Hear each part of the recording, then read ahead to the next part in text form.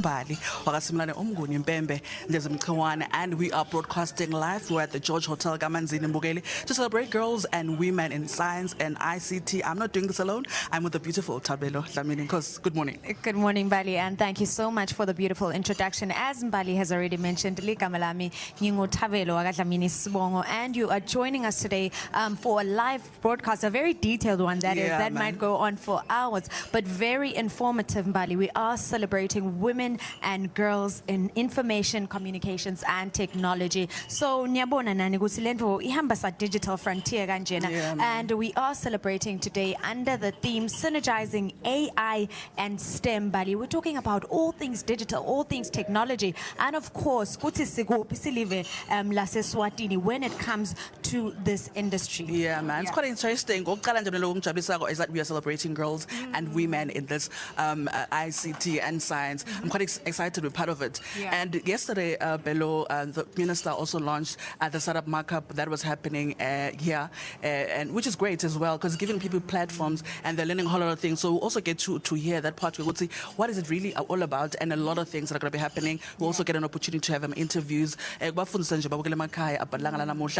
we're empowering at the end of the day. Of course. Yeah, man. And you know, there's so much information that is going to be parted today. We are seeing that, you know, there are also other parting ministries that are here today, which is of course the Ministry of Education, which I do believe goes hand in hand in producing women that are going to be in STEM. Because we're talking about girls. It all starts from the education point of view, Mbali.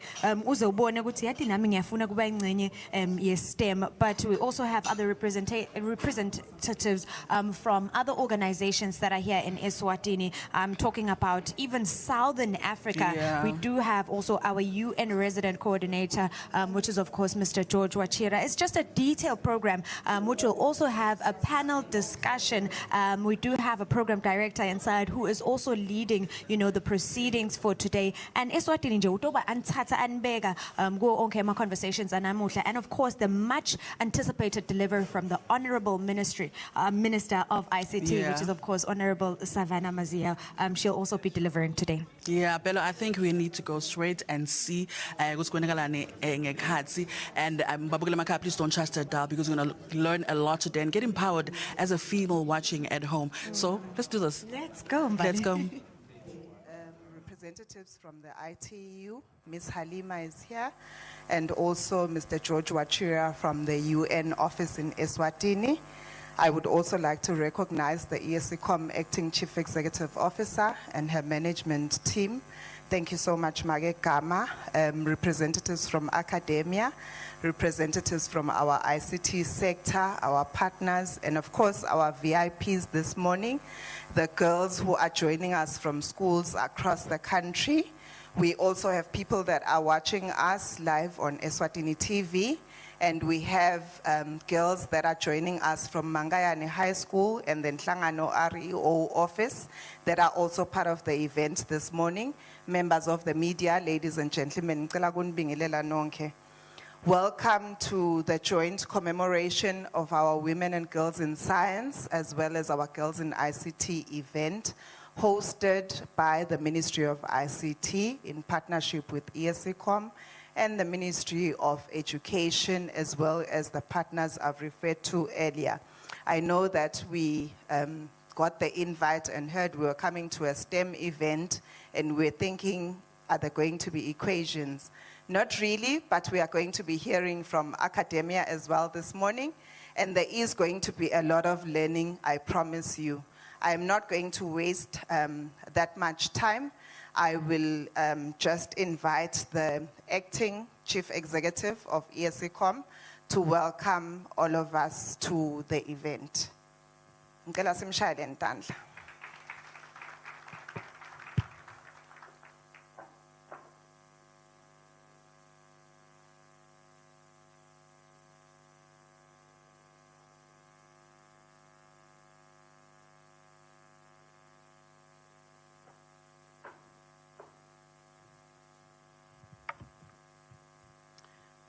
Thank you, Program Director. The Honorable Minister for Information, Communications and Technology, Principal Secretaries present, representative of the International Communication Union and the United Nations, esteemed panelists, partners, and stakeholders, our young women and girls, members of the media, ladies and gentlemen, good morning.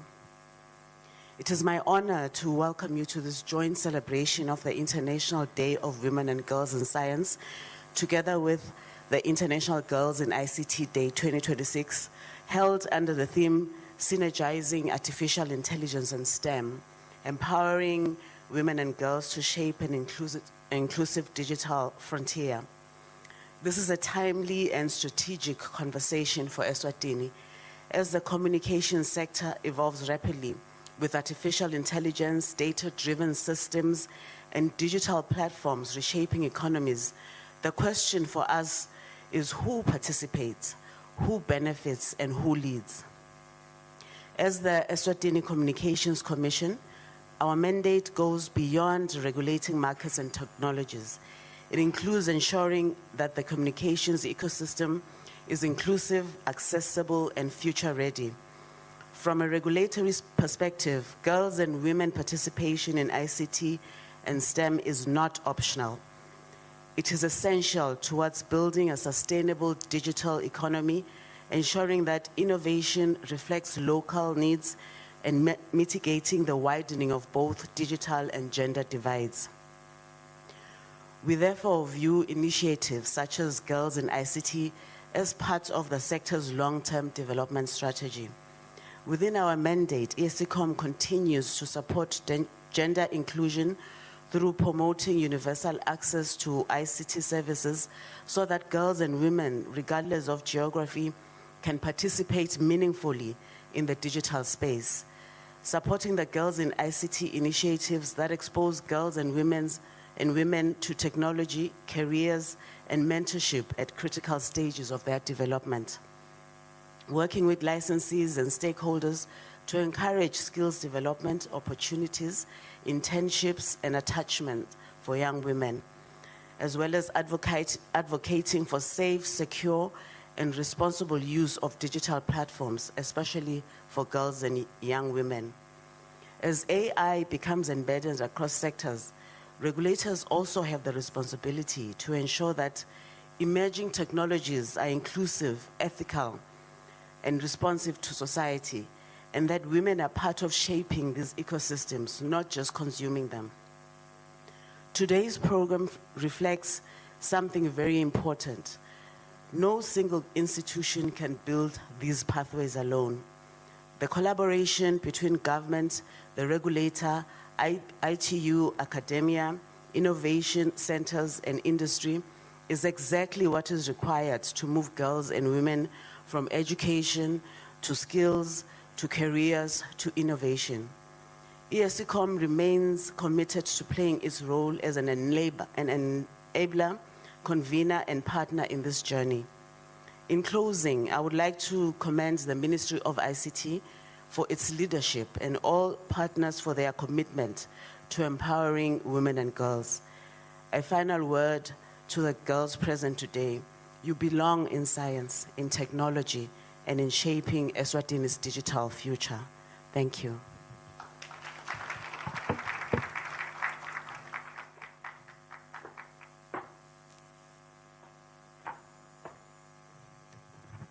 Thank you, Magekama, for welcoming us so warmly. I believe we will now all feel at home. I had missed my housekeeping announcements, and while I was sitting there, I realized I shouldn't have jumped them, even though we are now behind time. So please, may I request that we put our devices on silent to minimize interruptions or disruptions. I think there was already some ringing happening at the beginning of our program. And also we do have Wi-Fi. I believe that we've got the Wi-Fi passwords on our tables. Please feel free to use it so that we stay connected to the office. And I also want to believe everyone registered to this event. Moving right along, we've got the International Telecommunications Union, which is the UN body that looks after communications issues globally. They have a regional office in Zimbabwe, and Ms. Halima Litamo is here. She has traveled all the way to show how much ITU actually supports inclusive digital ecosystems. So she is here and she is going to just give us a regional perspective, but also how our ITU views such events in terms of promoting women and girls in STEM. Let's please clap hands for her.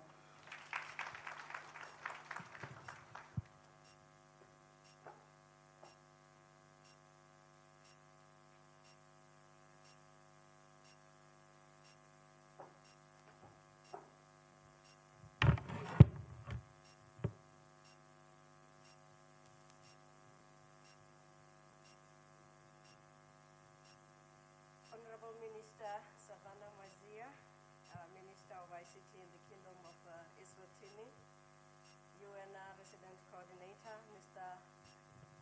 John Wachira, thank you. I hope you noted, colleagues, my appreciation and noting of the presence of the Honorable Minister in the room, because I had forgotten there's a microphone here.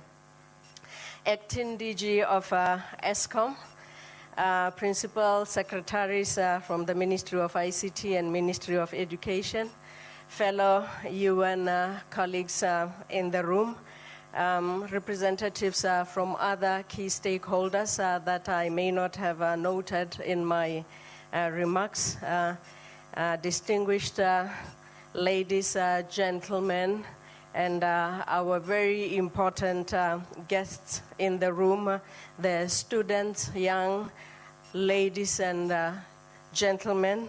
Allow me to send a very warm good morning from the International Telecommunications Union. And indeed, on behalf of the ITU, SG and BDT Director, Dr. Zavazava, and on my own behalf, let me thank the Ministry of Information and Communications and the Kingdom of Eswatini through your office, Honorable Minister, for hosting this very important event and finding it fit to invite the International Telecommunications Union and the United Nations as a whole to be part of this. Honorable Minister, I am fully aware that we were hoping that this year we will be hosting the Global Girls in ICT celebration here in Eswatini. But due to the need for us to rotate the hosting of this global event across all regions, we had to take it to Europe this year. And we are hoping, Honorable Minister, that still under your tenure, we would have the opportunity to host the global version of this event here in Eswatini. Let me also allow me, Honorable Minister, to begin by sharing a little bit of information on the ITU. This is because despite the ITU being the oldest UN agency, it still remains unknown. I know those of you in the ICT, particularly those from the ministry and ESCOM, you would know the ITU, but many people always ask, okay, we know you are the ITU, you are a UN agency, but what exactly do you do? So allow me just to recap just a little bit on what the ITU does. As mentioned by the Director of Ceremonies, the ITU is the UN Specialized Agency for ICTs, which was established in 1865, so we are actually older than the UN itself. And what we do is we collaborate with stakeholders globally. We have 194 sector or member states who are members of the ITU. And uniquely, we have industry as a part of the sector members of the ITU and academia. It's a unique structure which is not very common amongst the UN agencies. And we are fortunate to have this type of footing because it allows us to interact with key stakeholders from industry who are the driving force behind development of technologies, and of course the academia who actually helps us to ground and embed our work in sound research practices. And we are very happy to be part of the kind of jobs that you do at a national level in this space. Generally, we facilitate international communications by allocating global radio spectrum and satellite orbits. We also develop technical standards to ensure that our networks and technologies connect seamlessly. We also work to improve access to digital technologies in underserved communities worldwide. We therefore, as part of our work, encourage gender balance in the ICT sector at all levels through many initiatives, and just to mention one, the Equals Global Partnership for Gender Equality in the Digital Age, which is a global multi-stakeholder partnership committed to closing the gender divide in general. This year, ladies and gentlemen, marks the 15th anniversary of the Global Girls in ICT Day celebrations. It's a big milestone for us. And as we celebrate this special day, I believe it is important that we acknowledge some of our realities. Ladies and gentlemen, women currently represent only 35% of STEM graduates globally, and 25% of those people that are in the AI workforce. This tells us there is still a lot of work to do. In Southern Africa, just to bring us closer to home, we have only 4 women ministers in ICT. We have 14 countries in Southern Africa and only 4 women ministers in the whole region. And I think it is befitting that we should commend the government of Eswatini for being one of the pioneers by having a woman minister out of these 4. So we appreciate you, Honorable Minister, and the role modeling that you continue to provide for the young women of Eswatini, but also for young women globally and regionally within the Africa continent. Being one of the 4 is no small feat. All of those who are in the ICT industry knows the challenges that women have to face to be able to sit in positions of leadership. And we appreciate your resilience for the whole of the young women and girls in the Southern Africa region. This celebration, therefore, ladies and gentlemen, is a call to action. The ITU calls on governments, industry leaders, educators to invest and inspire young women and girls. We call on you to empower them through trainings and, most importantly, to ensure their safety online. We call upon women and men equally to move beyond mentorship to sponsorship. I like using this word of sponsorship because it speaks to us going beyond just role modeling, Honorable Minister. It speaks to us advocating openly and actively for access to education for young women and access to decent jobs in the ICT sector. This active advocacy is what will move us from where we are in the comfort zones of just mentorship, but to actively ensuring we bring women along to positions of leadership. This year's theme, ladies and gentlemen, which is on synergizing AI and STEM and empowering women and girls to shape on inclusive digital frontiers, is very bold. In my view, it is also timely and deeply important. Across the world, artificial intelligence and emerging technologies are transforming how we learn, how we communicate, how we work, and how we innovate. The future of the digital economy can only be truly inclusive if women and girls are not only participants, but are leaders, creators, innovators, and decision makers within it. If they are not, we are leaving behind half of humanity, and this we cannot afford. Ladies and gentlemen, a small reminder, women bring unique perspectives to technological development, which can improve the ICT environment and lead to better, more creative solutions. Empowering girls in ICT breaks stereotypes, underestimation, and underrepresentation of women in technology roles. Increasing the number of women in ICTs is necessary to meet the rising demand for digital skills in the job market, and it is a potential strategy for economic independence for women and girls in our societies.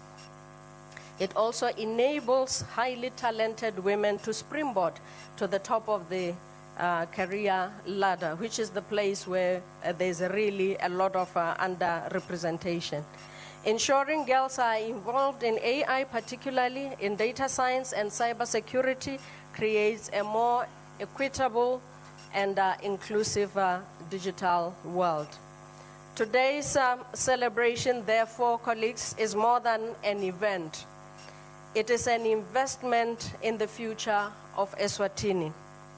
Because somewhere in this room, as I look around to the young people sitting here, I see a future software engineer, I see a future AI specialist, I see a future cybersecurity expert, I see a future minister, I see a future founder of Africa's next global tech company. And to you, young women that are here today, technology is not a space where you should be asking for permission to enter. It already belongs to you. Your ideas matter. Your creativity matters. Your leadership matters, even at your age. It starts now. The world needs not only your participation, but your influence in shaping ethical, inclusive, and human-centered innovation. We are especially very proud to celebrate the young women participating or that participated in the Africa Girls Can Code initiative, which I know towards or during the day today we will be issuing some recognition to. You are simply not learning skills, but you are becoming architects of Africa's digital future.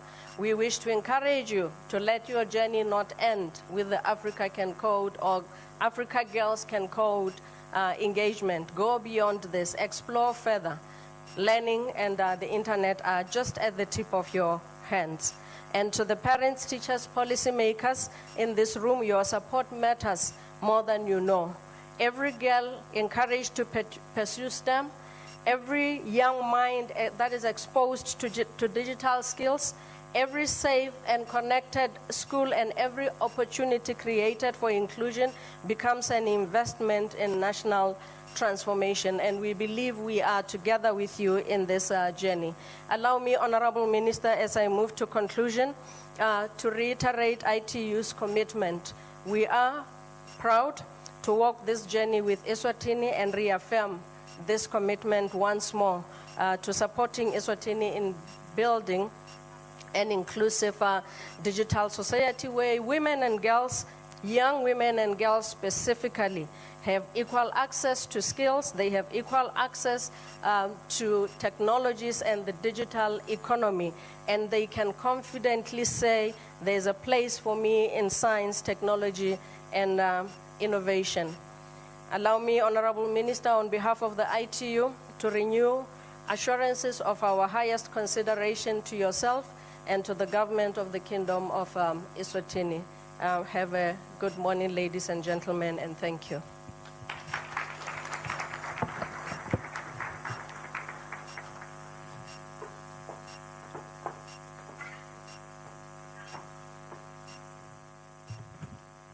Thank you, Halima. When you said you are seeing in this room future AI specialists, future engineers, and all those other positions, I know that you also were considering those that are following us live on Eswatini TV and those that are at Mangayane High School and at Nhlangano REO offices that are also part of this event. So young women and girls, it is an opportunity for us to aspire to be at those levels within the ICT sector. We have listened to Halima speak about the global perspective. We do have the United Nations office in Eswatini, and Mr. George Wachira is here As an ally as well for women and girls in science, there are a whole lot of projects that the UN office in Eswatini has done to support. I know that we are at a women and girls event. However, we do have males that are actually true allies and supporters of advancing women in the area of ICT. So may we please welcome him with a warm round of applause.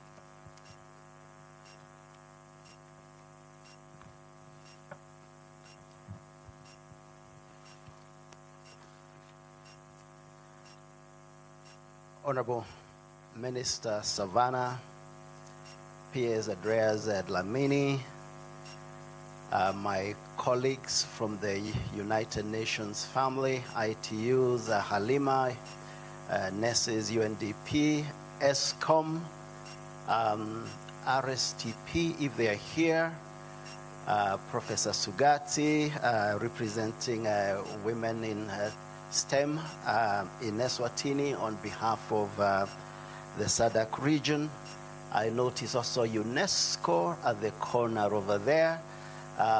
So please allow me to ride on the protocols that have already been observed, but with a very, very special recognition to our special guests, all the girls in the room, young women that are from the various regions of Eswatini, the 4 regions of Eswatini, whom we recognize today under the African Girls Can Code initiative, both in the room and those following online.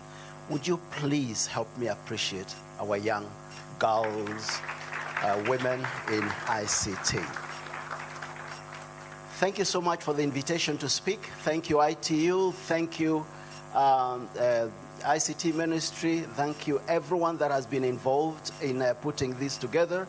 It is really an honor for me to stand here on behalf of the UN family to really join in solidarity for this great initiative of putting our women, our girls, at the forefront of science and indeed at the forefront of development.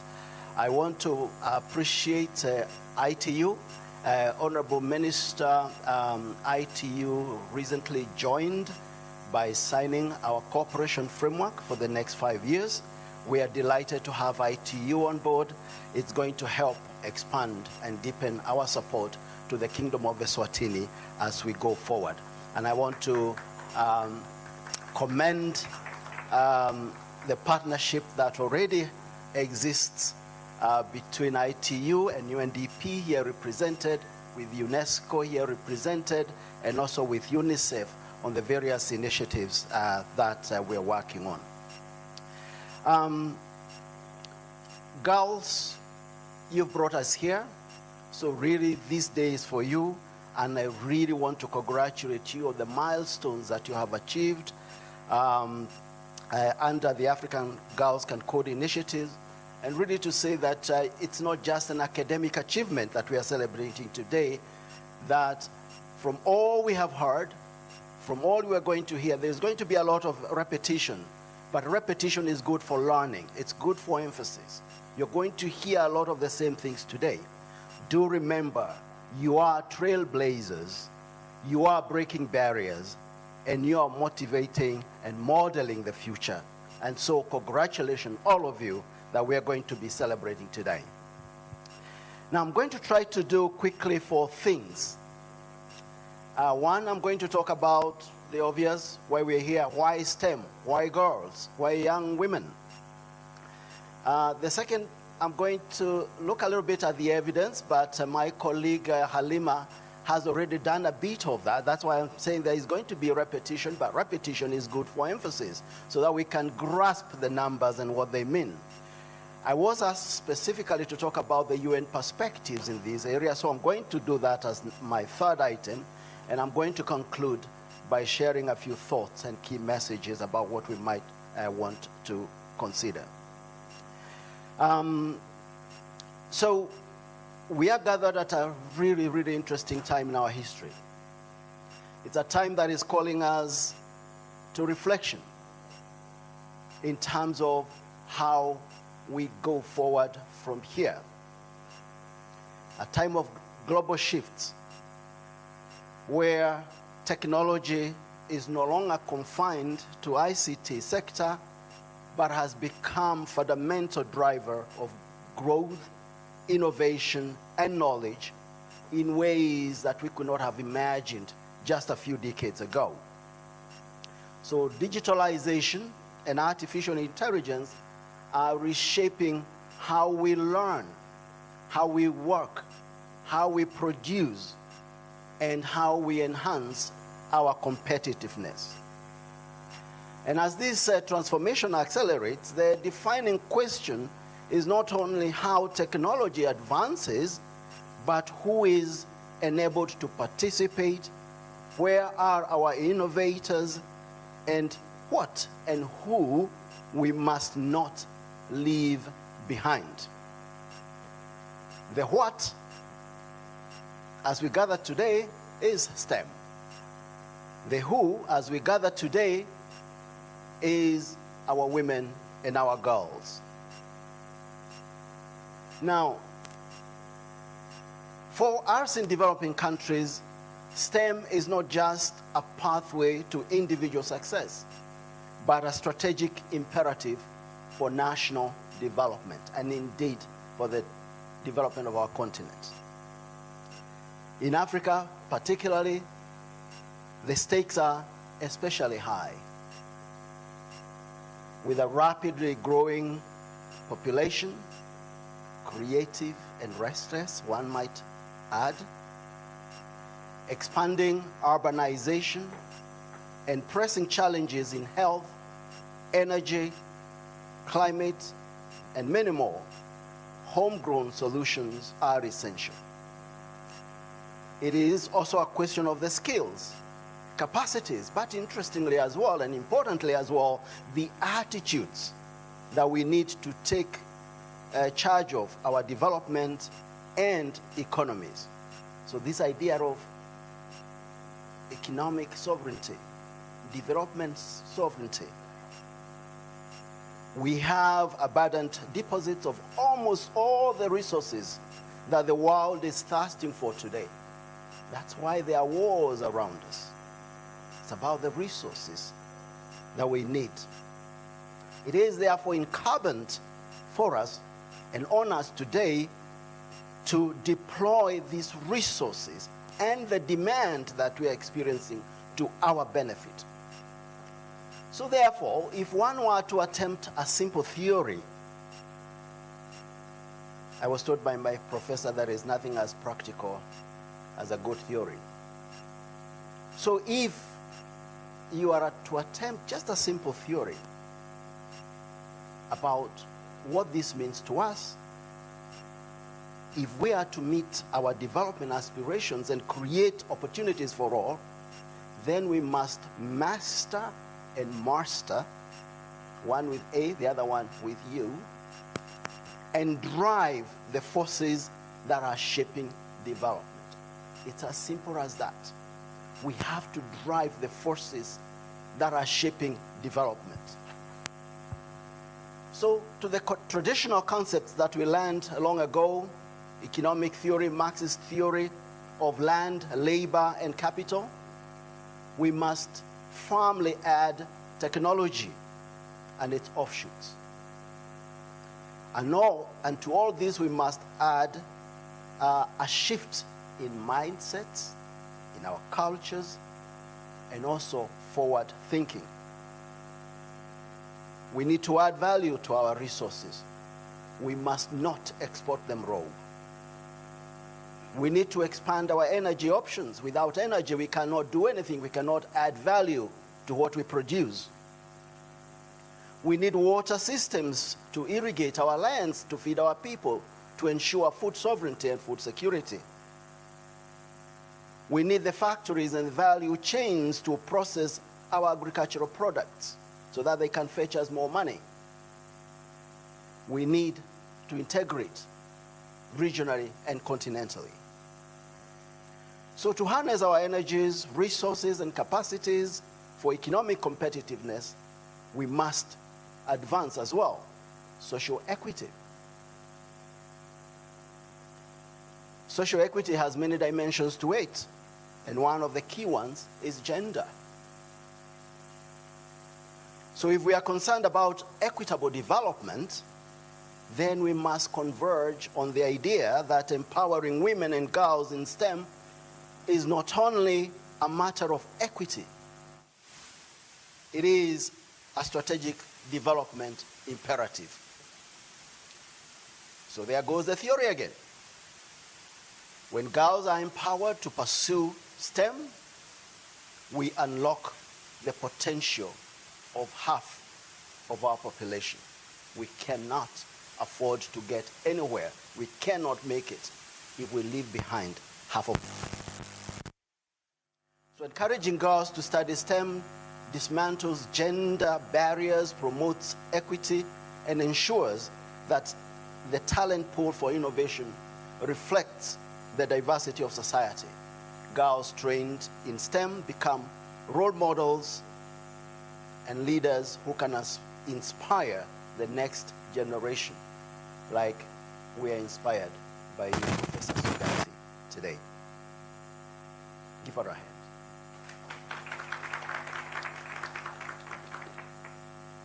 So, turning back to then my second point here, what the evidence tells us. And so if the theory is clear, if STEM and women's in it are the answers, so what is the question? What are the questions? And we do know the questions that we must answer. They are already suggested in the theme under which we be today. So we are told that globally, women represent significantly remain underrepresented across STEM and digital sectors, particularly in the emerging fields such as artificial intelligence and data science. Women account for approximately 35% of STEM graduates worldwide. That's a good number, 35%. We could do better. We should be hitting 60%. But despite that, 35%, they represent only about 22% of the global artificial intelligence workforce and less than 1/3 of researchers and technology innovators. We have to change this reality. If we cannot change it here in Eswatini, I don't know where else we will. And I believe, Minister Savannah, that we can do this. This gap represents a structural constraint on innovation, productivity, and the ability of economies to fully harness the opportunities of digital transformation. Now, coming to Africa, first we must celebrate. Like everywhere else, we're making progress. We can question whether that progress is fast enough. So we have more women earning about half of STEM-related degrees. Our women are going to school, they're learning, they're getting the degrees. But that good story runs into trouble as soon as we begin to look at the labor market.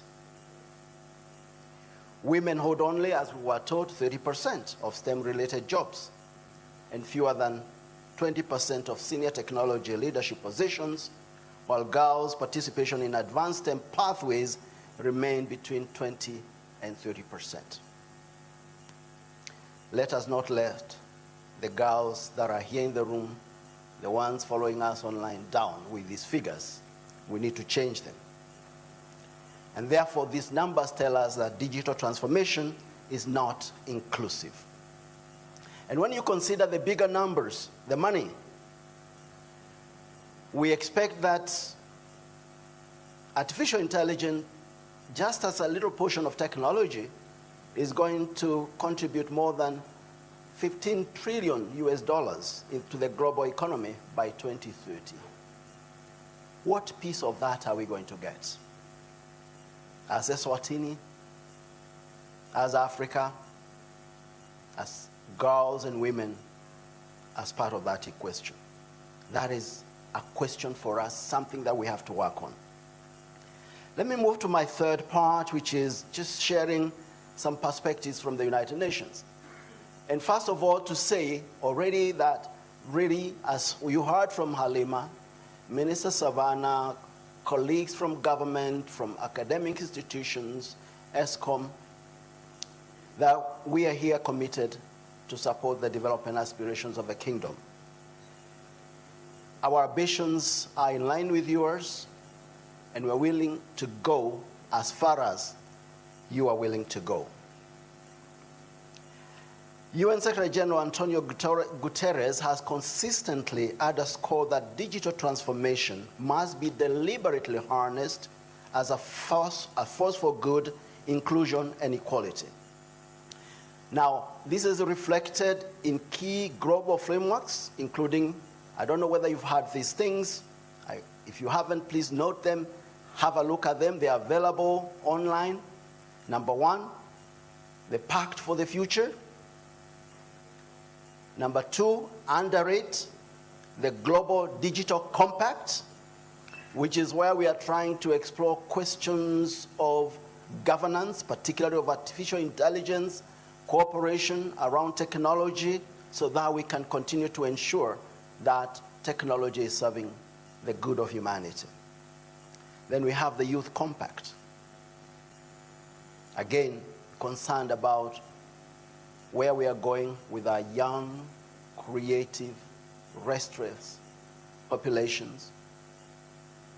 A dividend, positive thing, if we know what we must do to create the spaces and the opportunities for them. Could become a challenge if we do otherwise. So all these frameworks call for a human-centered digital transition that expands opportunity and ensures meaningful participation, particularly for women and girls. In his statement on International Day of Women and Girls in Science on 11 February this year, Mr. Guterres reminded us that, and I quote, "Excluding women from science weakens our collective capacity to address urgent global challenges, from climate change to public health to space security. To solve these problems, we must ensure that every girl can imagine a future in STEM and that every woman can thrive in her scientific career.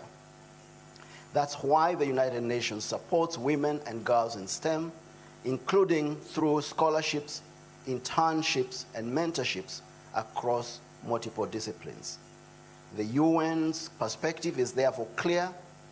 STEM, artificial intelligence, and digitalization are not optional. They are essential tools for equity, sustainability, global cooperation, end of quotes. So turning to our girls then, I will only say, go, girls, go. To all of you here today, choosing STEM is choosing to be at the center of change and to drive it. It's about stepping into the spaces where the future is being imagined and built. It equips you to turn ideas into solutions and challenges into opportunity. It positions you to shape access to and to drive healthcare, education, food security, climate resilience, and industrialization. It allows you to drive how digitalization and artificial intelligence serve and expand society's choices, not diminish them. More than skills, STEM offers you voice, agency, and influence, enabling you to participate in the digital economy and to shape it. Let me conclude by a few key messages and policy recommendations. Some of them may sound counterintuitive, maybe even contradictory. But the first one is that we must combine science with smart strategy. Our education must go beyond the technical aspects of hard science and define science in a broader sense. Strategy is also a science. I speak as a scientist myself, even though of the political kind. So, strategy is a science. Building a vision and moving from a vision to action is a science. Navigating our interests in a transactional world is a science. National and global politics is a science. We therefore must be strategic, even as we go scientific. We must be smart, we must be focused, we must be disciplined about how we negotiate Eswatini's, and for me, Africa's interests in the global space. The second one is about moving from the national to the continental. Recognizing that as we step into these spaces of leading for change, fragmented national efforts will not suffice for the grand transformation that we require to change Eswatini itself. We need to combine this with practical Pan-Africanism through regional integration, shared industrialization, combined coordinated infrastructure, and collective mobilization of resources which are essential in order to achieve change at scale. The third one, we must be conscientious and engaged. Conscientious and engaged. Science, in some ways, teaches us to be objective and neutral. But we must see our science as serving our communities, country, and continent. Eswatini, as a relatively small country, cannot thrive in isolation. Our education must teach us to be committed, to be strongly patriotic and Pan-Africanist. Fifth, we must add value to what we produce. And this, for me, is really the key of whatever we want to do in STEM. It is to change our societies. So STEM and inspired leadership can help Africa to move beyond exporting raw materials to local processing and value addition. Advocacy for fair exchange of Africa's mineral wealth will need to meet with investments in the appropriate skills. That's why you're here. Facilitate policies. That's why the minister is here and the PS. And build capacities, including for energy. This same principle will apply for any sector we want to work in agriculture as well, value chains, expanding our growth. So finally, some policy recommendations. I don't see the PS Education or Ministry of Education, but I wanted to recognize the tremendous work already done by the Ministry of Education. The plans that they have produced, the Eswatini Education Sector Strategic Plan, Education Transformation Plan, Education Sector Analysis Report, and many others. So, suggestion one, of course, obvious, early and inclusive STEM education. Integrating hands-on STEM learning from early on in school before stereotypes set in. That's why we have to start. Teacher training and capacity building. Of course, our children now are learning even more than the teachers know, but we still need our teachers to guide our children in terms of how they are learning. And we cannot guide our children if we ourselves are not continuously learning and building our capacity as instructors. Infrastructure, resources, and digital access, absolutely important. So thank you, ITU, for the work that you're doing already to help us map where these infrastructures are and how we can harness to increase education. Mentorship and scholarships and role modeling. I believe what we are doing here today meets some of these aspects that we are mentoring and encouraging our girls. So with those then, I want to close by saying that first of all, again, girls, I congratulate you. I celebrate you for what you stand for and what you're going to stand for in the future in changing our country. STEM is not just what you learn in classrooms, it is the engine that will drive our nations forward. And when that talent is nurtured, innovation is going to thrive.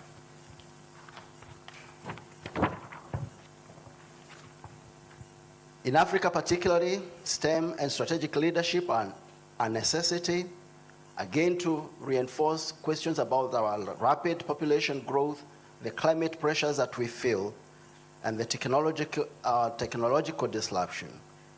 So when we invest in STEM and education for all, we are investing in our future. We are investing in stronger communities, stronger economies, stronger continents, and therefore a resilient world as well. So thank you for your commitments. Thank you for your dreams. Hold fast onto your dreams, and we shall succeed. Thank you. Siyabonga kakhulu.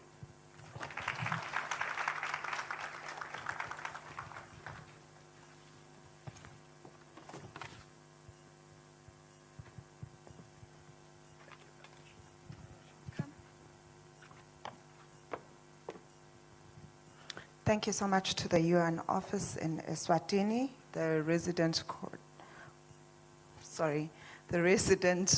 coordinator in Eswatini, especially for their support. I've already said that there are a whole lot of projects that they do, not just with the Ministry of ICT, but with other government sectors as well, to support the advancement of women in ICT. We have now come to the part where we get to hear our keynote address, and I will not waste time. I will invite the PS in the Ministry of ICT to come and introduce the Honorable Minister. May we please clap hands for Umlangeni.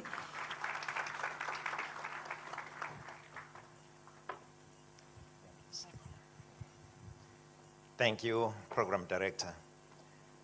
Honorable Minister for ICT, Senator Savannah Mazia, the resident coordinator of the UN family in the kingdom, Dr. George Wachira, representatives of the other UN bodies, UNDP, UNESCO, and ITU, especially ITU. I'll explain why, especially ITU.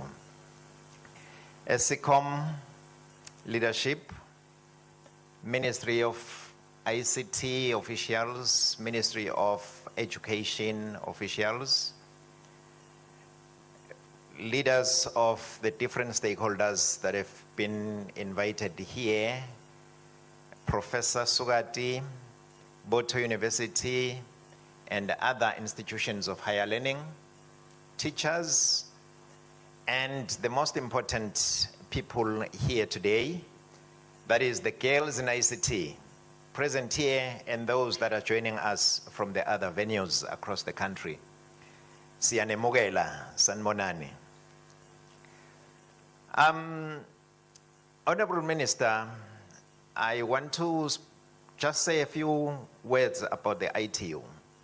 Since the formation of the Minister of ICT, it is the ITU that has been hand-holding us, guiding us through and teaching us the ropes of leading this industry and governing it properly, and they've done quite a great job. Thank you so much, ITU. And Ms. Letamo said something like there is only 4 ICT ministers across the Southern African region that are women. I must state, Ms. Letamo, that in Eswatini, since the formation of the Ministry of ICT, we've had 5 ministers of ICT, and 4 of them, including the current one, are women, have been women. So, Dr. George, we are there, or we're leading in that space. Ladies and gentlemen, today amongst us we have the minister, who is a pioneer and a trailblazer in the area of STEM.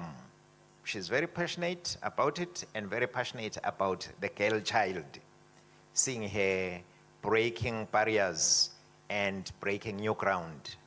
So today, therefore, I would invite us to welcome her to come and address us. Honorable Minister.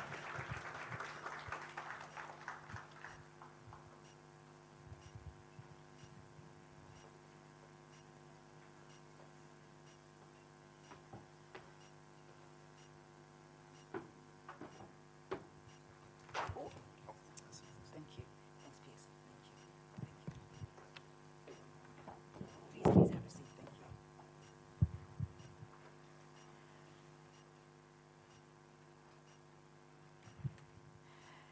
Thank you so very much, PS, for that wonderful introduction. And good morning to everyone. I hope you're all well this fine morning. Please allow me to ride on the protocols that have already been observed by former speakers today. I was saying to George, PS, this morning, the waiting room that they gave us was a room with 2 beds, but there were other people there. So don't start, PS. I was saying to him that my father used to own this hotel. And I used to go to a school just up the road here called St. Michael's Girls High School. Yes, they are here. And I used to be, I thought, forced to work in this hotel, cleaning and making up beds. One of the things I'm very expert at is the corner of a bed. And there was a day when I was very upset, and I said to my father, "You are using me as free labor, you never pay me." He said, "No, I'm investing in your future. What you're going to learn in this business is being detail-oriented. When you are working in a hotel and cleaning a hotel, you must watch every detail in a room. Hotel people check out at 12 o'clock, those of you who've been to hotels, and then those who are checking in, check in at 3 p.m. You're given a certain amount of rooms to clean, and you must have cleaned them all up to standard in that time frame. So he said, you will also learn speed." And so as I sit around and look at my life and how things have become for me, I think that I can always say my dad was right. It's not something you always want to say, young ladies, but my dad was right. We must pay attention to detail. Part of that detail is ensuring that we are including young women in STEM. I've been involved in STEM since the year 2000. And I got involved with girls in STEM from 2005.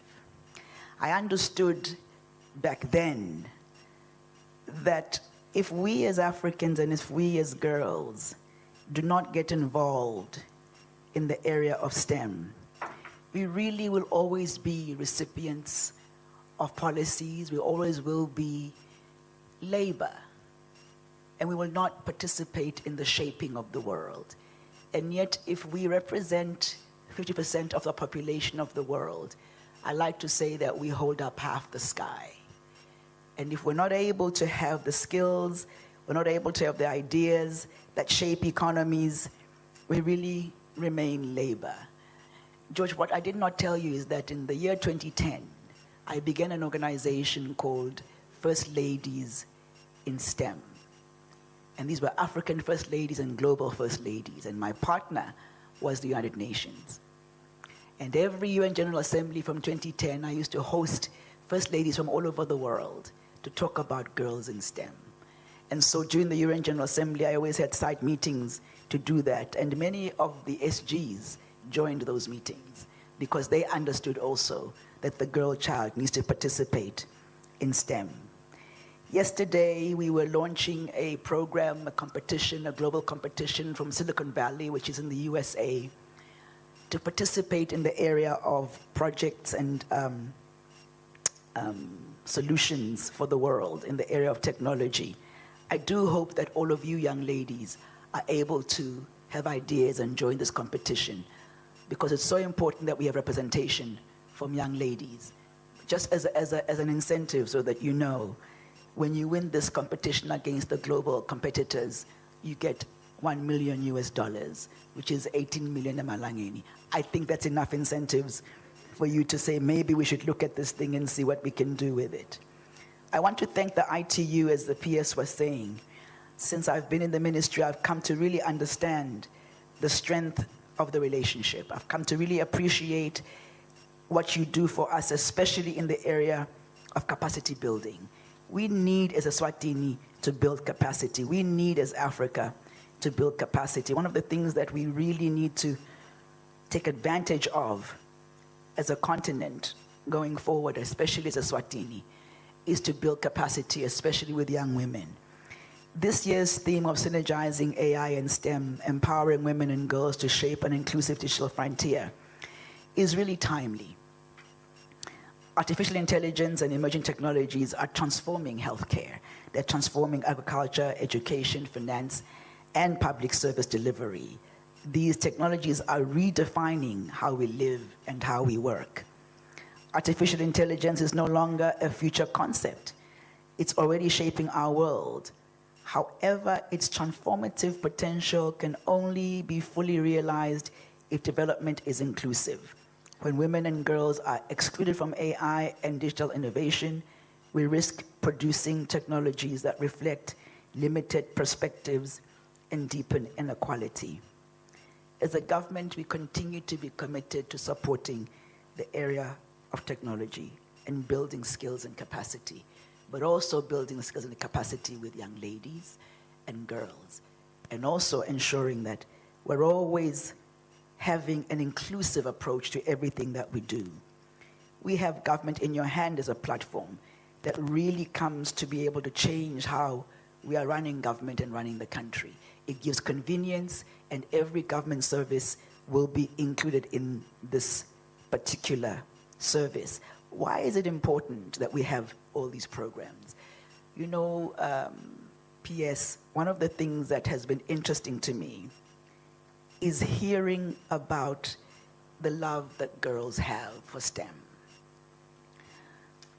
George, you were talking earlier about what happens in the area of STEM with girls, and I'd like to just spend 5 minutes to talk about the research one has read and all the experiences that one has seen. What happens in the area of STEM is, in primary school, girls participate in STEM in their numbers, and they outdo boys.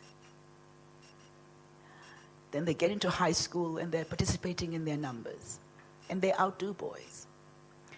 But what happens is, and you talked about the issue of before stereotypes set in, what happens is once the areas and the ages of 14 come in, and boys start to matter, I'm never sure why, but boys start to matter, then you start buying into the stereotype that engineering, math, science, and technology only belongs to boys, only belongs to other races.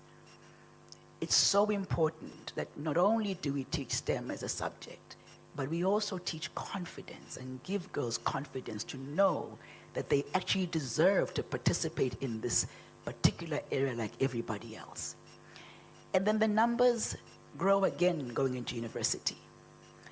But by the time we're looking at scientists, we're looking at financial services people, we're looking at engineers, they go down again, especially in the career environment. What tends to happen is girls get married, they start families. You know how all of you are here? Somebody had to start a family for you to be here. And some of them leave the workspace to go and raise a family. And then the pay changes. There's a dip in pay because by the time they come back to the workplace, they've either lost a whole decade or a whole 5 years. And so there's a thing called pay parity. I am on the board of Pay Parity Global. Pay Parity Global is looking at ensuring that men and women get the same pay for the same job. This is important because what tends to happen in other parts of the world is that women are given less money for the same job. and therefore it becomes less attractive to be in these fields. Also, what happens is because there are so few women, if you look at the area of science, for example, those that are writing papers, there's so few women in there that women are not allowed to produce papers, or their papers are not recognized. In that particular world, you're only as good as the number of papers that you produce. Let's look at the healthcare sector. You find in the healthcare sector that even medications that work differently for women and for men. For women, there's no one there to be able to input into those. And so things and diseases that affect women get very little attention. And so what we need to do is not just look at this as, well, it's nice to have girls in STEM because we are 50% of the population. These are life and death matters. We are dying as women so rapidly of breast cancer because of the minimal research that goes into breast cancer. If I tell you some of the money that goes into, I won't say it here because they're young ladies, interesting things for men that don't have anything to do really with healthcare, it's shocking. So what we need to be able to try and encourage our young ladies is to say, as you look at planning your career, plan it to be a solutions provider. As you look at growing your career, plan it to be someone who's going to have an impact, not only in Eswatini, but also in our Africa and our world. You see, as African people, there has to come a point when we're no longer recipients of products, but we are makers of products. You can go to a store now, if I said to you, let's go to Pick and Pay, and look at every single shelf. There's nothing really that is made by us, but all of it is consumed by us. If I say to you, your car has broken down, let's go to the dealership to get new tires, or anything of that nature, nothing is made by us. We are the drivers of very, very fancy cars, but none of us have designed one, or built one, or sold one. So I would hope, young ladies, that as you are looking at this area of STEM, look at being a solution. Look at the potential this area of STEM brings. Look at what it can do not only for our economies, but also for us as Africans. There has to be a point where we draw a line in the sand and we say, Africans are producers, not consumers. There has to be a point in our lives where we can hold our heads up high and say we are part of the contributors in all the world. It makes no sense to me that at this point in the world, countries like China have leapfrogged so much in development, and our continent is still being seen as the aid-receiving continent. We must have some shame about having that as an association with our name. We must work very hard to associate and be associated as the continent that produces for the world, as the continent that enables the world to operate. And so one of the things that the good Lord gave us as a starting point so that we could be ahead of the race is mineral resources underneath our feet. That's God's good work. That makes us be able to run the race faster because we have the resources. We leave it up to you, young ladies, to take these resources and use them for the development of Africa and the world, and not let them be taken to other parts of the world unprocessed. That should be a crime everywhere in our continent. Because if God gave us this blessing of resources, surely He gave us the minds to be able to process them. We must be known as a continent of producers, not a continent of consumers. Young ladies, I wish you all well. Congratulations, and may God be with you all. Oh, one thing I forgot to mention, I'm sorry, that we have something to announce that's very, very exciting. We have a scholarship for 2 young ladies that we will be choosing. One is for a BSc in computing, another is a BSc in network security and computer forensics programs from Boto University. Thank you so very much. They're paying for 75% of tuition, and so we will be choosing the successful young ladies very soon. Thank you again. God bless.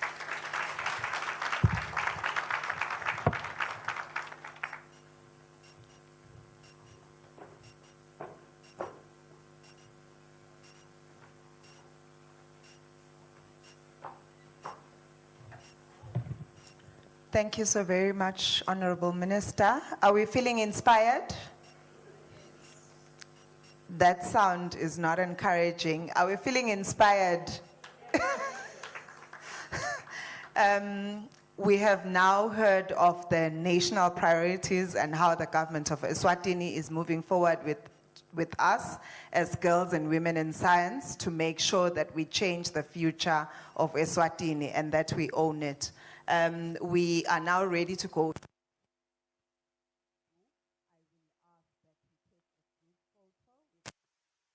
I'm aware that they will need to step out at some point this morning, so we would like to just take that group photo with them. We will all come to the stage, and then they will be at the front on chairs. Can I please ask the team to help me with that?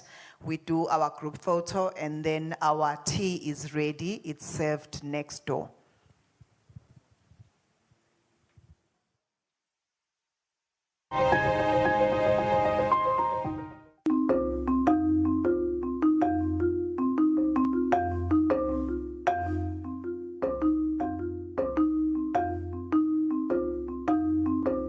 First of all, I'd like to take the opportunity to congratulate His Majesty on serving the nation for 40 years. It is a really great milestone that we are all proud of as a Maswati. Libito lami ngiwandile ngwakamotha. Kulo msakato sengineminyaka lengu-23 ngisebenza kiyo. Igama lami ngu-Kosinathi Mabusela.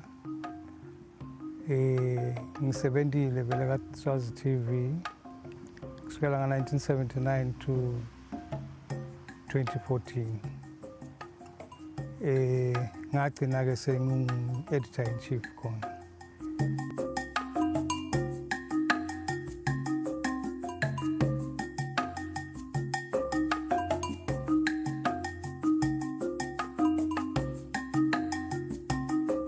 In 1986, the Kingdom of Eswatini welcomed a young monarch, His Majesty King Mswati III, whose reign would usher in a new chapter of vision, unity, and pride. That same year, Eswatini television stood as the kingdom's window to the world, capturing the hopes, voices, and dreams of a nation rising with its king.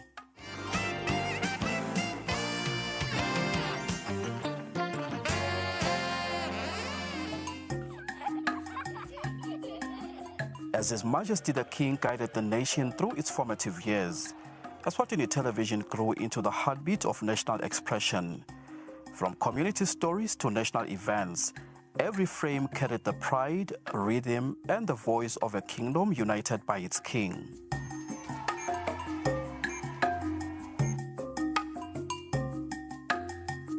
Walekelela live umsakazo.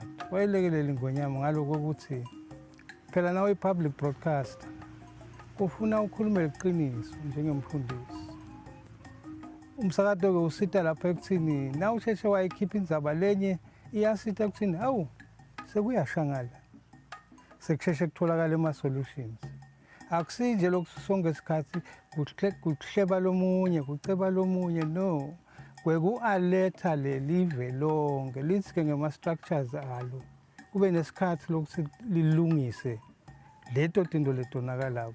I'd say you're right. We are a public broadcaster, and being a public broadcaster means we exist to provide a public service. And it is a public service of educating, informing, and entertaining Maswati, particularly doing all these elements through the Swazi way, or telling the story of Eswatini, and also carrying and propagating the message and the vision of His Majesty the King. Under His Majesty's guidance, Eswatini television became the stage for empowerment. new voices rose. Women led, youth found their calling, telling stories of culture, resilience, and hope.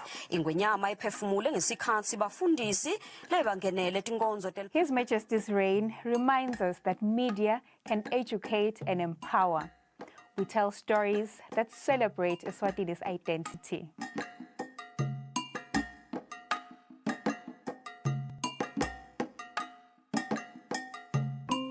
Guided by His Majesty's vision of modernization, Eswatini television embraced innovation, evolving from analog to digital, from one channel to a network that connects every corner of the kingdom.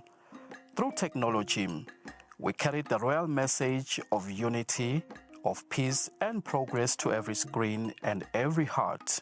Itolo kusakada kwethu bese kubita ngalesilungu ukuthi ku-analog. Lokusho ukuthi ku-signal. Ngitawuthi mhlawumbe ngile final product lefika emakhaya. Bokhanza ukuthi kukhona kufisitela kwemsindo, kukhona kufisitela kwesithombe. Lobe kuhanza ke ukuthi uzodwa ukhanza umuntu omdzalo umisa umntwana, hey ijikisi uyibhekisele.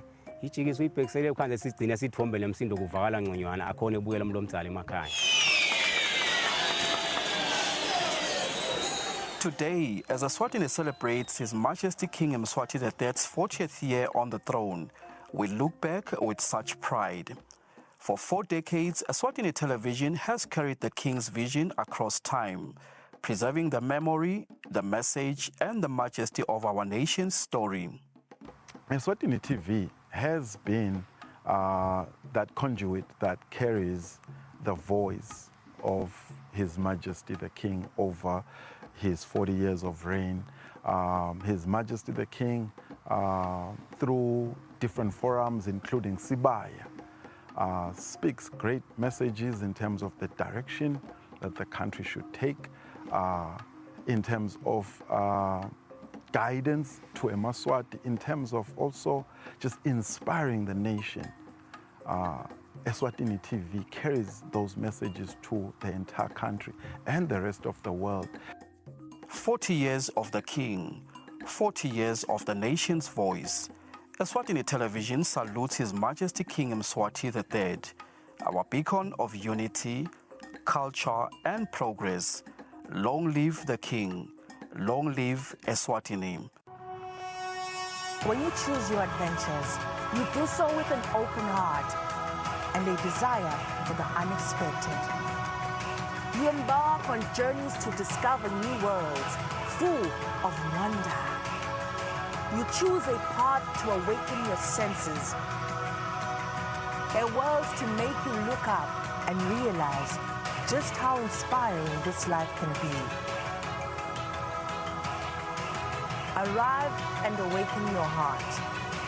Explore life in ways only thought possible in your dreams.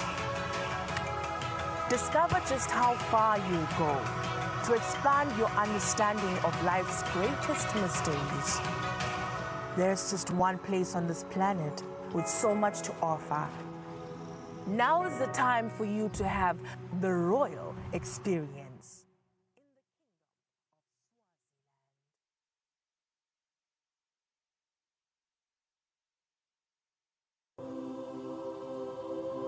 When you choose your adventures, you do so with an open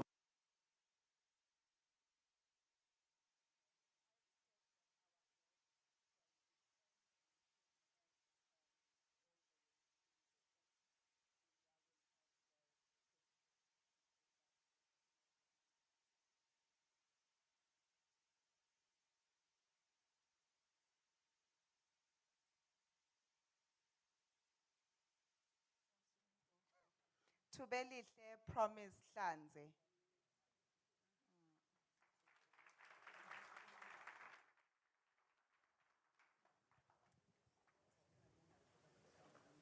Mina.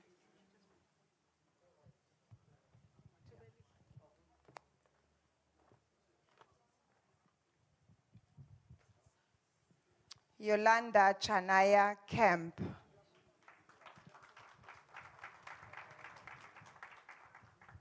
Samgel Siwe Busisiwe Masego.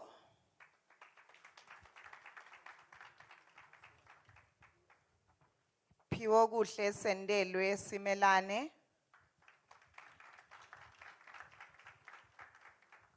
Aphelele Siphumelelo Dlamini.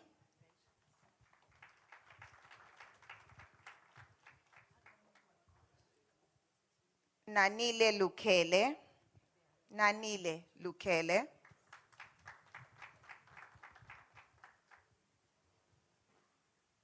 Fanele Metula.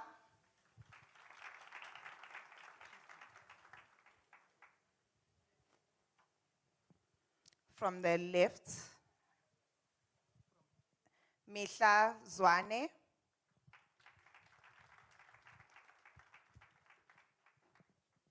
Nobuhle Masina.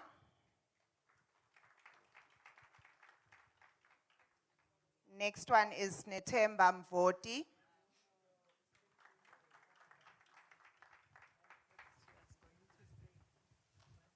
We also have Tagiti Hlope.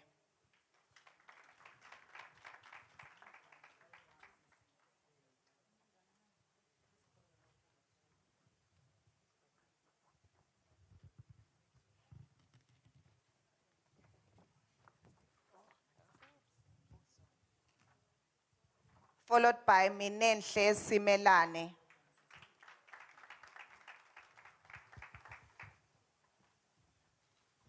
Sihlelelwe Shongwe.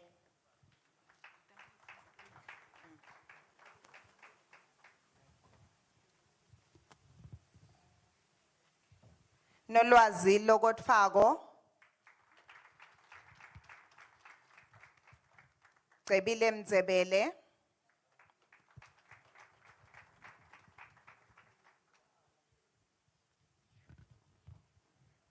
Celumusa Mdluli.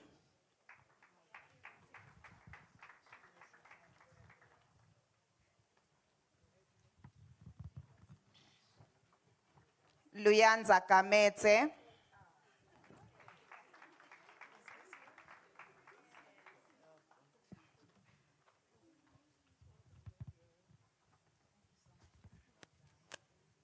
Luyanza Kamete and then Dikori Dlamini.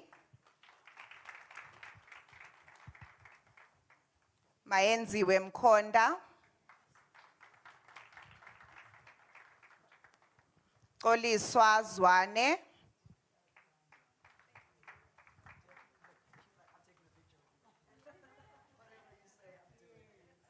Selugelo Shongwe.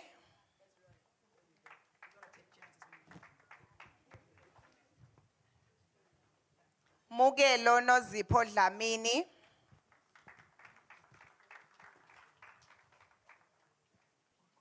Siyamthanza Kamukhelo Masego.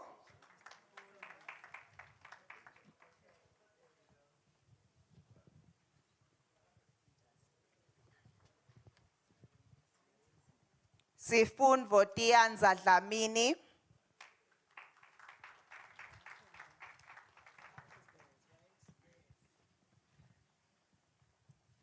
Jedidia Jewel Abraham. Slindile Kamete. Letokuhle Matfonsi. Some of our girls are not here. They are either in the sessions that are being held in the regions, and some of them are from Vulamasango. Vulamasango is also having their own live stream of this event. May we clap hands to congratulate our girls. Well done, and thank you to the dignitaries.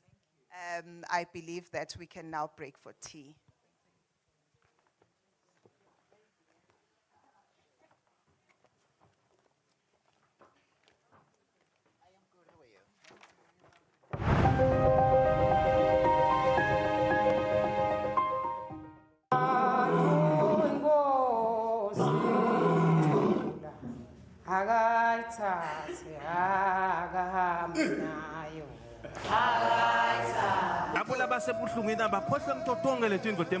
Those that are in pain must forget all the problems Ngoba they kuthi have. answer la kule tindlu temhlaba. Because the things of the earth have got no answer. Answer la ikhona khona. But the answer that we have Ikulona losetule is emazulwini. all morning. Nangishumayela nini ngisuke ngidishumayela kwananami. When I'm preaching here, I'm preaching.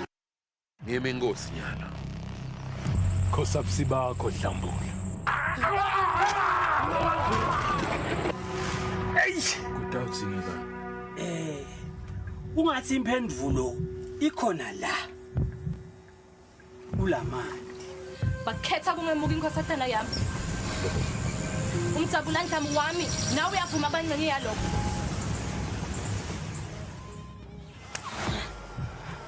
Ajari gadla.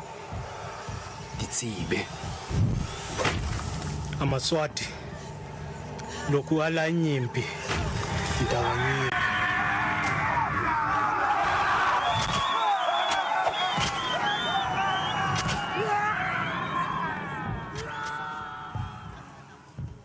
Bahlupheka kakhulu.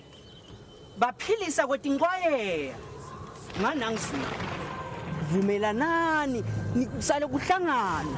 Kutokhona ukuthi kubhekane nanasi yesikhwama.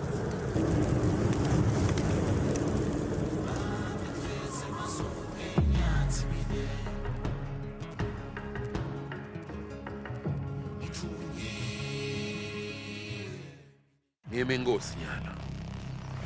Khosapsi bakho Dlambule.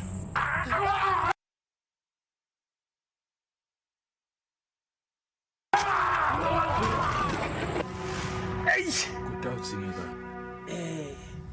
Ungathi imphendvulo ikhona la. Kulamandi. Bakhetha kungemuka inkosatana yami. Umjabulantamo wami nawe uyavuma abangcenye yalokho.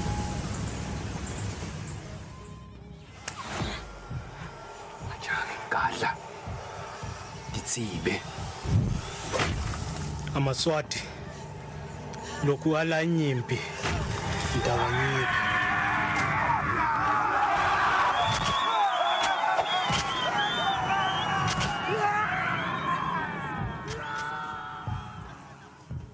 Bahlupheka kakhulu.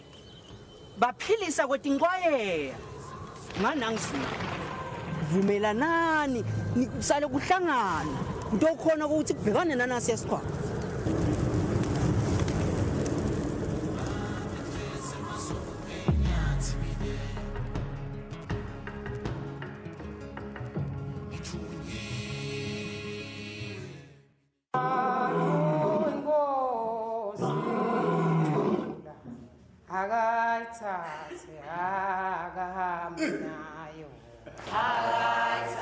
Labo labasebuhlungwini abakhohlwe ngitotonke letindlu temhlaba. Those that are in pain must forget all the problems Ngoba they kuthi have. answer la kule tindlu temhlaba. Because the things of the earth have got no answer. Answer la ikhona khona. But the answer that we have Ikulona losetule is emazulwini. all morning. Nangishumayela nini ngisuke ngidishumayela kwananami. When I'm preaching here, I'm preaching to I myself. receive umoya longcwele. I receive the Holy Spirit. I declare ukuthi a turnaround is coming my way. Memethela ukuthi a turnaround is coming in my life.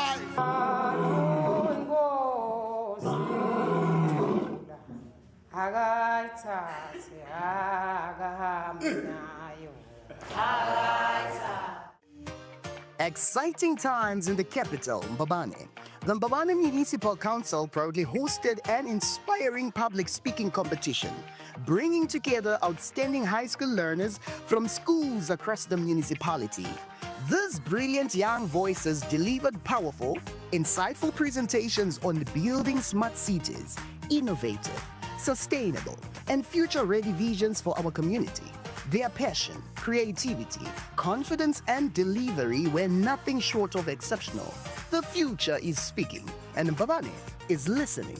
Amazing moments from this unforgettable event are coming soon in February of 2026. Watch as Mbabane's youth lead the way toward a smarter tomorrow.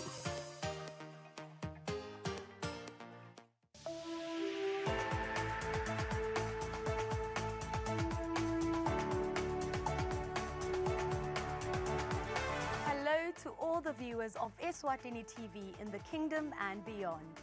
Eswatini TV is regulated by the Eswatini Communications Commission through the Broadcasting Code and Broadcasting Guidelines.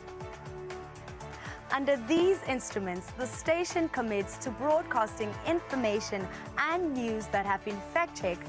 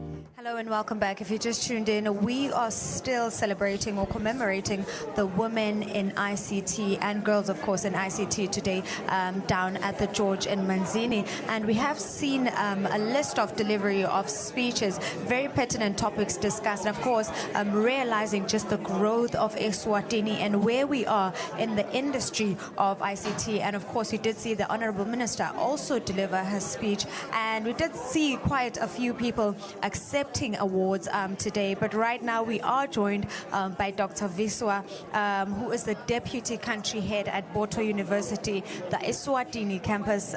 So welcome to Eswatini TV. Good morning, ma'am, and Sanbonane.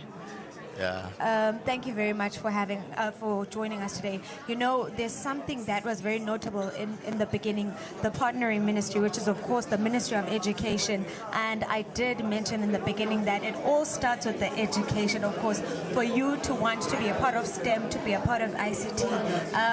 How were the delivery of the speeches, and what is any notable information that you picked up inside, you know, that you can say Eswatini is definitely propelling in the right direction when it comes to ICT? Thank you, ma'am. Yeah, it is, first of all, I would like to thank the ministry for taking such an initiative.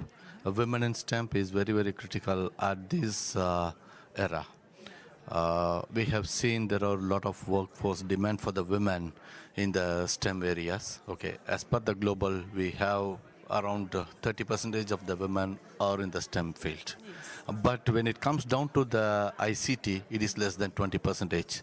So what I feel, this I grabbed from the speeches from the UN Resident Secretary and from the Honorable Minister, was actually pointing out the contribution of women across the globe and the necessity for the women and the girls to step in to shape up the Eswatini future.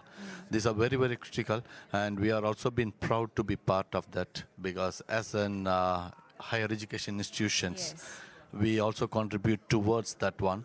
And today also we have given some kind of an insight on how we can also be part of that one.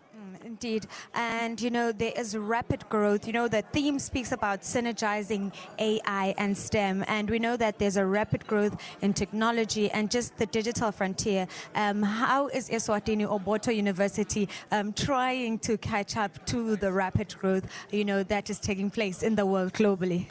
No, frankly, I want to tell you that with the curriculum that we are currently working as a Boto University, all our ICT programs have been aligned with the recent trends.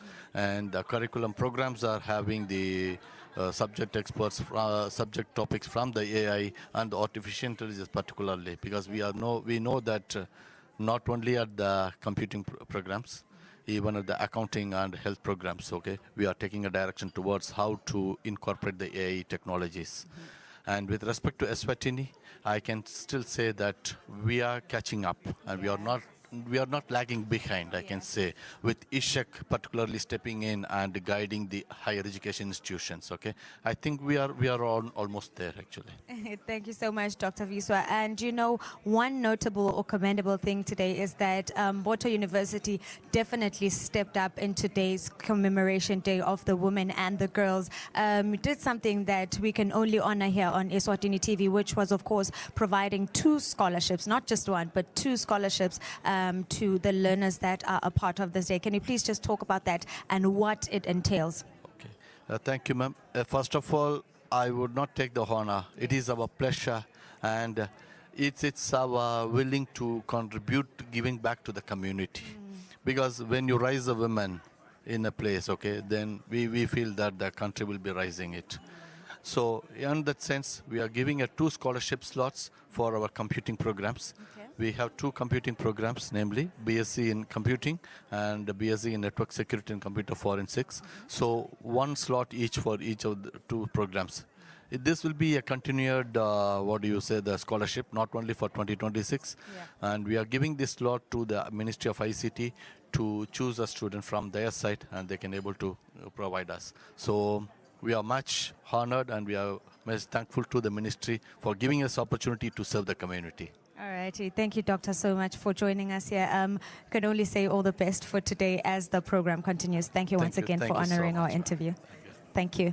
All righty. That was, of course, Dr. Viswa from the university, the Boto University, our Eswatini campus. He is, of course, the deputy country head. And you heard such a commendable and honorable gesture that they did, which was, of course, to offer 2 scholarships to one of the students, to 2 of the students, which will be picked by, of course, the Ministry of ICT. But we'll take a short commercial break. When we return, we are still continuing the conversation with more prominent people that were inside commemorating this day with us, but we will be right back.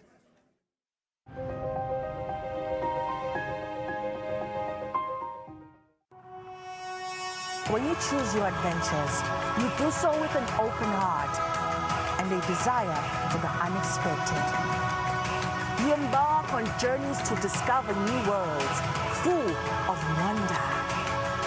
You choose a path to awaken your senses, a world to make you look up and realize just how inspiring this life can be. Arrive and awaken your heart.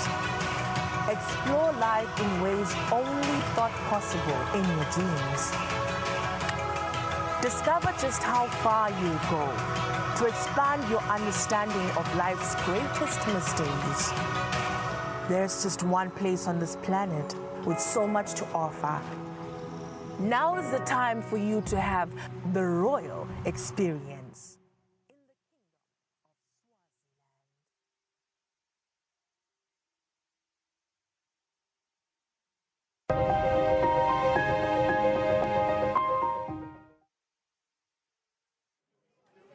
Welcome back, Mbugeli. You are still watching the live broadcast happening at the George Hotel, Namuhla Mbugeli Manzini, where we are celebrating girls and women in ICT and science. We're still having a good conversation. Talking about conversations, Mbugeli, Nyenaye PS, Waga ICT, Nkulumanga, Mr. Andreas Lamini.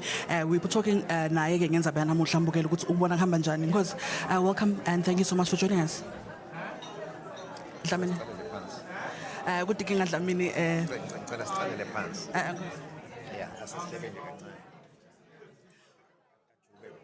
Mbugeli, as you know, it's a live broadcast. A whole lot of things happen. But we're going to get a break just now, and we're back just after this. Please don't go anyway.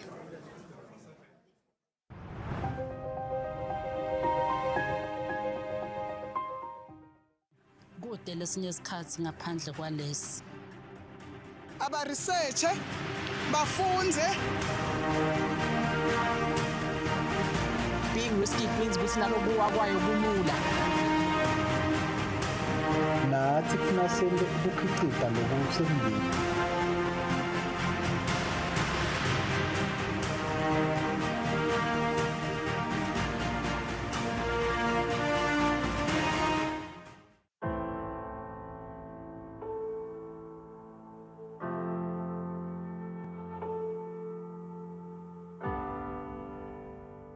It is important every now and then to check, am I still in the receiving hand of God? Or am I in the receiving hand of the lies from the enemy? Salvation is free because Christ paid for everything, and that's true. But discipleship will cost you everything. Love each other as if your life depends on it. As a canvas reflects the nature of a personality or an artist, so creation teaches us about who God is. We are made great by becoming small. We are exalted when we're humble.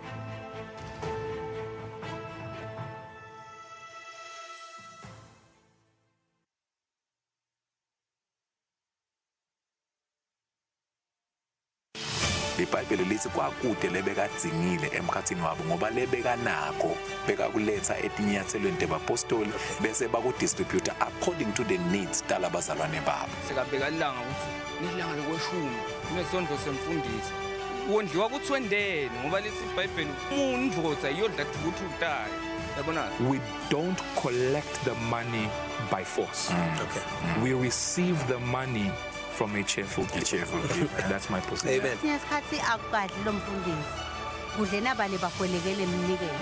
So it seems as though the church is not doing anything. No.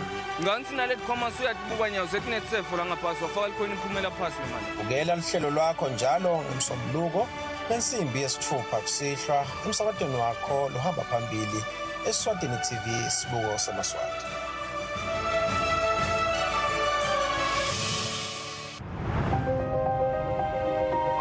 Welcome back, Mbugeli. As I said, we are broadcasting live. A whole lot of things happen, Mbugeli, during that time. Next to me is PS or ICT, Prince Shishimba, who's going to be talking about launch before we even get to what is happening currently. Nkosi, thank you so much for joining us and welcome. Siyabonga Mbali. Siyabonga kusemukela. Bingelela nabo bonke labasilalele labasilandzelako. Yes. Kusho ukuthi tsatawethu itolo ngemsombuluko mhla ka11 kuMay besise RSTP lapho khona besine minister yakithi Make Savannah Mazia senator lapho khona besilauncha i-Startup World Cup. Lapho ngomsebenzi wekukhutsata bantfu labasha. Well, wonke umuntu sekuthi nje sibuke kakhulu bantu labasha to come up with new ideas and start things up in entrepreneurship. Atsike lama startups beswa launcha le competition lapho khona le idea lonayo ye business ye startup, especially in the area of ICT kokuthi uyingenele the competition and you'll be competing with the world kahle, and then adjudication yakhona itabe yendiwa globally and itawusilidela to kokuthi lapho siyofika khona siyofika eSilicon Valley. Silicon Valley ke ungasho ngemabomu uthi ngiyona ndlungulu ye technology la emhlabeni ngaloko ukuthi ngilapho leti inkampani the high tech lapho ticishe ti concentrate khona eMelika eCalifornia. Seyabitwa ke ngaSilicon Valley ngaloko ukuthi letinto taka technology tebuciko takhiwe on a technology ye silicon, lama chips lama computer chip awekhiwa nge-silicon. Donyalo sekunalamanye ama-elements lasetshenziswa kwakusesi silicon kuphela, kepha ke ngaloko ukuthi cishe the basis yakhona bekungile silicon vele. Ngakho ke kwaze sekuthiwa ke i-silicon technology, so lena ke seyi-Silicon Valley ngilapho kukhona labo Google kunabo Facebook kunabo banibane batinde khona lapho lama startups nje lamaningi la kukhanya ukuthi akhona emhlabeni aqala khona. So ke kuthiwa ke Silicon Valley ke le nathi ke sinelithemba sibakangwane ukuthi ngalolunye lusuku wayokhanza ukuthi nathi sitagcina sesinaye Silicon Valley wethu wala ekhaya. So ke besikhutsata ke ukuthi eMaswati akayingenele le competition nawo alethe our ideas alethe ama inventions awo latawu starta asukume well, ka-RSTP, kukhona le incubation center. Yes. So siwabonile emaswati achamuka nema ideas nemasu lamasha ekwakha tintfo letinsha kuletha ema innovations lamasha akhona emaswati. Yes. Indzaba nje ngiloko ukuthi akayingeneleke le competition lapho khona satawuphumela emhlabeni wonke abuke ngomhlaba wonke bese ke egcineni kwaloko kunemklomelo ukuthi loyo uyawina uthola $1 million. Now ibuyisa ngemalangeni out ensamba thathe. Yes. So, I mean, how important are these programs, or are the importance behind lama programs lawa lafana njengalawa when we're talking about girls in the Kingdom of Eswatini? Thathe wethu silive kumele kokuthi njengoba bekakhuluma minister la. Yes. Lokho ukuthi asingagcini ngekuba ngema consumers kephana nathi asiparticipate meaningfully siwakhe si invent come up with the idea now kokuthi licici ngengalakha leli tawuba lakhiwe eSwatini ngingayakha isystem yekumanager tindiza mhlawumbe ngiyabhekisa ngibhutha nje kokuthi cha leta umanager nje tindiza kokuthi na ufuna indiza yakho isuke kangwane uconnecte eJozi uconnecte eNgilandi ungayakha kanye that kind of innovation nje ukhanze kokuthi into le kude lobekayicabangile ute nayo nala idea bese ke siyakusida singihulumende through RSTP kokuthi uthole le support noma i-support yema logistics noma i-support ye-market noma i-support ye-finance though khanze ukuthi kunema limitations but nje ke uma utenayo wayiveta bese kuba khona lokho ukuthi singasupportana kanjani ukhule nawe uvele emhlabeni and leyo idea yakho i-develop into something big in the country. Yes. Ngozi, today we gathered girls and women. How important is it for the support, especially when we're talking about that gender? How important is that? Briefly nje Dlamini. Kumcoka kakhulu thathe wethu kokuthi bantwana bethu bamantombazana bathi kokuthi njengoba nabangena esikolweni batfunza tonke tifundvo kude sifundwe ukuthi lesi sebafana lesi semantombazana tifundvo nje tabo bonke tonke tethu sonke tonke ngako ke now gifted ka science ilandzele ungavilaphi now gifted ka maths ilandzele ungavilaphi now gifted kuma languages awalandzele ungavilaphi ngoba kulokunye akusibo bonke abantu labakhelwe iscience akusibo bonke abantu labakhelwe ama languages kepha ngiloyo une uhlangothi la ukhanza ukuthi uexcela ngakhona ngako ke lala lapho khona ugifted ngakhona phusha impela so ke sithi la umantombazana la gifted ku science ku STEM akafake amandla ku ICT akafake amandla angeme. Siyabonga kakhulu Nkosi for your time and thank you for those words. Ngiyethemba ukuthi as they are watching bobukele emakhaya they really understand the importance of that. Because it does not matter the gender. Nangabe nje you are talented fake amandla utawuphumelela. You are still watching the live broadcast Mbukele happening kaManzini ngingibali ngokasimila ke Mbukele solo sitazokulethela ke lokutawulandzela. Make sure don't touch it down because a lot is coming just after this.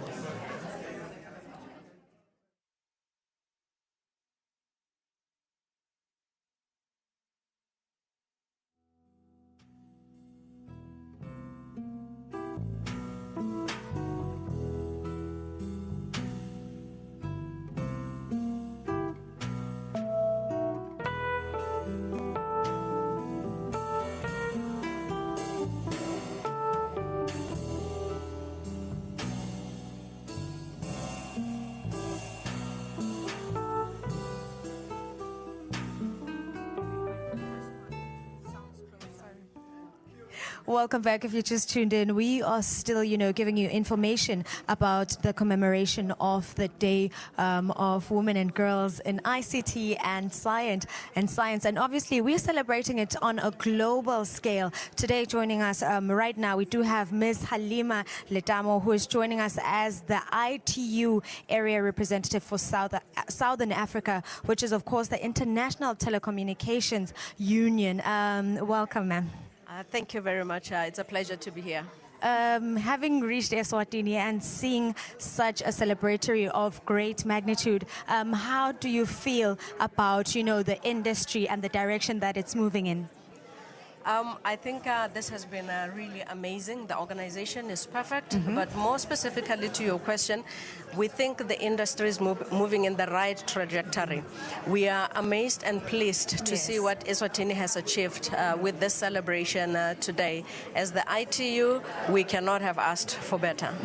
And, speaking at a Southern African level of things, you've done Zimbabwe, of course, Mauritius, and so many other of the countries that are in the southern part of Africa. And we can't all move at the same rate or the same scale. Are there any other countries that you see are moving at a direction that we as Eswatini should be maybe copying from?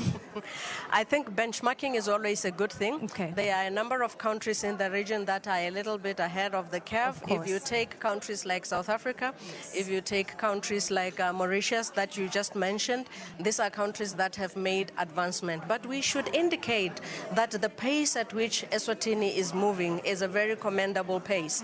And we commend the Ministry of ICT in Eswatini.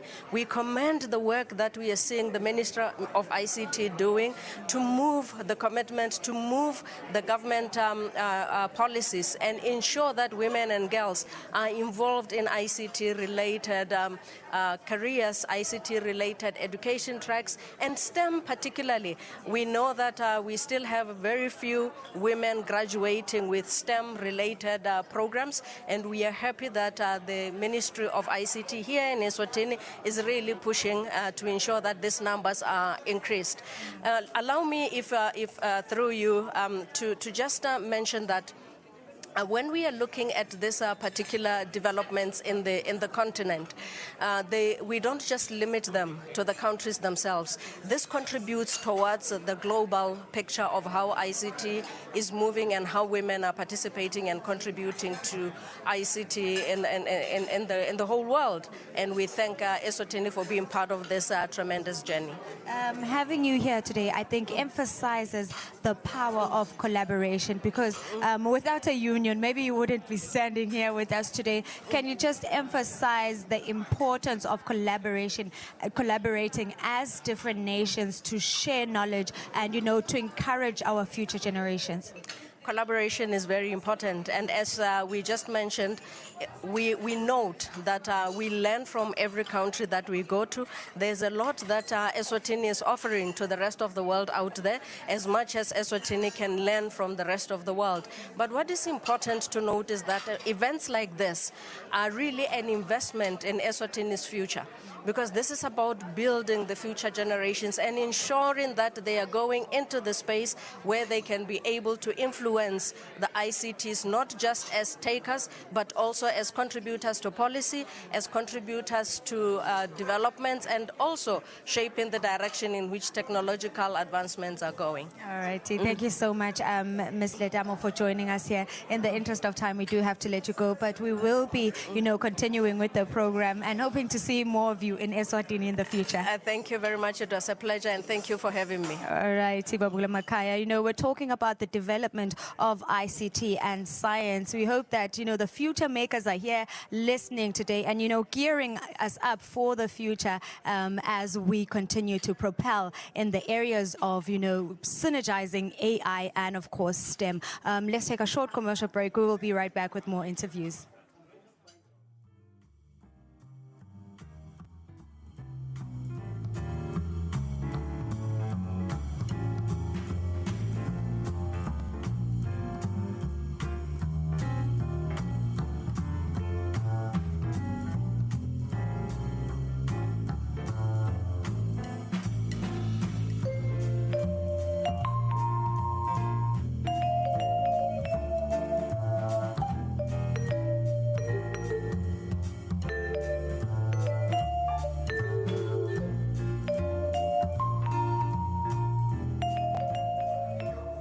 Mbogele, we are still celebrating girls and women in ICT and science. Next to me, I have a wonderful girl who's also here at Puma Mhlumeni High School. How do you feel actually with challenge? The fact that we're here gathered together celebrating you guys as girls, how do you feel about that? No, it's actually wonderful because seeing this thing, it gives us girls, we should change our life. Like, only boys can do this. Some Sigma fields for science, technology, and all that stuff. Yeah. Yes. The programs that have been introduced, Takele, how do you feel as a young person? Now doors are being opened. There are competitions that you guys can join and also get scholarships. How is that encouraging you? What can you say about that, especially also to encourage girls watching at home? No, it is encouraging. What I can say is that girls should take the initiative. So that, but in our case in Swaziland, most women they don't do maths and science, and the small people let's go into maths, let's go into science, let's go into technology. So I think it's very motivational. No, let's take the change. Yes, and explore. Like, let's do technology, let's do science, and I think it would reach out there. All the girls, they must join and they must do everything. But why do you think people are scared? Why do you think we even get to where we are? We're talking about gender. Why do you think of that? No, I think it's the gap. You see, yeah, I think we're still stuck on the past. Men are much greater, but I as a girl, I feel like we can take the change.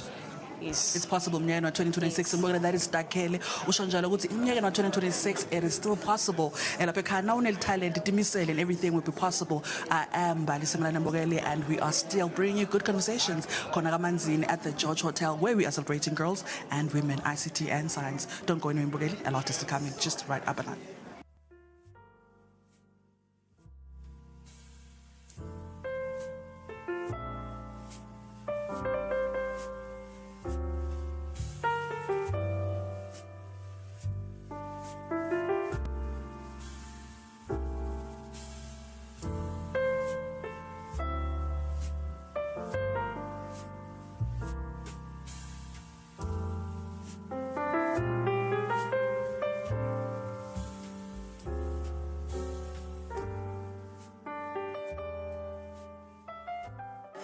This is not just a day about celebrating women, but we do also have the girls in the house. And of course, there are certain representatives from different schools in the Kingdom of Eswatini that are joining us today. And here with me today, I do have Fanele Matula from St. Michael's, and of course, Dianza Ndlovu, who is from St. Teresa's High School. I just want to find out their feeling about today's presentations, because we did see, the minister deliver, and where they are in terms of ICT, STEM, AI, and all the emerging technologies, that are going on here in the Kingdom of Eswatini. What do you think about today's deliveries, and what was notable to you? I definitely enjoyed today's keynote address. I'm a huge follower of the minister's work, so I really did enjoy hearing her speak about how she's making space for women in the industry. So I feel very, very inspired by today's happenings, and I'm ready to go take over the world, really, in STEM. Okay, and for you? I would say it was a very knowledgeable presentation, but I feel like it should have accommodated more people from the rural areas. It is just so urban populated here, like they're missing out on so much. I'm pretty sure somewhere out there someone wants to be a teacher. I still wants to be a teacher. There's so much more to learn. Yeah. And do you guys feel like girls are being propelled in the right direction? Nabati bafuna kunfaka kubo ICT, nabati bafuna nibe bo girls in STEM. Do you think that is what the future is about? Definitely, I think that's where we should be headed. The minister did mention that only about, I think it was Mr. George, only about 30% women in STEM. I think there's a lot more work that we need to do, and this is definitely a step in the right direction. And looking at our curriculum, do you think they definitely support the direction that we're headed in as a country? Yes, especially to the introduction of CBE in grade 8, where they're learning robotics. That's more accommodated to everyone, not just ICT students. Everyone is entitled to doing ICT, yes. All righty, thank you so much, ladies. Unfortunately, we are short of time. Please do enjoy the rest of the program, and just pick up some things and make presentations at your schools when you go back about today's findings and what you saw today at the commemoration of women and girls in ICT and science. Yes, we will. Thank you. Definitely. Thank you for having us. All right, Tibabule Makaya. Those are the students that are joining us here today. They have so much notable things to say, especially about the delivery of the minister. And of course, that we should include more people in the rural areas, because someone out there still wishes to be a teacher when the world has so much more to offer. But right now, we'll go to a short commercial break, and then we'll continue with our program of the day until it ends eventually.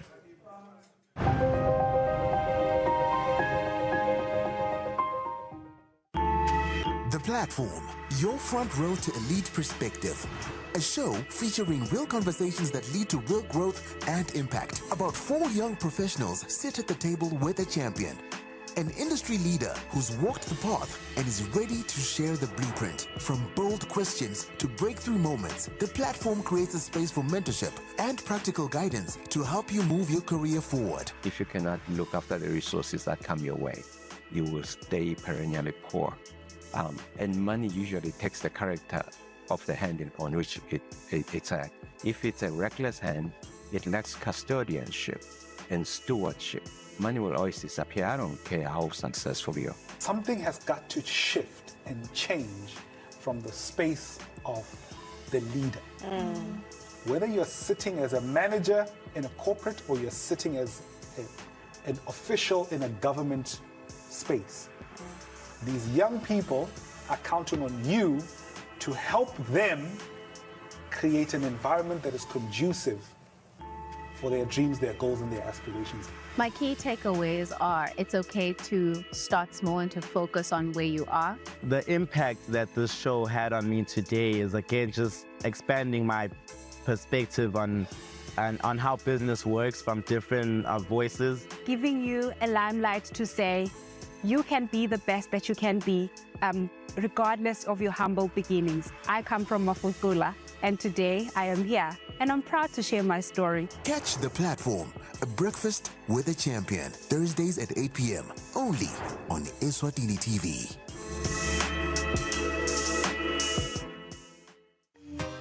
Exciting times in the capital, Mbabane. The Mbabane Municipal Council proudly hosted an inspiring public speaking competition, bringing together outstanding high school learners from schools across the municipality. These brilliant young voices delivered powerful, insightful presentations on building smart cities, innovative, sustainable, and future-ready visions for our community. Their passion, creativity, confidence, and delivery were nothing short of exceptional. The future is speaking, and Mbabane is listening. Amazing moments from this unforgettable event are coming soon in February of 2026. Watch as Mbabane's youth lead the way toward a smarter tomorrow.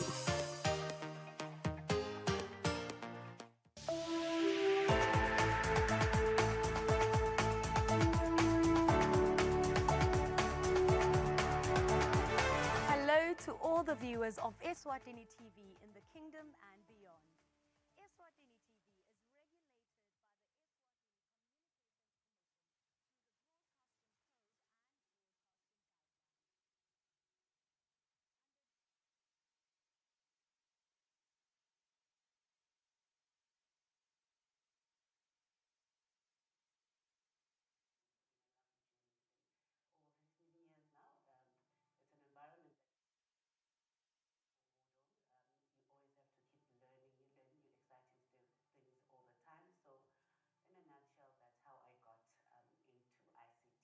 What inspired me to pursue a career in STEM is the support that I received from both family and teachers.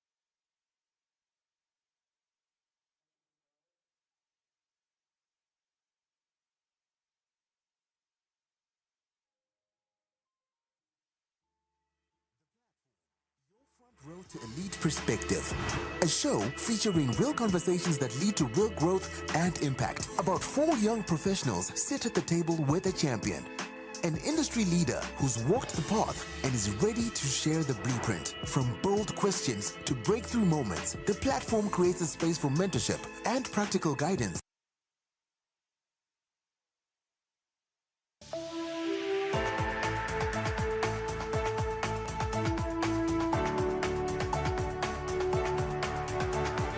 Hello to all the viewers of Eswatini TV in the kingdom and beyond. Eswatini TV is regulated by the Eswatini Communications Commission through the Broadcasting Code and Broadcasting Guidelines.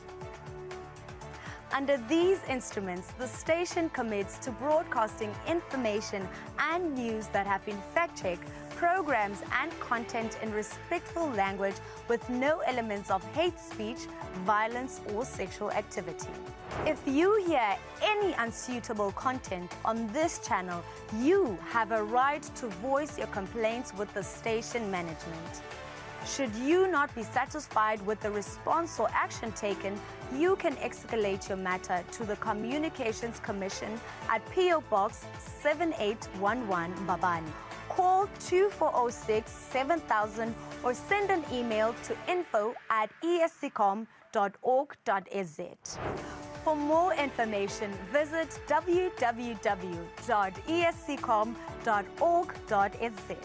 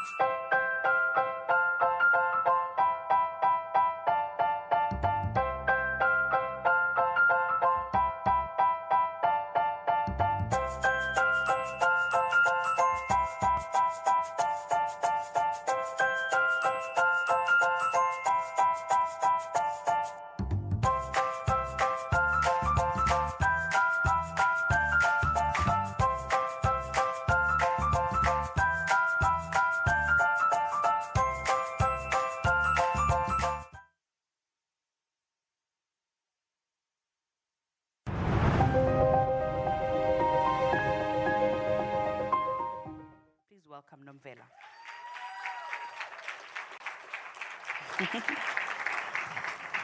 I would like to welcome Pumelele Mkwena. She's the lead specialist, quality controller, and project lead for the Central Bank of Eswatini Complex Phase 1 project, a landmark development earmarked to become the tallest building in Eswatini. Please give a warm round of applause as she walks up. And I would like to welcome Sanel Siwe Mkwanazi, currently the acting head of business incubation at the Royal Science and Technology Park, with experience in entrepreneurship, development, and innovation systems. Please welcome her. And last but not least, please welcome Pumlile Dlamini, who's a senior inspector of science, and I will proudly mention that she's my teacher, always, and will be my teacher. Please welcome Senior Inspector of Science. So she works with the primary and national science panels, as well as the Science Teachers Association, to ensure the quality of science education in Eswatini. Niyatibonela ukuthi iyashisa le panel yethu.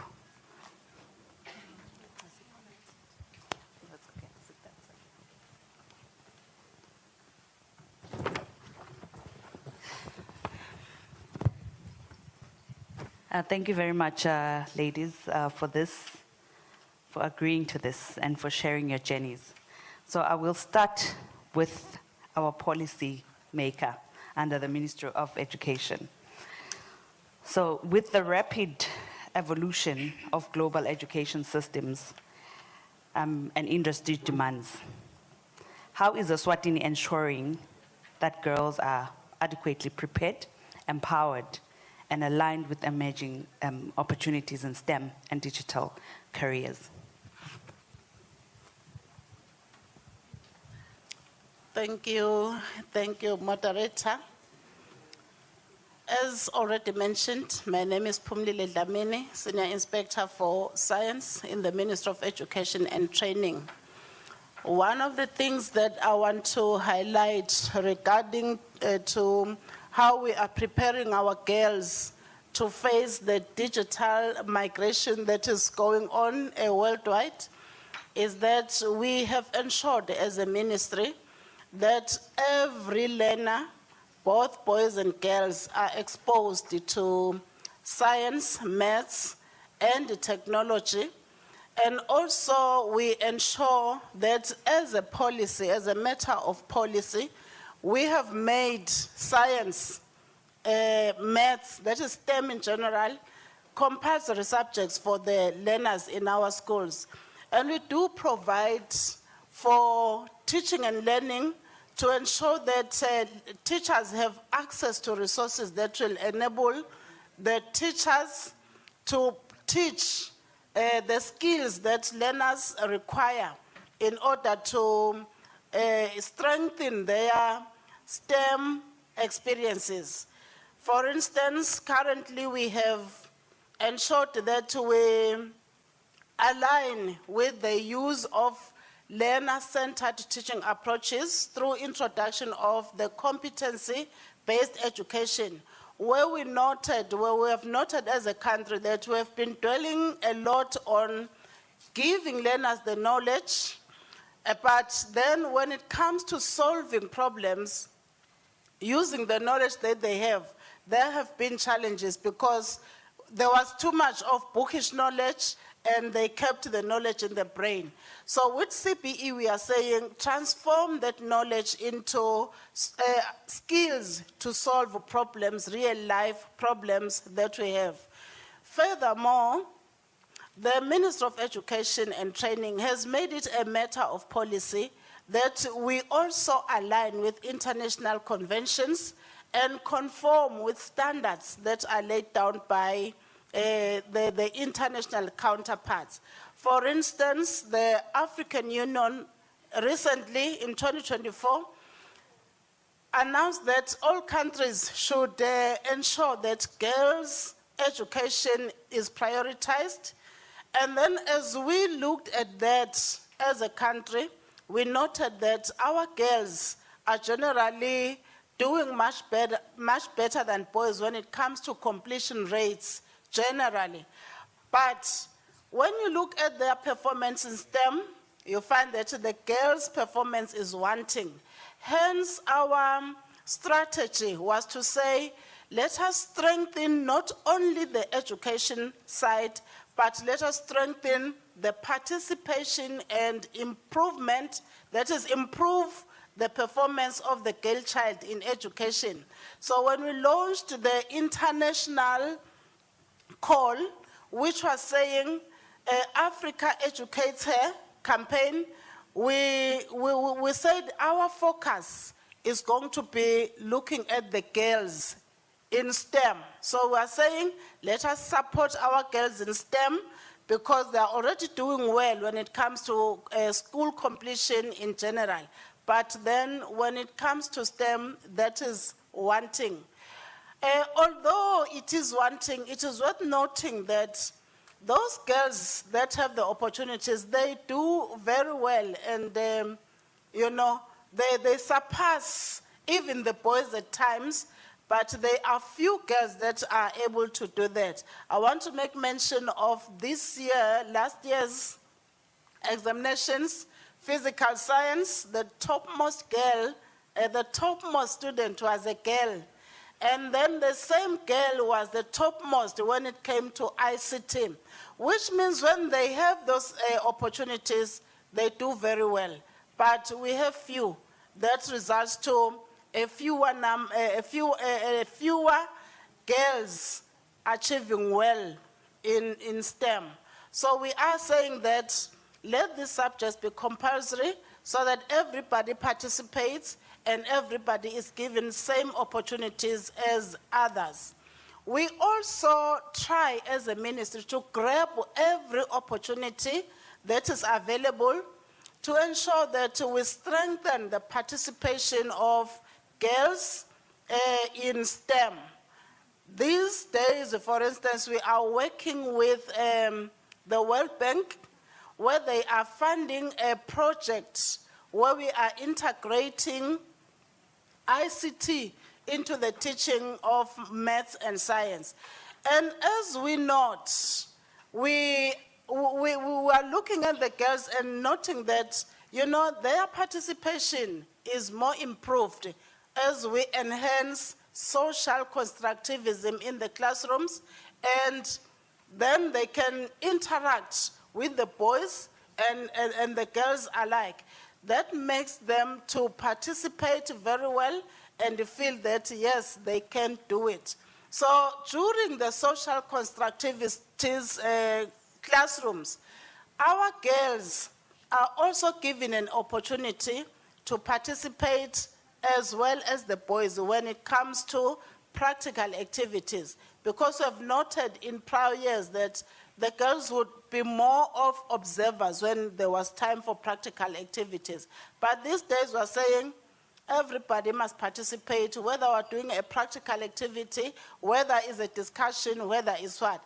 And that we have made as a matter of policy that social constructivist classrooms are pronounced in our classes.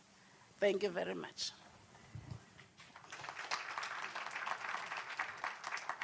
Thank you very much. We're seeing a lot of strides made, particularly in the education system. And we understand that teachers, particularly are the interaction and have such great influence. With curiosity, Nomvelo, tell us what sparked your interest in STEM, and if there are any challenges that you continue to face, and maybe you can touch on what really needs to be done.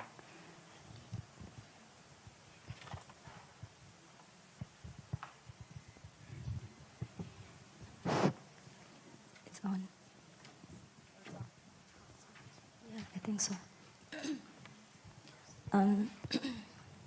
Good morning, everyone. So, I am doing Bachelor of Engineering in Electrical and Electronics. So, I never really thought I would do engineering because growing up in Lupogo, there was no one I would point and say, oh, I would aspire one day to be like Mrs. So-and-so because she's an engineer. And also, in Lupogo is a rural area, so there is no technology you see there. And while you are growing up, you really go to town. For me, seeing automated doors, I only saw those when I was in like Form 4, seeing an automated door or elevators or anything related to technology. So there was no really the exposure. Hence, engineering was never in my mind. And then, yet at home, we would practice subsistence farming. We farm, there is agriculture, there is indigenous chickens, there is the farm, we go to the fields and do intercropping, those stuff. So I would always wonder if there is a way to make these things simpler. I would be sent to do an errand, go water the garden. I watered the garden yesterday. I should also water the garden today. What if there is something that says that there is enough moisture in the soil? So those kinds of things were the ones that sparked the curiosity, the questions. What if there is a sensor that would sense the moisture in the soil? Or what if when we are in the field, there is a way when now siyavuna. So there is a way to make this thing quickly because it's work so hard and you tie in the sun.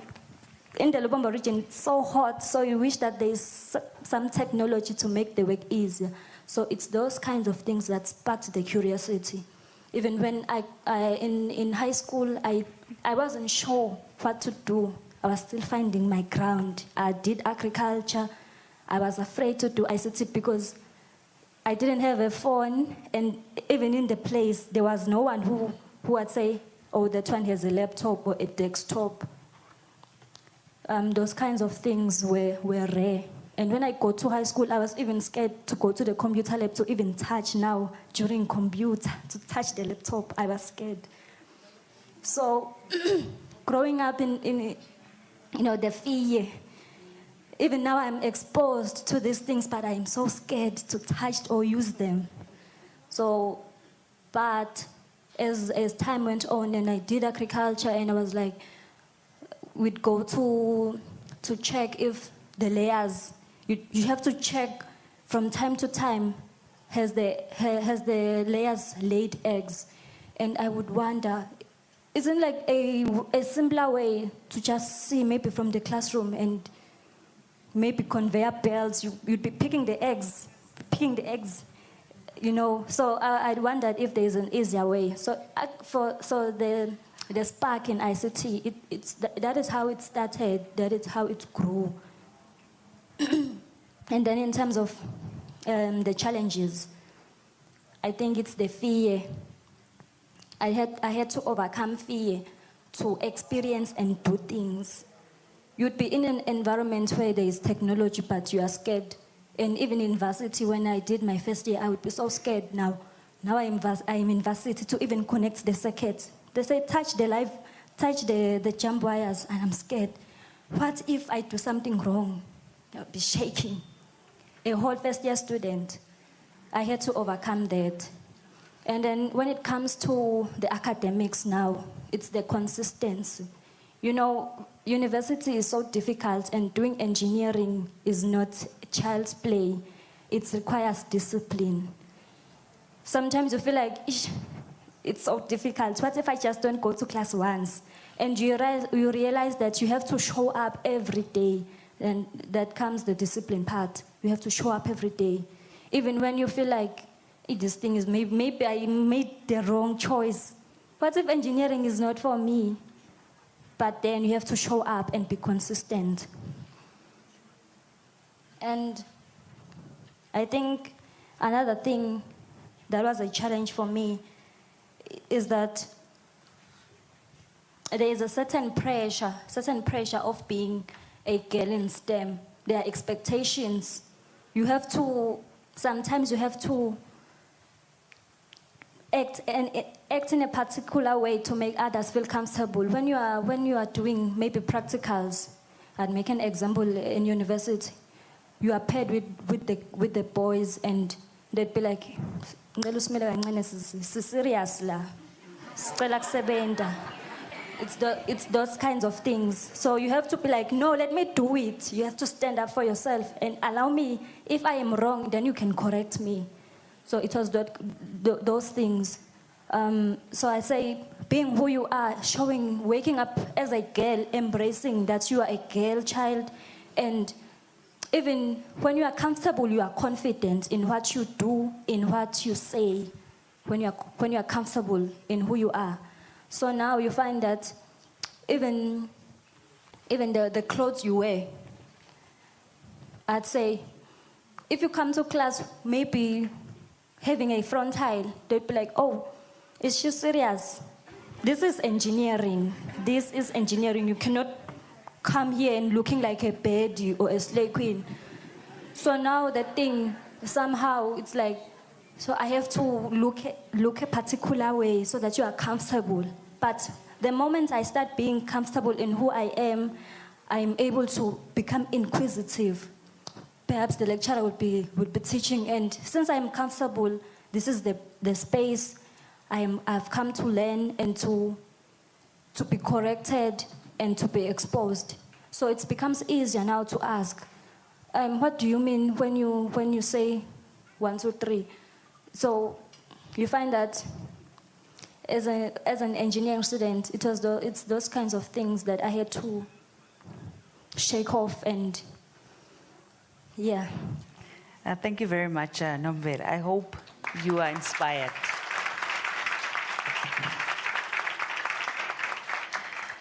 Truly, you spoke about embracing your femininity, showing up, being authentic, all the challenges from growing up and not being exposed, with the realization that we cannot be what we cannot aspire for what we do not see. Speaking of which, we have more women in STEM and willing to share and motivate. We have Pumlile here, who's in the industry, a STEM professional. And I just want you to share the challenges that you experience entering into the workspace and the positive changes that have taken up that have taken place for women in STEM. Good morning, everyone. Thank you. I think the transition between school and getting into the workspace, I think it's basically trying to bridge the gap between our confidence and the self-perceptions that we have. So girls tend to underestimate their capabilities. I mean, I think we've heard the stats that speak to how girls in primary school, secondary and high school do better in terms of STEM subjects. But as you move now on into, I guess, practicality, the tertiary space, you tend to, I guess maybe it's the nature of it being hands-on and it being a male-dominated industry, you tend to second-guess yourself and wonder if really you are good enough. And I think the fact that there are more men and you're not seeing more women that look like you actually start to ask, am I even capable of doing this? So it's just learning, though, you know, that you are capable. I think being, firstly, I think qualifying to do that course, you are capable. And then going ahead to graduate, you are capable. And so I've found that for me, it's been, where I've worked, I've had the privilege of having spaces and bosses where it was open door policy. So where I had questions, I had to brave it out and go and ask questions. And I found that helped in grooming and me growing in confidence. So definitely, I think coming into spaces like this and seeing women who have made it and women that we can aspire to be, then it tells you that, hey, someone that looks like me actually can do it. So it was that bridge. And then I think the second challenge would be, I think just the limited mentors and female representatives in leadership roles. So that also poses itself as a challenge because, again, it comes back to confidence. That confidence will only be groomed within you when you've seen someone that actually looks like you and you've seen that they can do it and they have done it.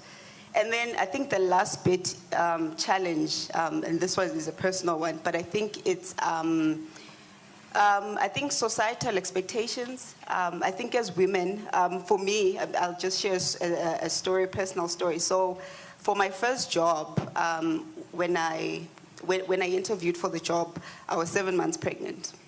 So I had to, they didn't see this as during the interview, but as I was being called in to say, hey, you got the job, I had to declare like, hey, actually, this is what's up.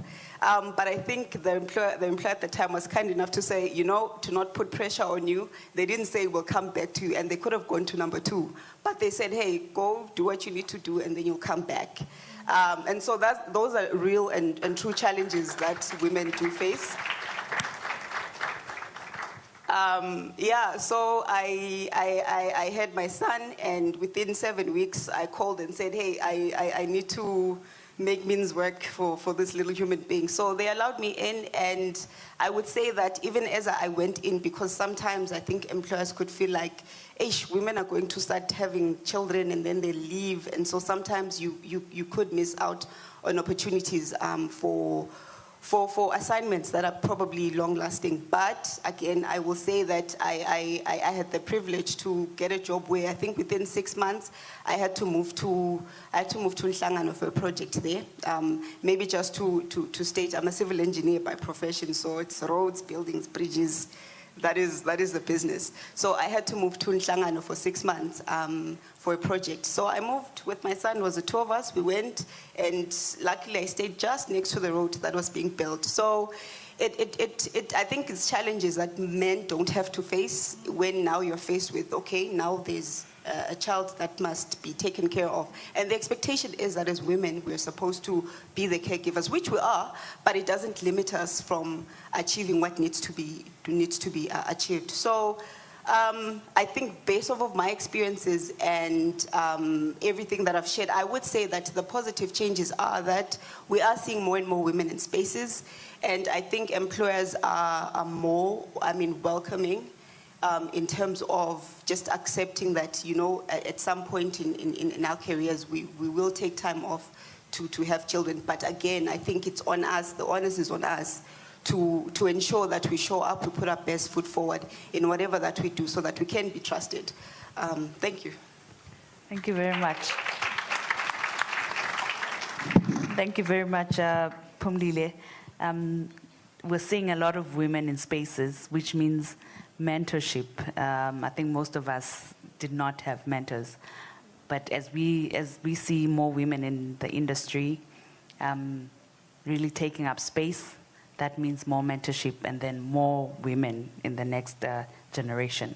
Sanel Siwe, being in the RSTP, the Royal Science and Technology Park, what mitigation measures and strategic interventions is RSTP implementing to ensure that women and marginalized groups are not left behind, but are meaningfully included, empowered, represented in this evolving digital and AI-driven era? Thank you so much, Lwandle. I'd like to firstly say good morning to everyone, and I'd like to observe the protocol. And most importantly, good morning, Bo Beyonce Bami. You look great this morning in Batlega Kulnonge. Okay, the program at the Royal Science and Technology Park, inclusivity is not just a side program. It's one of our strategic priorities when we design our innovation and entrepreneurship program. One of the programs that we have, it's the Business Incubator, in which we assist innovators to commercialize their ideas so that their businesses can become sustainable and competitive. In order to achieve that, we give them a wide range of services, market access support, legal advice, capacity building, and mentorship. And one of the key indicators in which we track in that particular program each and every quarter, it's the women founders. So each and every quarter, we want to see if we are improving in getting much more women into the entrepreneurship space, and if not, what is happening, so that we can see in terms of how we can actually improve in that particular space.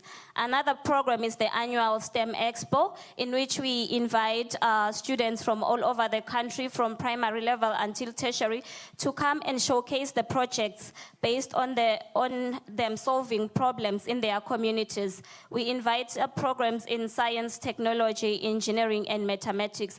And I am proud to say today that last year it was the 5th edition, and most of the winners have been young girls as compared to boys. And when we also track the applications, mostly it has been girls. So clap hands for yourselves, girls. You are doing a wonderful job.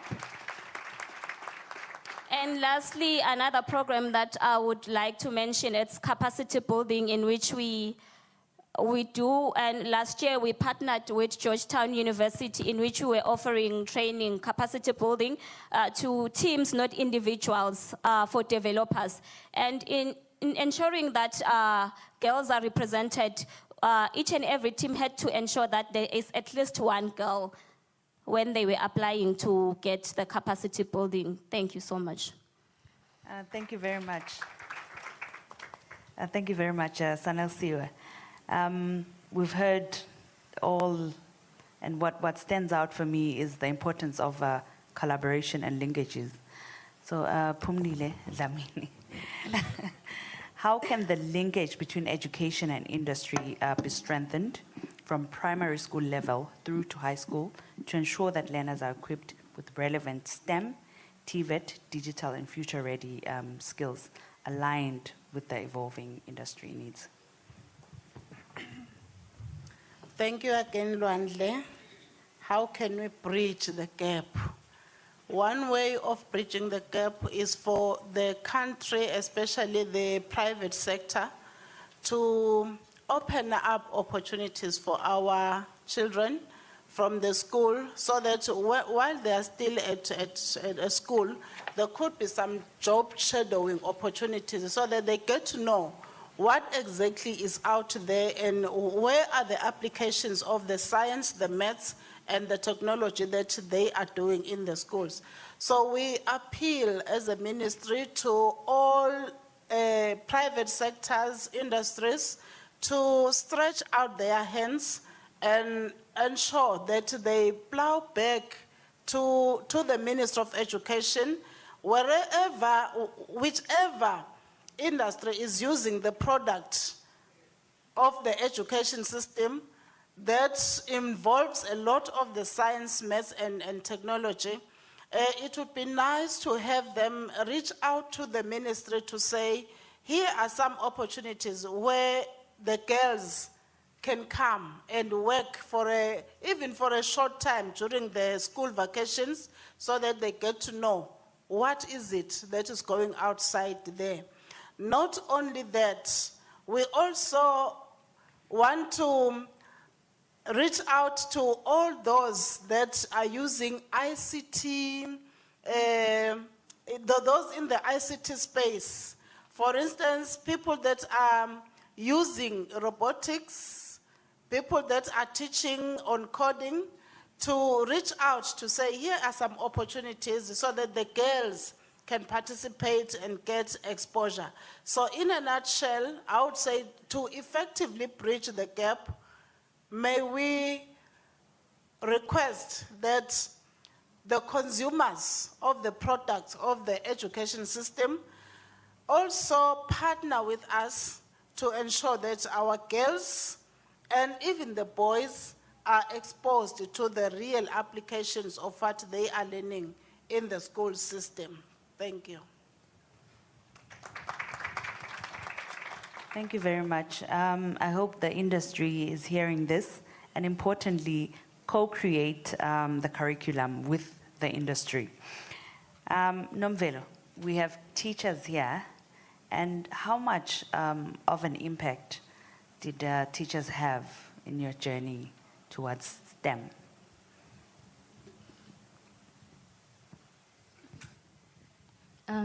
From the school, from high school, I'll start there. I think the influence was so great because I'm from Sitegi Nazarene, and the teachers there, when we were doing maybe science labs, they wouldn't want you to just be a spectator.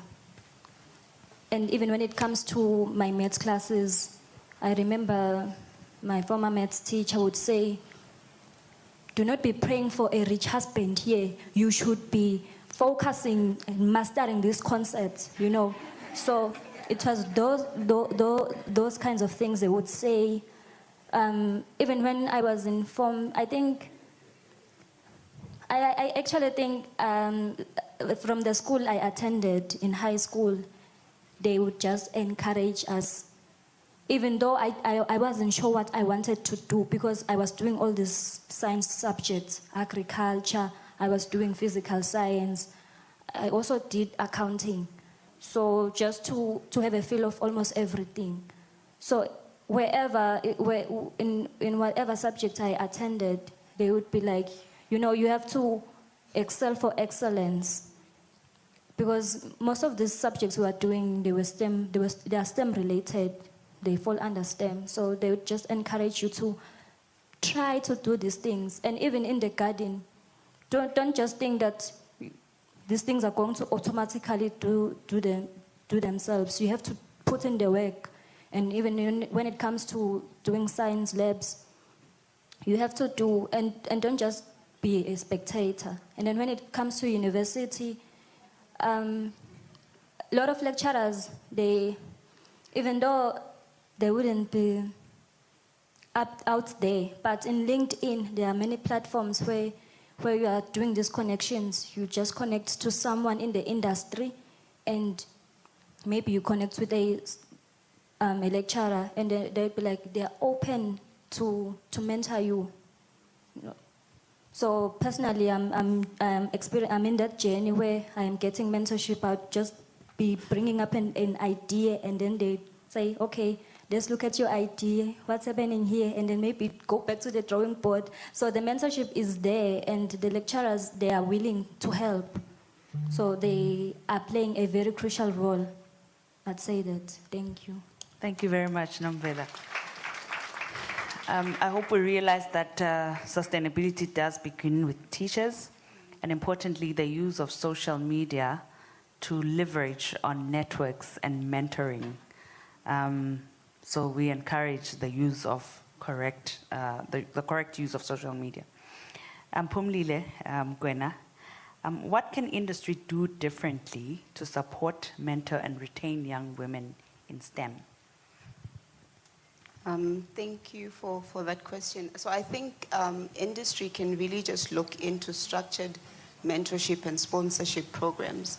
So it's not enough to just speak about wanting to do it, but it's actually partnering with schools and universities and offer job shadowing opportunities, internships, bursaries. So I think that's one of the ways that you try and firstly, just the visibility of the available STEM careers that are there. And then secondly, it would be, I think just in terms of encouraging upskilling, encouraging, I think the learning of soft skills within women. I think in the space of confidence building, I think there's a lot of work that needs to be built there, because what it has been found is that women are less likely to apply for the leadership roles at work because they think, I can't do it. And then if you give the same opportunities to a guy, even if they are a quarter, no, maybe not a quarter, but 3/3 as good as you are, but they come and they're like, listen, I will give you the world. And so it's just needing to have those platforms to encourage girls, and I think one of these play a big role in support of such initiatives as these platforms. And then also look into the support of work-life balance. So one of the things that I've done in building projects that I've done is I've insisted on having a lactation room. So a lactation room is basically the room where mothers are able to go and pump. So if you've just had a child, you're able to go into that room and pump, because we found that workspaces just don't allow for it. So someone who's just come back, who's a mom, will have to go into the car, go into the bathroom to pump. So the two projects, big projects that I've done, I was just like, we need a lactation room. And obviously the men always think, why? And I'm like, because we need it. We've got, if we make up 50% of the population, then chances are, at some point, you know, in our working careers, we will need such facilities. And this is why it's important to have women in spaces where they make decisions, because then it's not just decisions made to cater for just men, but it also looks into our needs as women. So thank you. Oh, can we give a round of applause? You just pointed out the importance of representation and why the solutions tend to be far-reaching.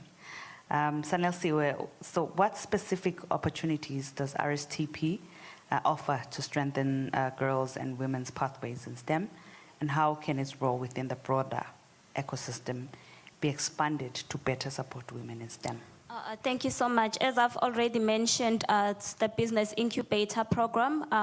We welcome young women and girls to apply so that they can be able to get the other services that we offer, which includes the mentorship, capacity building, and also market access support. When we started the Business Incubator in 2017, we only had male founders, but now I can say the women are more than 50%. So I think how we can strengthen the women participation, it's dedicated innovation programs focused on supporting women, and also a fund for supporting the women that have been brave enough to come up to say, we do have innovation ideas in STEM, how can you support us so that we out of the ideas, we can come up with ventures in which we can even employ another more young women so that to create employment. I think that's how we can strengthen women founders and entrepreneurs more in the space. Yesterday, a program was launched. Could you maybe touch on it? Okay, yesterday at the Real Science and Technology Park, we launched the Startup World Cup, in which we are calling for every innovator, every founder, and every young people to apply for this opportunity to get to Silicon Valley and win the grand prize of $1 million US, which is 18 million emalangeni. The target is every sector, whether it's EdTech or whether you are coming up with an idea in agri-tech, you are all welcome to apply for this opportunity. Application opened yesterday and it will close on 14 June. So you can even change your idea or make any amendments that you wish to make from yesterday until 14 June. And then at the end of beginning of July, the top 10 will get a chance to pitch live at UNESCO Sports Emporium, and which one team will get a chance to represent Eswatini in Silicon Valley, United States, San Francisco. Thank you. Thank you very much. Because I'm feeling very generous, I'll give them an opportunity only to the learners to ask our amazing panel a couple of questions. So please feel free. Remember confidence, curiosity, and showing up. So can I please have 2 questions from the learners?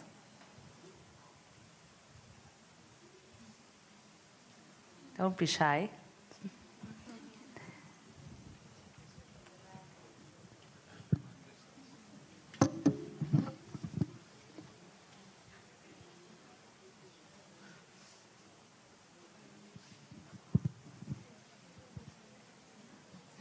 Please introduce yourself and stand up and tell us which school you're from.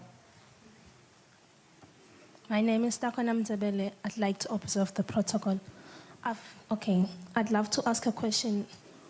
What's your guys planning to do for the kids who are willing to be part of the STERN, but due to insufficient fund, they are unable to, because maybe their families are not able to meet up with the funds and they end up not being part of STERN just because of that reason? Who's willing to mention any initiatives that are taking place? Thank you very much. When it comes to the school system, the Minister of Education has the Orphan and Vulnerable Grant, Orphan and Vulnerable Children's Grant, so that while you are at school, you can access your education and complete your education. And then when you go to, actually, when you learn, don't just learn for the purpose of passing, but aim to excel in whatever you are doing. Once you have excelled in your academic journey at the basic level, then the Minister of Education, through the Labor and Social Security, Social Security, have a grant, a scholarship that will enable you to further your studies at tertiary institution. But again, as I said, you need to excel. Don't just pass, but excel. So that when you get to apply for a scholarship, you can easily get accepted. And we also have some scholarship opportunities from other countries that the Minister of Education usually shares for students to apply. You can find yourself going to India. You can go to, there's also Cyprus. There's quite a number of opportunities that come, but only those that excel will make it. Don't pass for the purpose of passing, but excel with whatever you are doing. Thank you.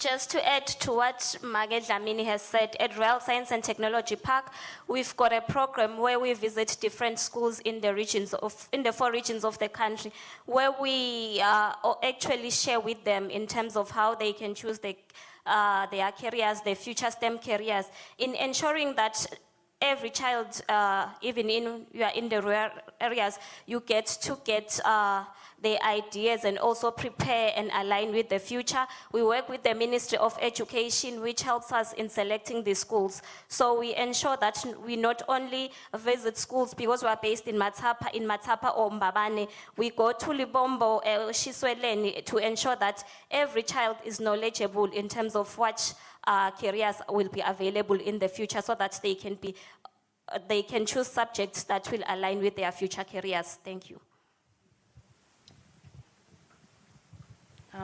Also, as Ecom mentioned, there are ICT scholarship for girls. So again, like Pumlile was saying, you have to excel. Is there any? There's one at the back, the far back. Please stand up and introduce yourself. A very good morning, ladies and gentlemen. I greet you all. I'm Nobuhle Masina from Glega High School. My question over here today is mostly related to my sister over there, Nomvelo.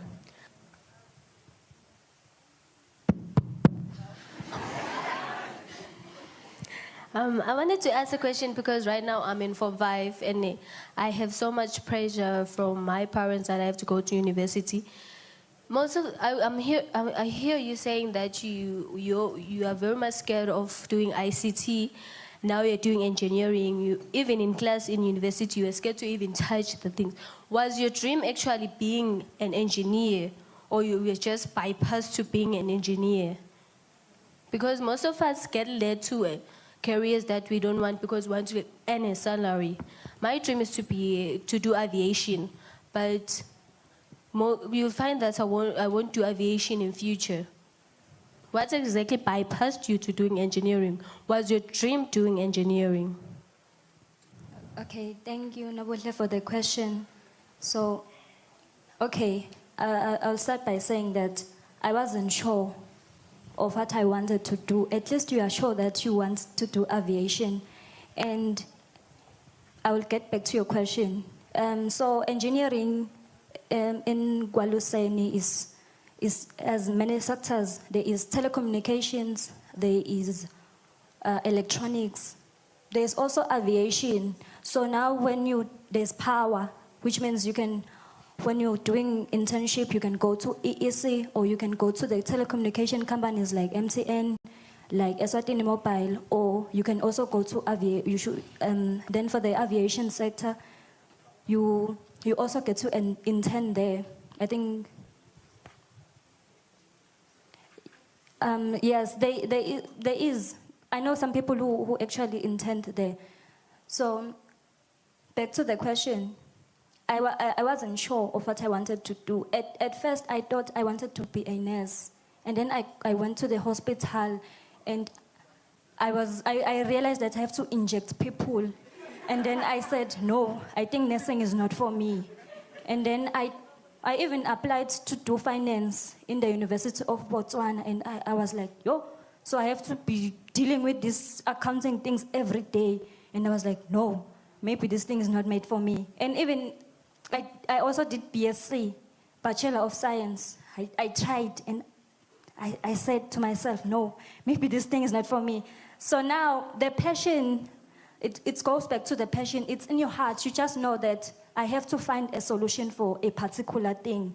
So for me, engineering is a tool, and it is such a great tool because I feel like it's my belief and my opinion that engineering is the most powerful weapon. So, because for me, I am doing electrical and electronics, and there are these different sectors in that program itself.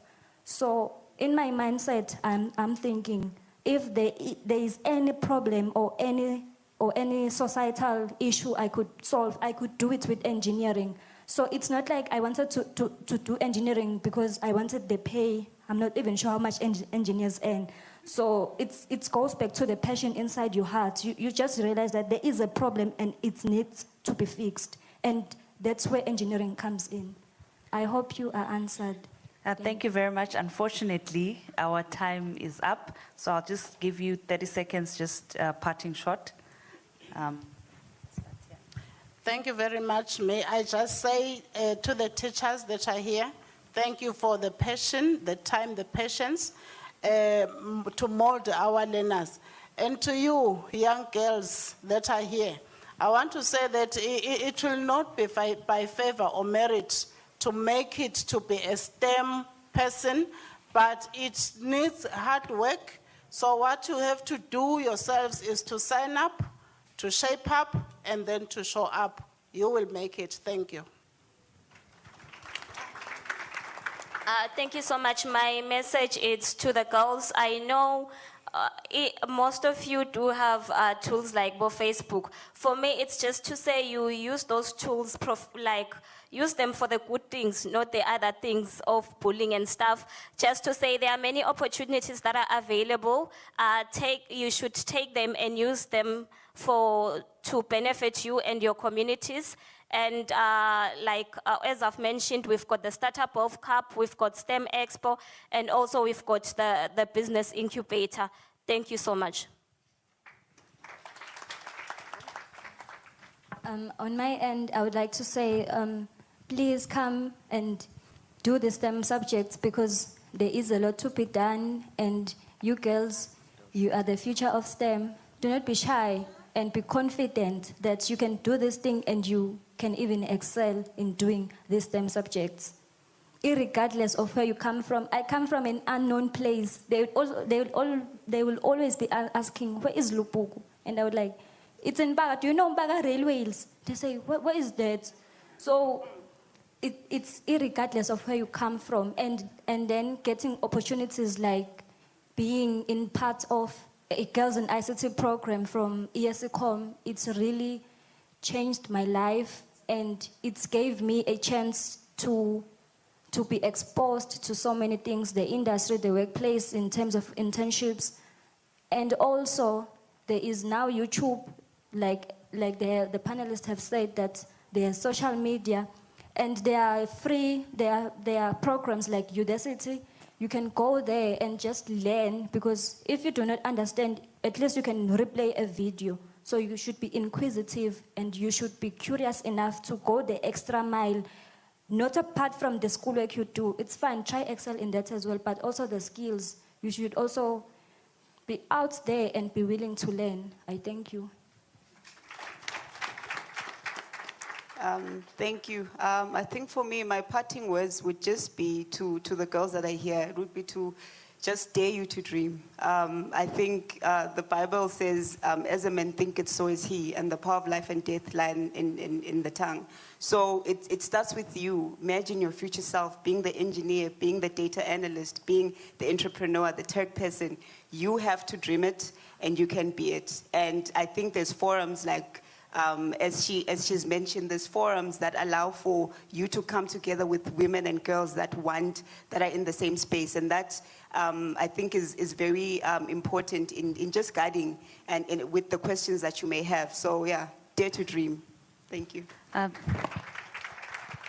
So thank you very much. From the panel, we've learned a lot on what's happening on the ground in Eswatini, the strides being made, and what needs to continue happening to ensure that our young people take up space in STEM.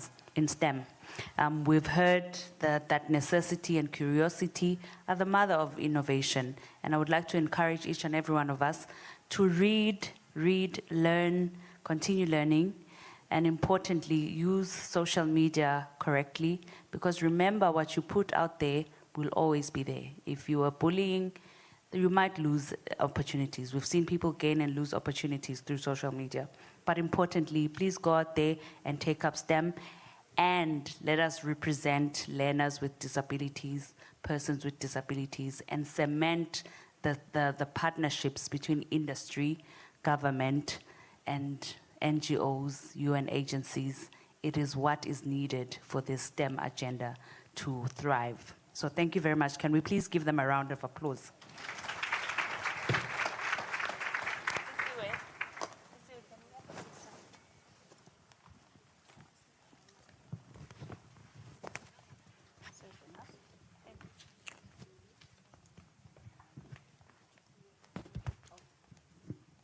Let's clap hands for our panelists. I'm not sure where the photographers are. Please come and take a picture of our panel. A picture of our panel. I don't see the photographers, but thank you so much. Thank you, Pumelele. Thank you, Nomvelo. Thank you, Sanel Siwe. Thank you, Pumlile, and a special thanks to our moderator, Luandle, as well. We believe that we have learned and we have been able to hear firsthand of how their experiences have been. While we wait for the setup to be removed, I will ask that we watch a second video that is going to also prepare our next motivational speaker who is going to come after the video. So our second video, please, while it plays, the facility will be removing the couches on stage so that we can join the online speaker. So yes, the George will come and remove the furniture.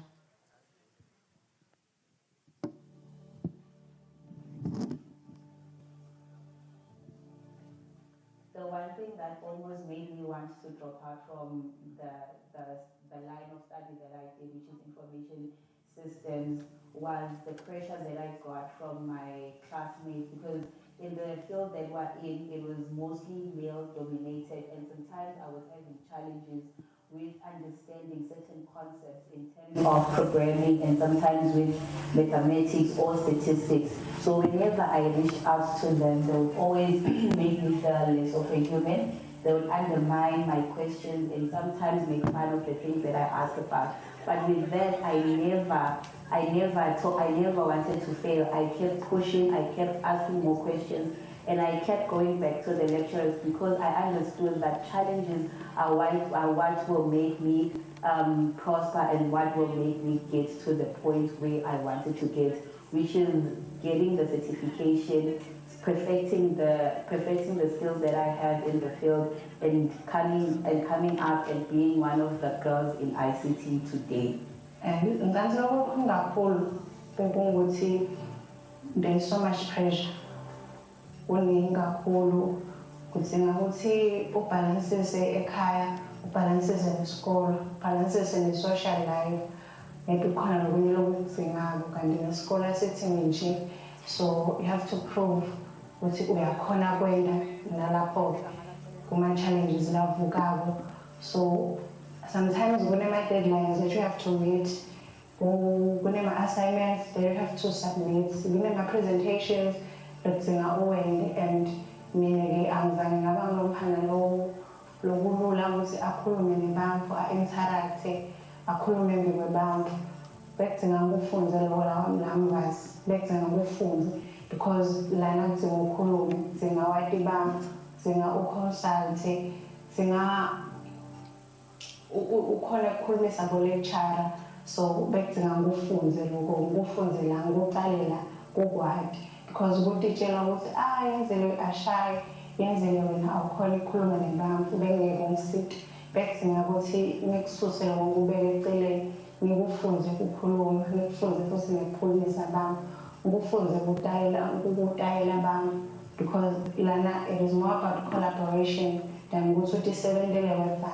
Kuze ukuthi usucceed kule idea yakho nasesikoleni nje in general, udinga ucollaborate nalabanye abantu. Because ungaba ne-idea but lo munye umuntu ukhanga ukuthi ubhodi kulenye ifield utokusita futhi just ukuthi wente that idea ibe into practical, ibe hands on. So I guess That was the most difficult part of my life.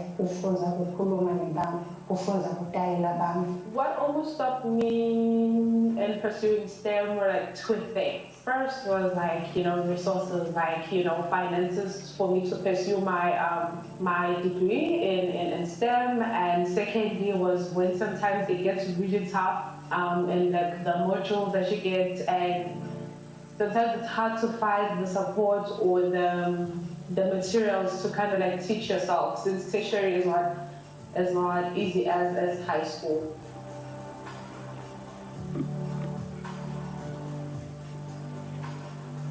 Why I would girls, and what I would say to young girls coming into ICT is, it is a beautiful industry. There's so much going on in IT. You need to be passionate, you need to want it, you need to always be willing to learn. With IT, you don't stop learning. You don't just go out there, you study, you get your degree and go to the office and tick. It's a continually changing environment. So you need to be passionate, you need to love learning, and you need to explore all sides of ICT to find your interest. And once you find your interest, because IT is very broad, once you find your interest and just carry on learning, you'll love it, you'll enjoy it. So for me, just be passionate, just keep on learning, and the sky's the limit with IT. There's a lot happening, there's a lot of new things. We're seeing the AIs and all those things. We're seeing the use of big data. It's so interesting and exciting. So I definitely say go for it, but once you get there, be passionate and read and work hard. And you never get tired of reading hard because of the excitement in it. As you read more, it's exciting. So I wish you guys all the best. Girls. Thank you. For any girl out there that wants to pursue ICT, I would say take the challenge, go for it. ICT is not about the big machines, climbing up ladders. It's about being innovative. It's about problem solving. It's about the mentality that you have. Do not tell yourself that this is mainly a male-dominated environment. Tell yourself that if a person or any other human being can do it, why not me? Why not me as a girl? So I felt like as a girl, just come with the right mentality and you will be able to prosper in ICT. Nothing is difficult. Every challenge is what will shape you tomorrow to becoming the girl in ICT. That will motivate the next girl coming behind you.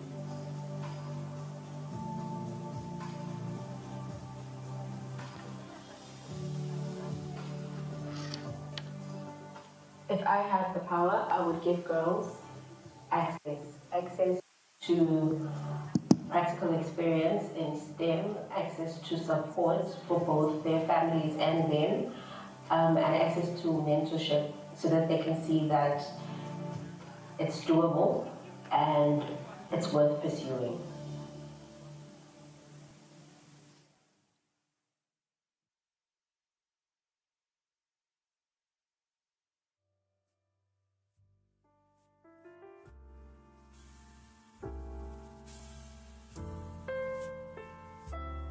I believe we are now ready to cross over to our next motivational speaker, who is also an accomplished girl in ICT, who will now join us virtually because she couldn't be here today. However, she does have passion around what we have met to discuss, and as well about the development of young girls that are in our school. So I will ask that we actually clap our hands and welcome Dr. Rejoice Malisa Vanderwalt.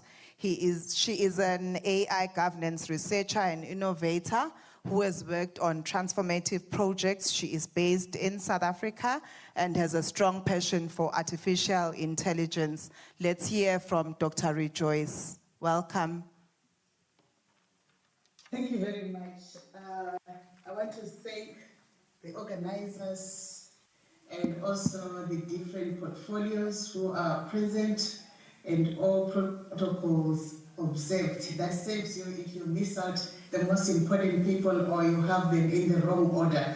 But I just want to take this opportunity to say thank you so much for this opportunity to speak to the girls, which is something that is really, it is now my number one priority on my list of roles that I am carrying now. It is to inspire the young girls. This came through even some research that I've done and also my experiences, seeing that the girls need role models. We need role models, we need people to encourage them. Before, it was so nice for me to be amongst the men and I'll feel very intelligent and very special.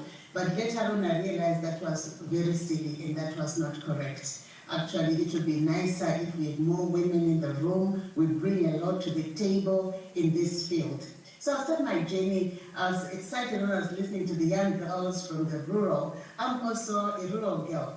I grew up in the rural areas during colonial, in the rural areas of Zimbabwe, whereby we were really discriminated. We were underserved, and up to until when we got our independence, that was when I was in grade 6. That's when I was afforded to go to a boarding school. For the first time, I could be in an electrified home or room or residence, and I could have a flashing toilet, running water in the room.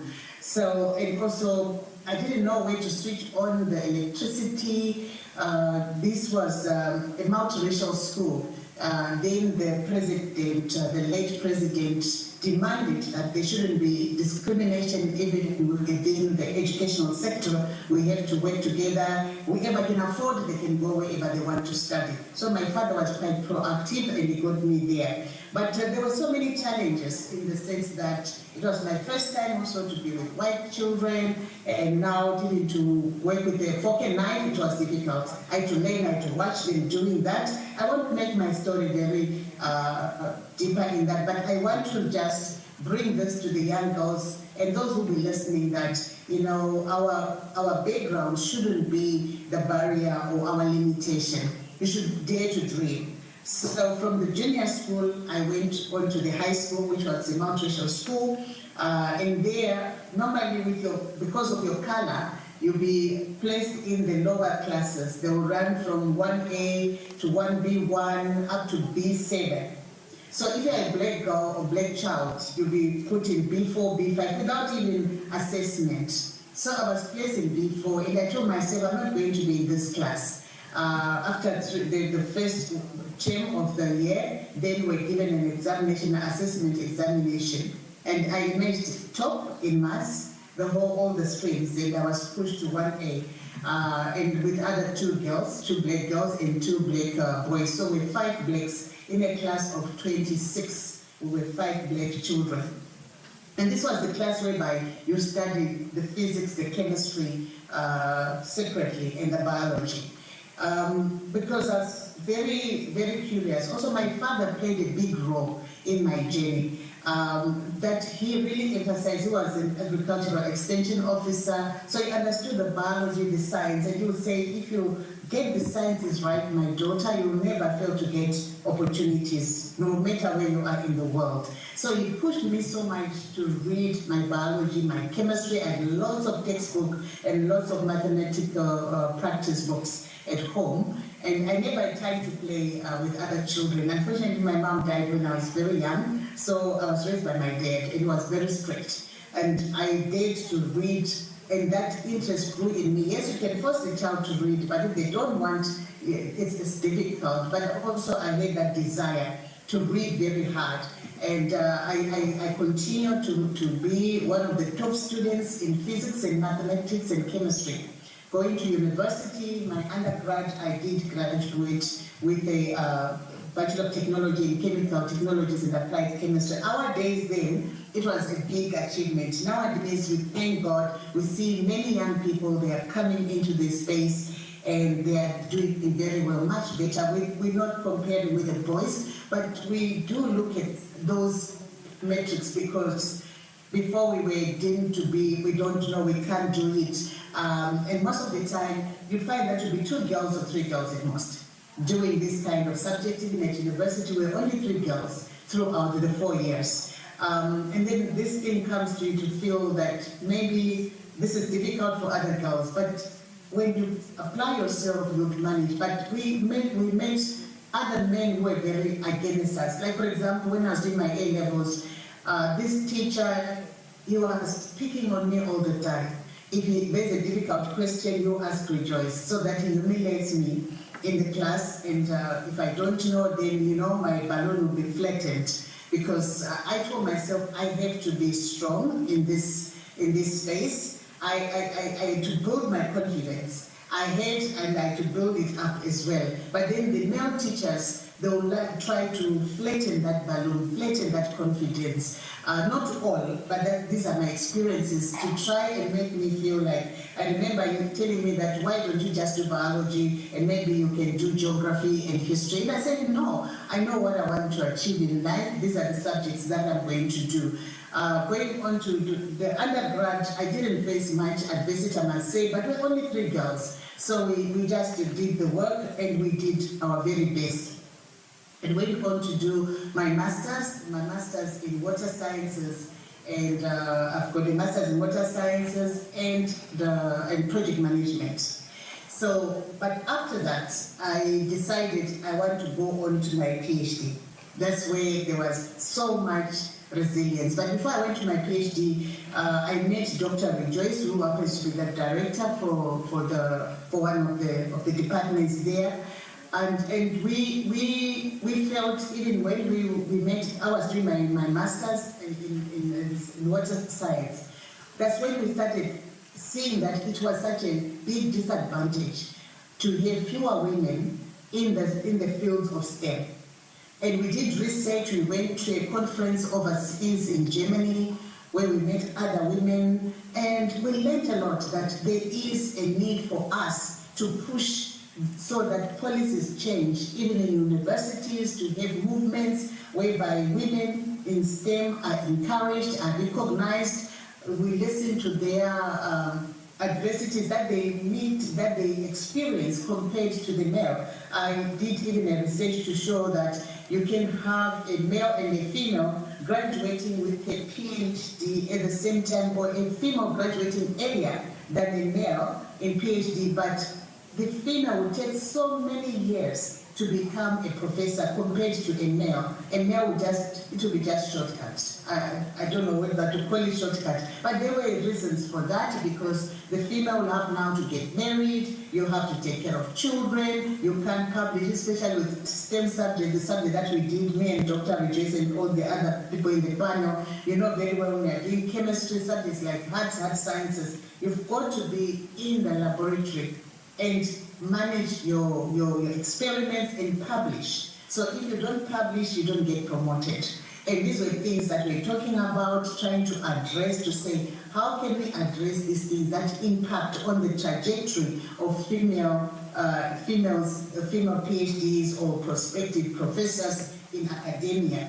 And we were saying that we can have groups coming together, publishing together, all those conversations, we were pushing them, me and Dr. Rejoice. Actually, we should be recognized that we were the first actually people to come up with this idea of women in STEM in South Africa. And we pushed it to Swaziland to say that we need to recognize the women in STEM, we need to look at their disadvantages, the barriers that they face, and encourage them and understand and have policies that actually encourage them. I was happy to hear the previous speaker who was pregnant when you went for your interview, and they allowed you to go and have your baby and come back to work. Such things we were advocating for, to say we are helping to bring humanity, to give back to humanity, and we have these extra responsibilities that the males don't have. So these things should be taken care of in our policies. When we are drafting our policies, we want to make sure that the woman or females, their needs are taken care of. I saw actually something in Israel. I interacted with Israelis that at the University of Ben Gurion, that they even have necessarily the creche, the necessary for the staff, and even when you give birth, the people there, you can go, you lecture, you come back, you feed, you breastfeed your child. So they had to change policies around that, and that's another thing that I would actually also say in this talk, that there is a need. We can encourage the female, we can say good things, but the environment is so against the woman in terms of our responsibilities, which are not the same as the male counterpart. So in our policy drafting and formulation, I just want to appeal, I know we've got the ministers, we've got leaders here, that we go back again and we make sure that these things are taken care of, and encourage our girl children to be in these fields. And they must feel comfortable. It's not just pushing them and make sure they go there, but the environment must also be good for them, enable them to perform and be just as good as their male counterpart. I'll go now to talk about my PhD journey. Please just let me know time. I'm very passionate about this. I can talk about this for 20 hours without stopping. Just let me know if there are 2 or 3 minutes left, let me know. Then I'll know when to stop. But now I'm going to talk about my PhD journey, because even then, what was inspiring me before, during my master's, my bachelor's, was Marie Curie. We didn't have many role models. If they were there, they were very few. So I used to read so much about Marie Curie, and I became very excited that I really want to also discover an element that can be added on to the periodic table. So that's very, very important to get our role models out, like what we are doing now, so that our young girls, they can see and they can learn from us. And because I always aim for high, people sometimes they get annoyed about that. I don't look at my circumstances. I never do that. If I did, I don't think I would have gone anywhere, even to a university. I always get to push my boundaries and my vision, and nothing can stop me. Once I have it in my mind, I'm going to do it. Nobody can stop me. So I'm going to go on to my PhD journey. I know it's a very long one, but I'm going to touch on very, very important things. First, I gave you the background that I grew up in the rural. I grew up under oppressive regimes and got exposed later in life to just electricity and running water. I'm a black woman. And now coming to my PhD, I said, okay, I want to do my PhD in a very good university. Not to say I did my master's at TUT, then later on the master's in project management. That's when I was in the Western Cape. I did it at UCT. And my PhD, I struggled to register it at Stellenbosch. You could feel that because 1, I'm a woman, 2, my color, all those things weighed so heavily against me. And people tried their level best to really to pull me down and to make me feel that I know nothing. You are a black woman, you know nothing, and you are here in engineering, what do you want to do? So many things went so bad. But I told myself, I am going to graduate here. I am going to come out with my PhD here, no matter what. So it became very political at some stage that I ended up being moved to the Faculty of Military Sciences, because I wanted to do the work that I wanted to do was to work on natural resources management. But there were many ways. Now we're looking at transdisciplinary research methodologies where you cut across different disciplines. And that's where the war was, that as a black woman, I will not be able to put together a PhD thesis with this research methodology. But I said, I can do it. I even went on to do a 1-year course so that I can understand this methodology, and this is what I want to do. But in the scheme of things, you find that now being in the military sciences, God came through and He provided me with good supervisors. Actually, I changed supervisors 3 times until I got to these 2 supervisors. It was now political. And these were black men. And they said, Rejoice, we want to make sure you graduate. And another external supervisor from this. So they really guided me. But in the process, that's when I realized, because I had to apply machine learning, I knew nothing about any programming language. For the first time, I learned how to program in Python, what a Jupyter notebook looks like, the structured query language, all those basic programming languages, so that I can build my model. I didn't have any computer background, but I was determined to make it. So when I was researching and learning these skills, that's when I realized, wow, actually the world is moving into the AI era, a new era, just like the Industrial Revolution, the first, the second, you name them. But we are entering a new era of AI. So when the devil thought that he wants to stop me, and by doing that, I landed up in the space of AI. So after finishing my dissertation, I decided I want to go into this space of artificial intelligence. And I told my husband, I want to go to Canada. That's where the pioneers, they call them the godfathers with a small g, are. And I want to go there. I want to go and learn from them. So I applied and I got accepted in one of the top programs, which was the first of its kind in North America at the Smith Business School. So I packed my bags, I went to Canada for the first time, I knew nobody, you know, and I got there and people were just looking at me to say, oh, this old woman, what does she want here? But when I'm fixed on doing something, nobody can stop me. So I went through the process. It was difficult. It was really, really difficult. This was one of the most difficult courses that I've ever done because I didn't have much of the background. And even for everyone, it was new. It's new stuff. Yes, you can have a little bit of programming. You can push it here and there, but it was completely new material. Not something that I would build on from undergrad or master's, but completely new, you know. So, but I pushed. I said, I'm going to push. I'm not going back home without my degree. And God was merciful. I want to thank God. And I pushed through. And during that time, I had interactions. Also, you know, being rejoiced, I would go to I decided to get an internship to do at one of the institutes, which was founded by Jeffrey Hinton.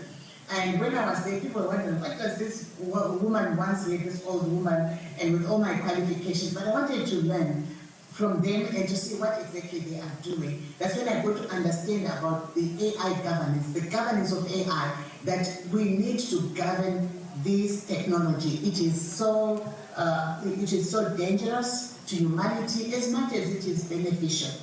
And that with that understanding, also I had to go to Mila, where there's Yeshua Benjo. I wanted to learn, and I learned all those things that we need to manage this technology, and they would give reasons. I continue to work with them. Then I say, wow, me, I'm not needed here. I'm needed back home. So I packed my bags, I came back home, and I started now working. I'm back at Stellenbosch University, where they thought I was useless. I know nothing.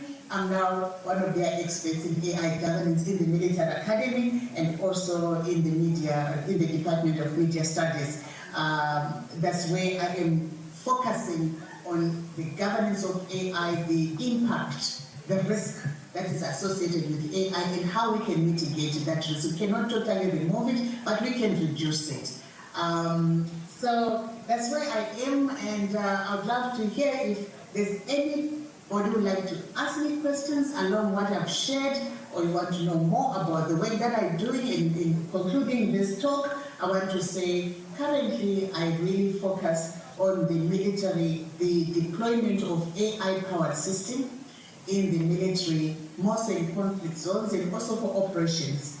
And I also look at different forms of governance, like we have algorithmic governance, we have compute governance, and we have data governance. But currently I'm focusing at the compute governance, which is not yet very explored in Africa, and it's a very risk. The risk is very high to actually tamper around with our sovereignty as African states. And also I look at digital mental health, or how the social media is impacting on our mental health, especially the youth, and also how social media impacts on our democracies by manipulating our minds during voting or about our political leaders, etc., etc.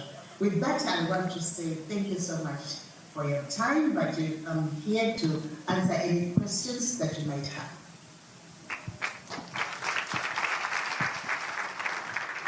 Thank you so much to Dr. Rejoice, who has shared with us, again, another inspiring story about how she got to where she is. Can I see amongst the ladies here who wishes they had a doctor as a prefix to their name? I'm included there. It's nice to say Dr. Fisiwe or Dr. You know, you even correct people when they say Fisiwe and you're like Dr. Fisiwe, so that they make sure they don't forget. But thank you so much, Doc. I will only allow one question or comment. I had promised that we would be out of here at 1 o'clock. If I miss it, I want to miss it by maximum 10 minutes. So I will only allow just one question or comment from any of our girls that are here. And we haven't forgotten about those that are watching us live on Eswatini TV, as well as those that are at Mangayane and also at Vulamasango School and at the Nhlangano REO office. We are happy and excited to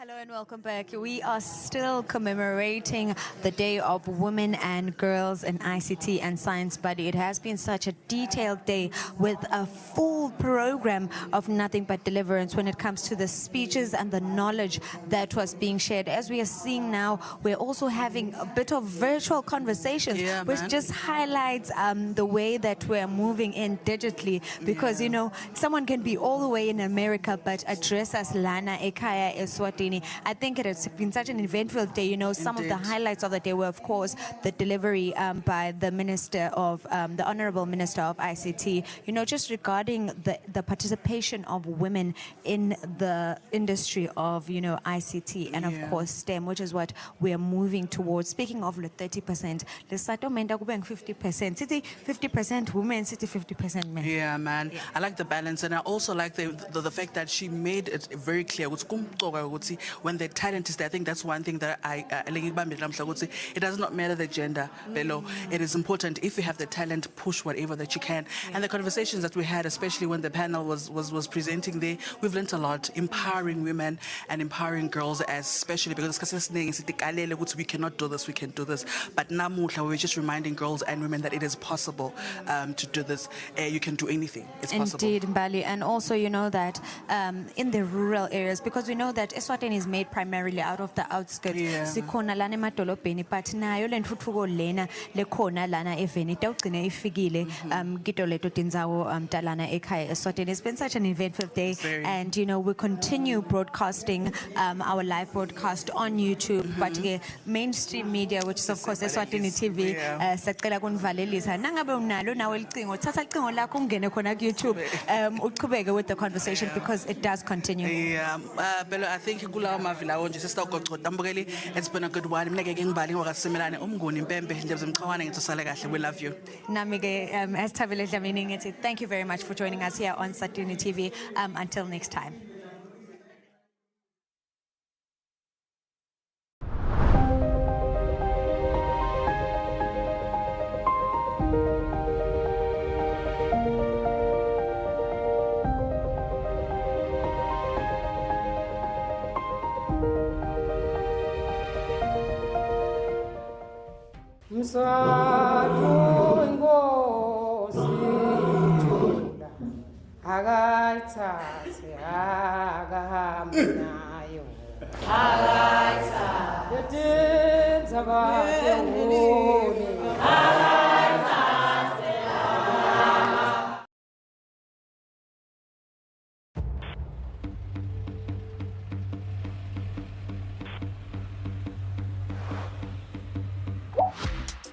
The internet is full of dogs.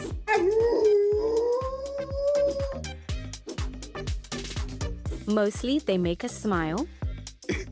Come boy. And bring us joy. If you're happy and you know it, do a spin. But they can also break our hearts. Content creators are filming dogs in distress and pleading for money. Please, you need your clip. The appeals work. Donations from all over the world pour in. But the money doesn't always end. You are not here, this is for men. It's because it's not taught that the woman is, you are not here, this is for men. It's because it's not taught that the woman is equally as good as you are. So it boils down to the family setup, how we train our children, even the men, our husbands, that we have to support anyone who's showing the interest in the STEM subjects up to our institutions and also our workplaces. That's what I can say. Otherwise, alone is very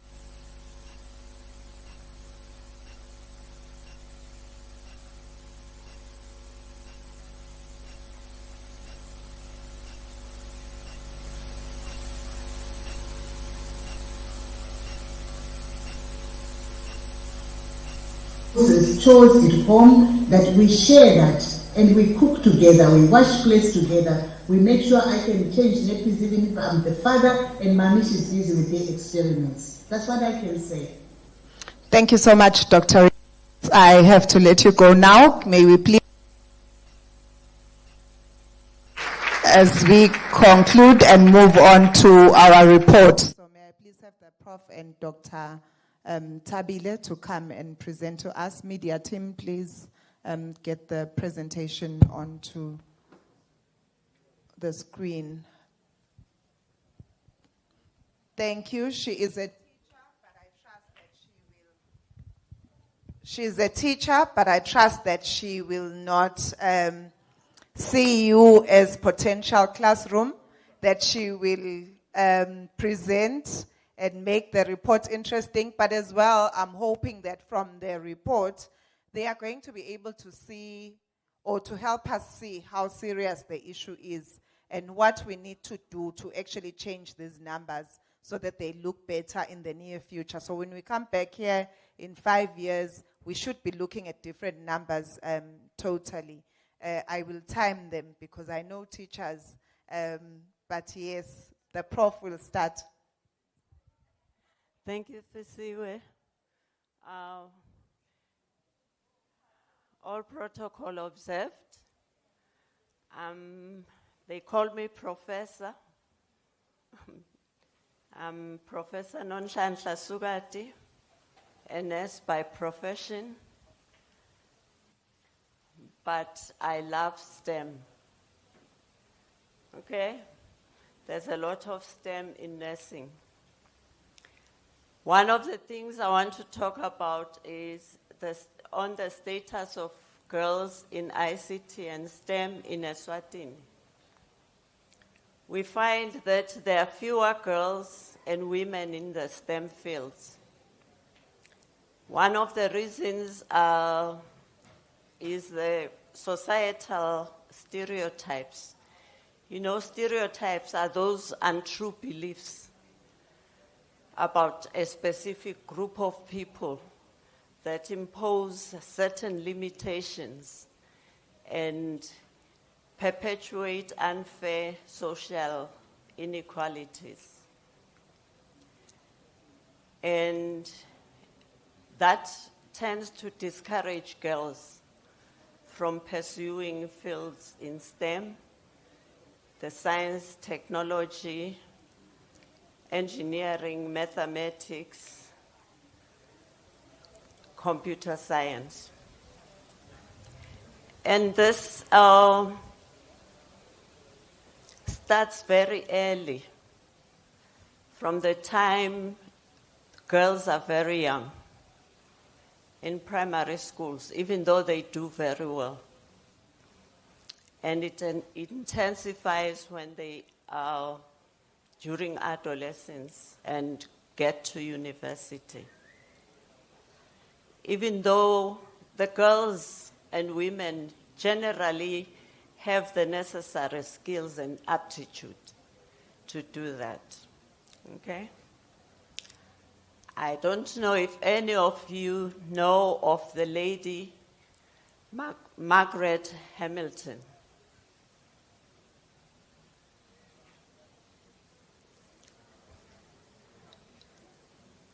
I don't see any hands. So, but we know about Bo Aldrin, Bo Alvin, whoever that landed on the moon. Apollo 11.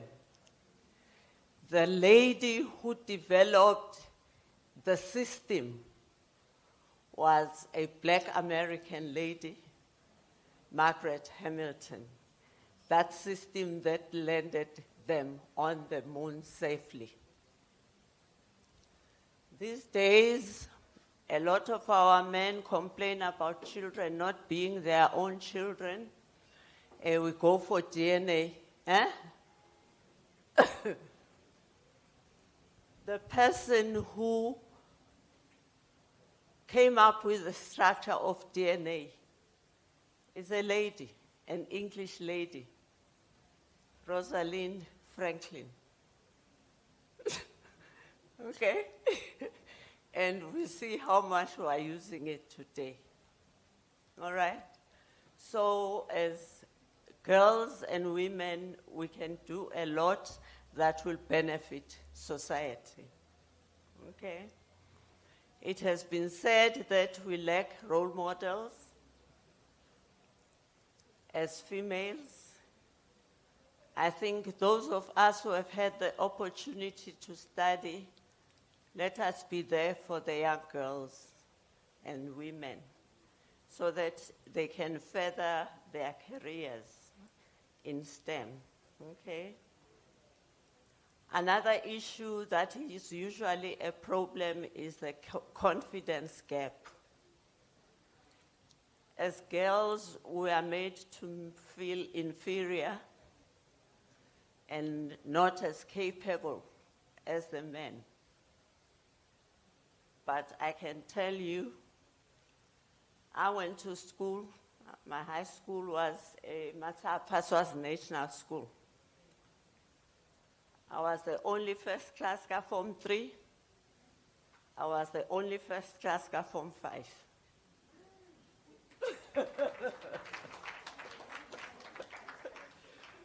So, as women and girls, we shouldn't look down on our abilities and aptitudes, okay?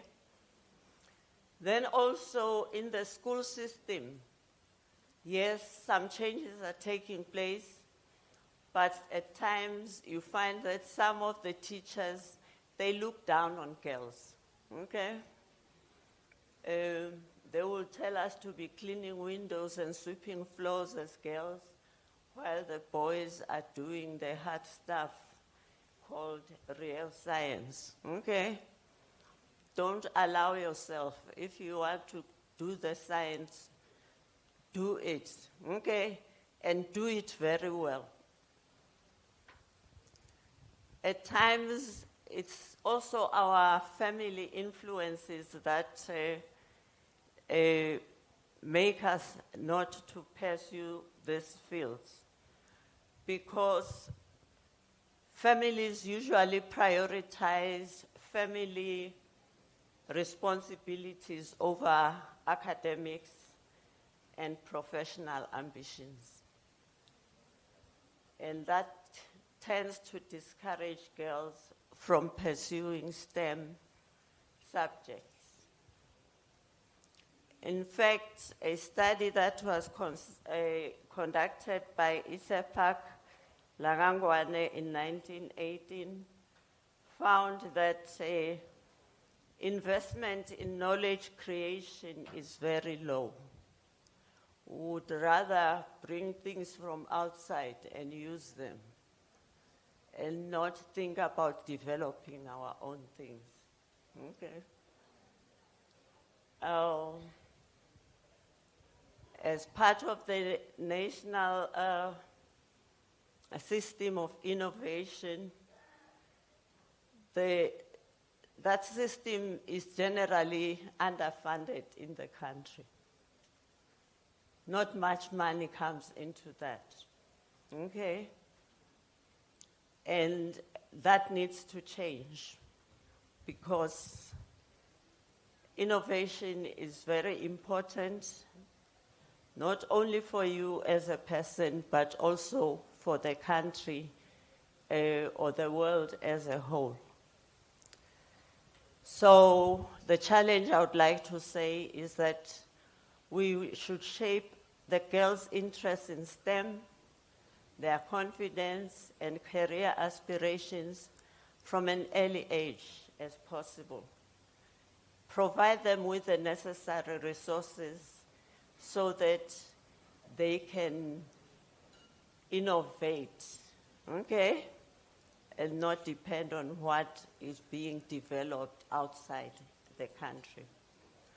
And those of us who have had the opportunity, let us come out and mentor these young girls. Make sure the curricula that are developed are inclusive and increase female participation in STEM. One thing I always want to tell people is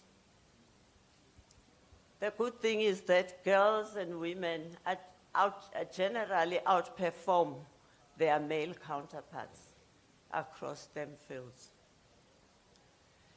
When I went to undergraduate, I took courses in microbiology, microbiology, all sorts of things, and the boys would ask me, you are not going to be a doctor, why are you doing this? I say, because I want to know how the things are done. And I would pass and beat them. And I graduated my first degree, summa cum laude.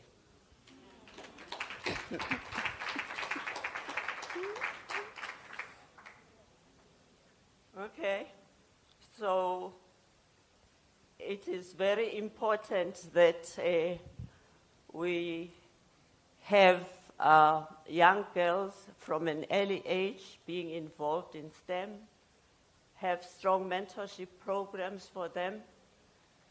We also have to make sure that our industries don't think girls are not necessary in their industries. Okay? The industry partnerships are very important. We can also spend some days having awareness campaigns going throughout the country, making sure that we have campaigns like Innovate Her, where we want girls to make things, develop things from the beginning, okay? Or Code First Girls, okay? Or we also have the Women in Science, Engineering campaigns for girls so that they don't think they don't belong in that field.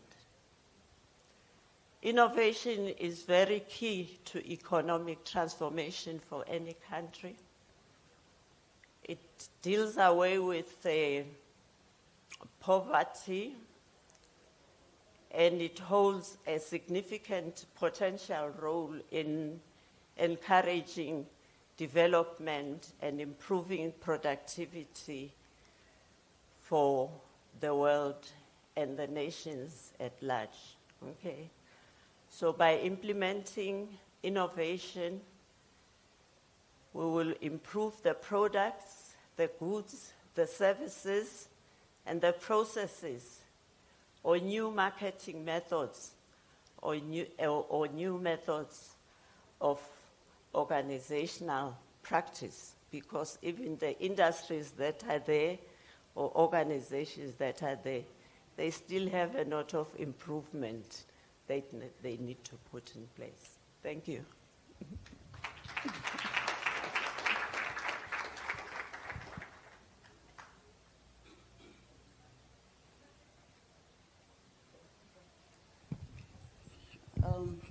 Good afternoon, ladies and gentlemen, and our learners in the house, and yes, all protocol observed. For my part in this program today, I'll just speak briefly about the status of girls in STEM, or in ICT and STEM in Eswatini.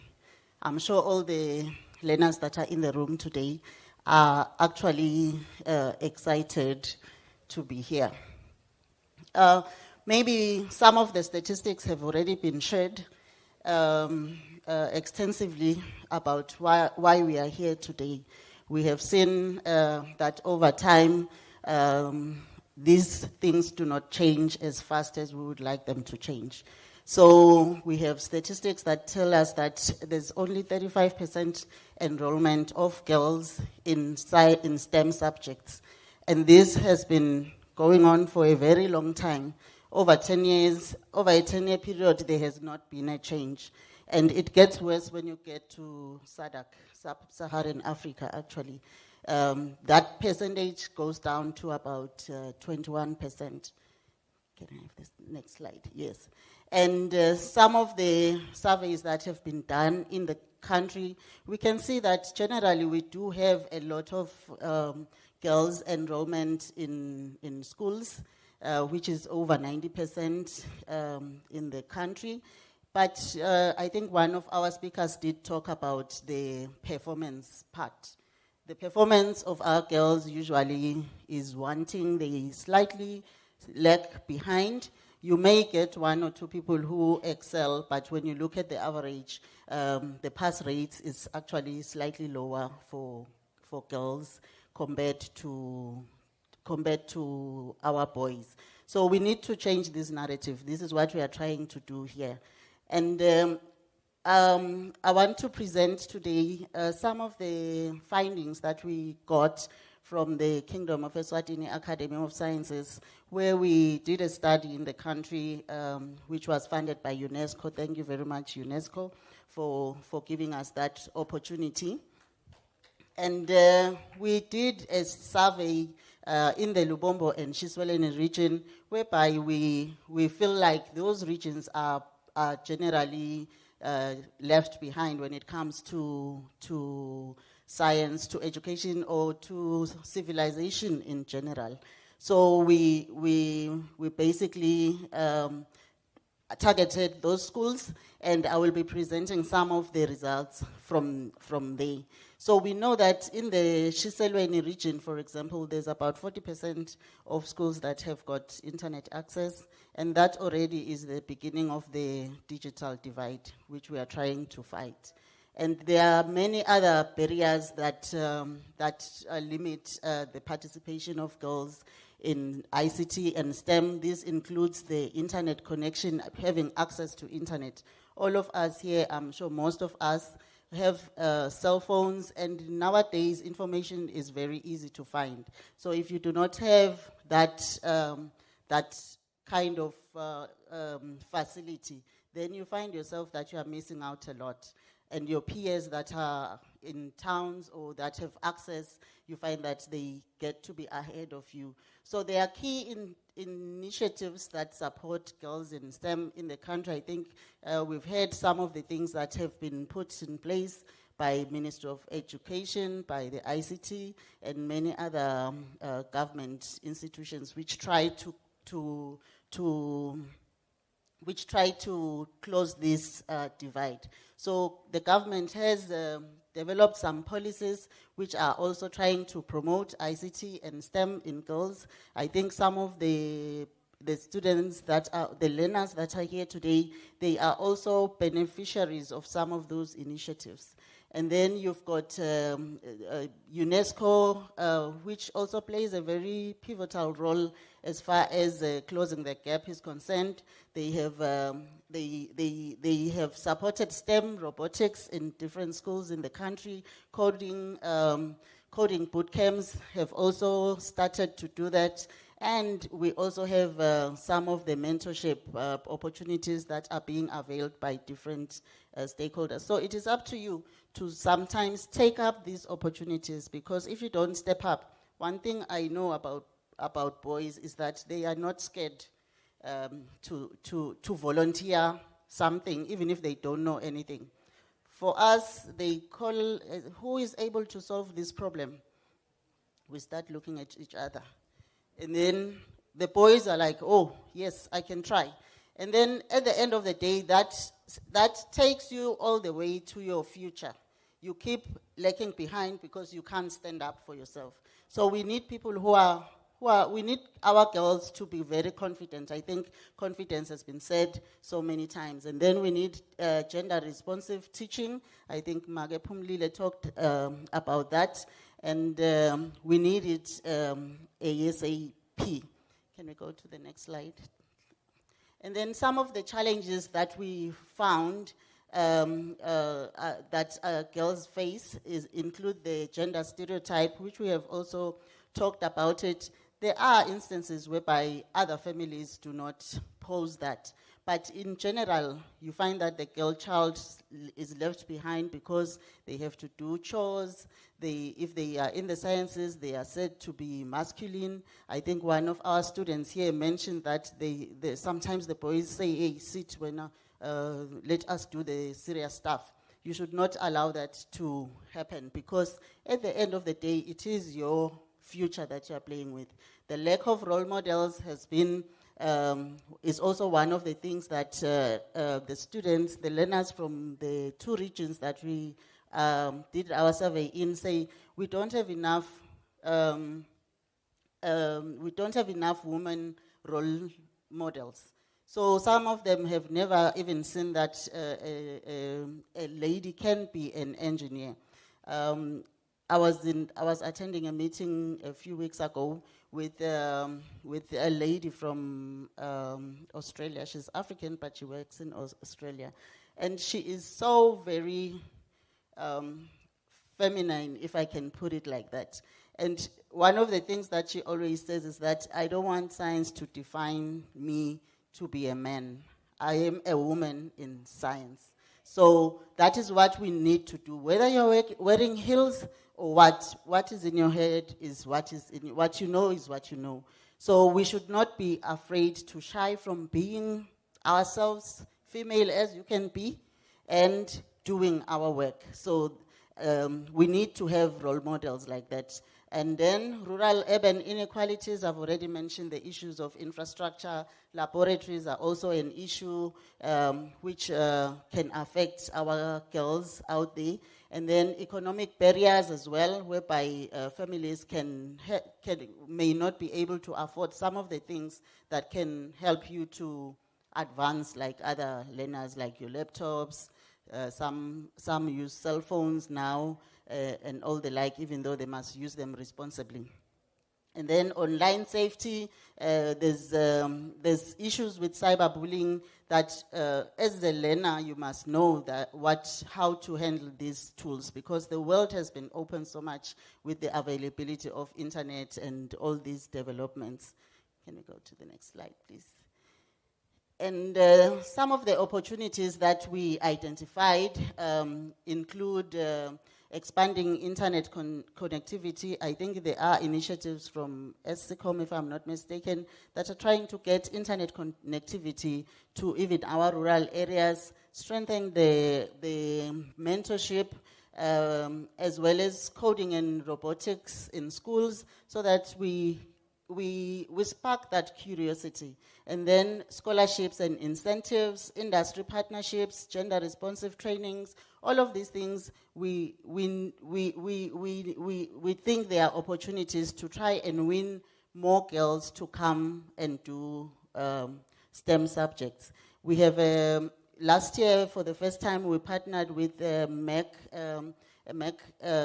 International, which is an organization that does a lot of work in the science space, selling equipment, reagents, and many other things. So now one of their CSI projects is to spark curiosity at primary level, so that when you are at primary level, you can also be exposed to other things. So last year we had a Curiosity Cube that was hosted at the University of Eswatini, and learners from different primary schools, they came to interact with the cube where it had a theme of, we had an AI theme last year.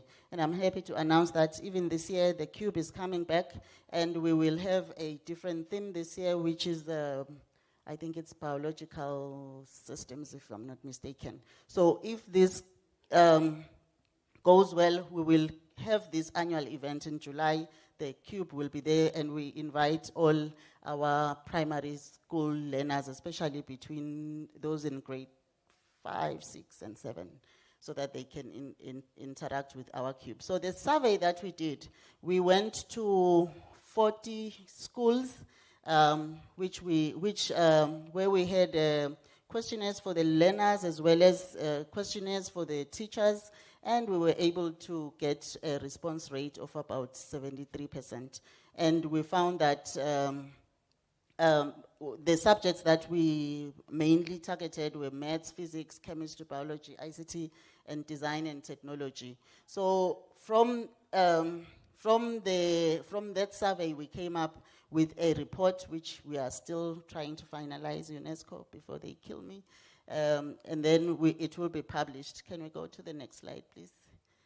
And then what we noticed is that one of the questions we asked, we didn't talk to the boys in the survey, we talked to the girls.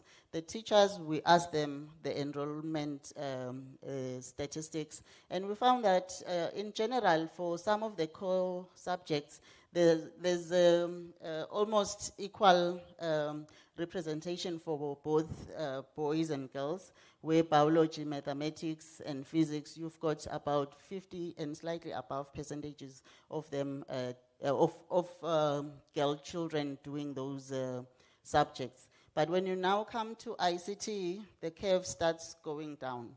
We had about 45% of learners representing the girl child. But when you go to design and technology, it gets worse. There's even less girls who are doing that. And it's quite interesting. I'm not sure if now it's still happening the way it used to happen when I was doing high school. I remember when I went to Form 1, we had to be grouped in 3 groups, and then the girls were all forced to do home economics. And I was stressed because I didn't like home economics. I hated cooking and all of those things. And the teacher used to be a very strict one. She used to beat. So I didn't want to really go to that subject. So I found myself doing home economics outside my interest. Yet I would have loved to do some of the other subjects like your technical drawing and all the like, maybe engineer, architecture, so they deprived me. But nonetheless, what we see is this, is that at the end of the day, when we talk to these schools, we find that most of the girls, actually, mathematics is compulsory. So almost everybody does it. The other subjects, we have fair enrollment when you compare both boys and girls. So now we have this opportunity to try and encourage more of our girls to take these subjects. And then what we also ask them is that, do you think sciences are difficult? Who thinks science is difficult here amongst the girls?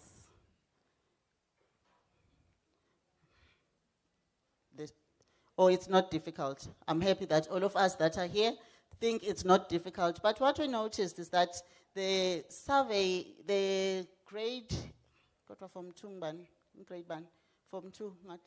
grade 9 learners, they thought science is not difficult. They were happy with sciences.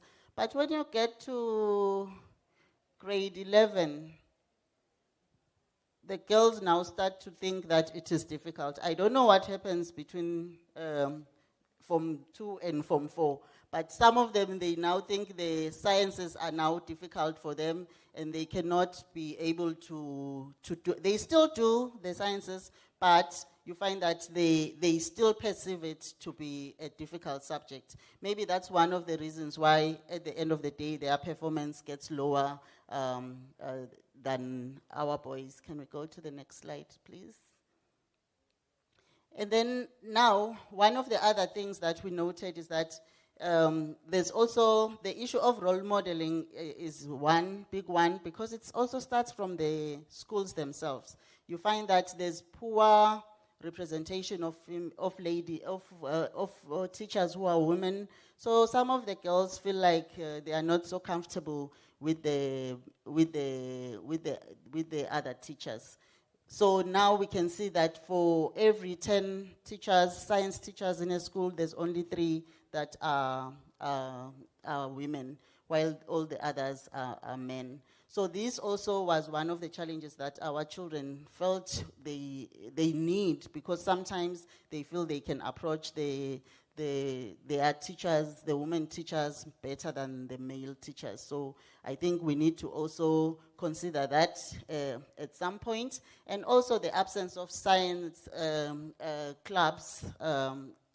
In most of the schools, they didn't have some of these clubs to encourage the girls to take more sciences, or also just to participate in that and find interests that are similar with people in the same field.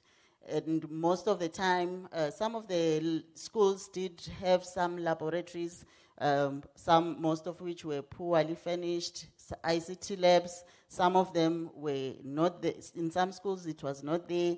Libraries, they also issues around that space, as well as the mentorship, which I've also highlighted. And you find that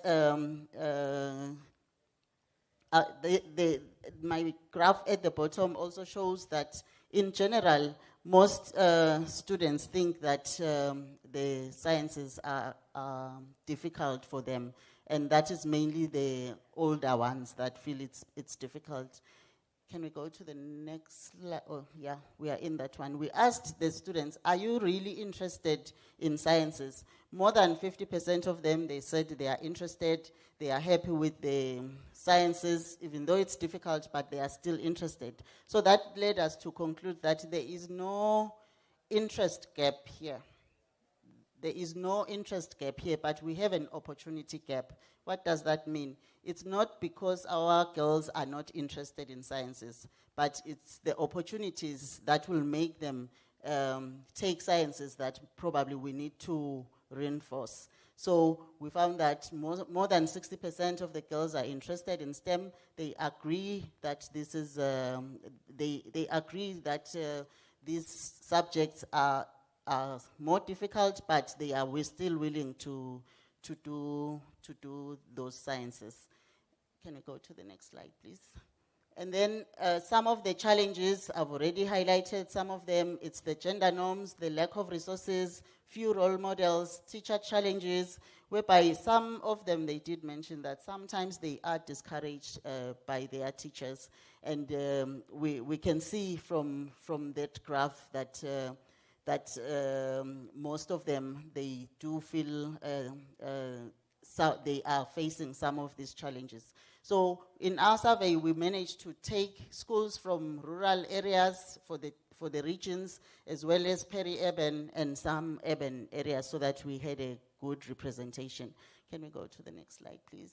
And then what drives some of the interest is basically some of them, they aspire to be in careers that are science-based. So career aspirations, they also drive this in most cases. Financial barriers are also critical, because some of them, they feel like they do not have the support, the financial support from their families, and we need more women teachers, as well as exposure, hands-on exposure.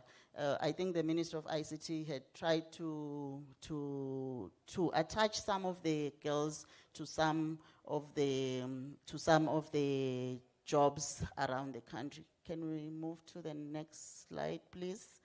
These are the initiatives that can be supported. We need government policy that will support this. We need programs that will get the girl child from out of their shells, like boot camps. Some of them have already been mentioned here. I think RSTP mentioned some of the opportunities.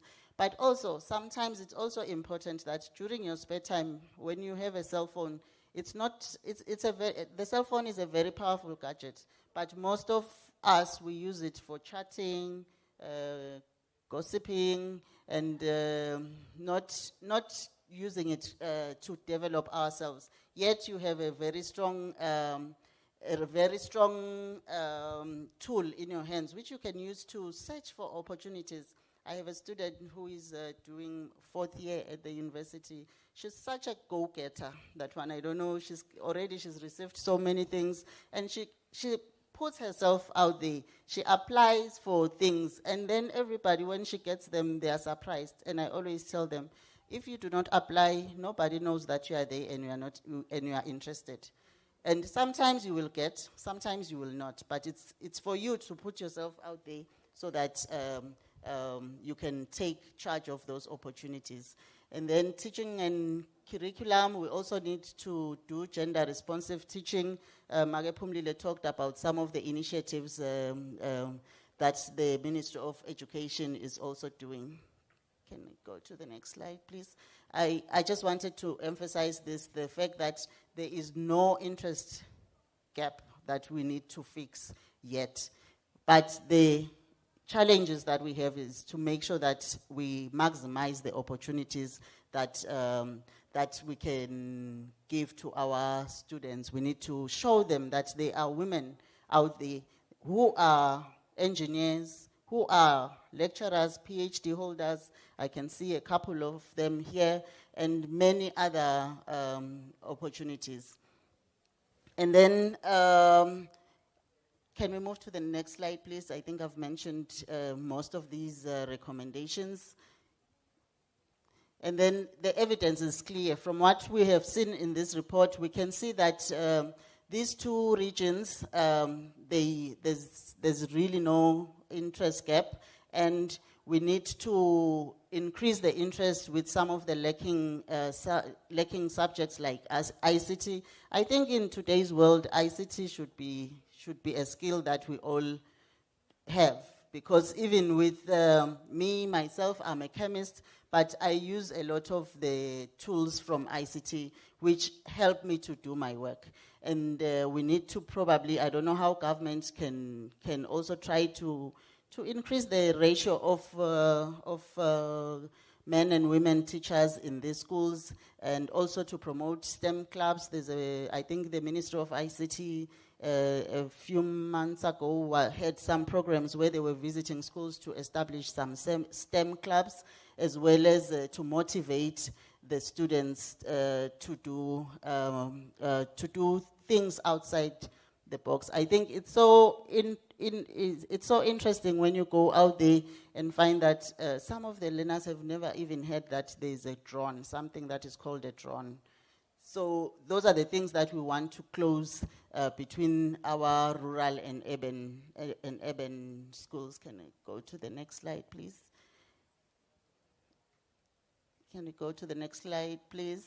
I think my last slide, basically highlights that, yes, we did the study from high schools, but this picture now is showing what is happening at the University of Eswatini. This is the latest one. I didn't take all the faculties. I just took the Faculty of Science and Engineering. And there we can already see that we also still, this gender divide is also there.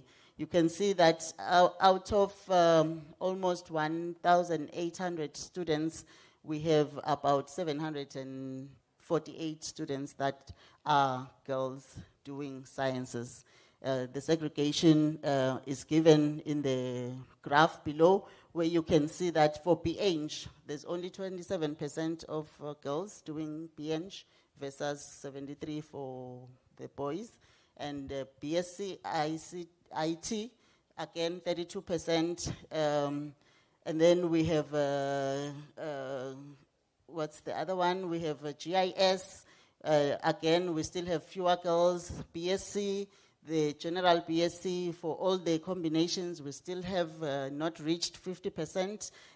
Information science, again, there's nothing. It's only actuarial science that has 50% representation. But that 50% is only 22 children. The total number of students that are doing actuarial science is 22, and 11 of them are girls, while 11 of them are boys. It's a relatively new program that we have, and it's the only one right now. And if you look at the overall enrollment, we have about 40% that are girls, while the 60% that are boys. And we need to improve that. We need to get to a point whereby, I think the minister mentioned that we are holding 50% of the sky. So we need to also contribute in all sectors, 50%, so that we also accommodate, we also have a voice to say.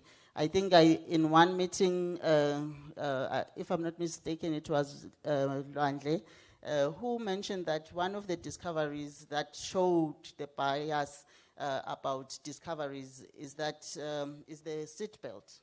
Is the seat belt. The person who designed the seat belt didn't consider our pregnant women.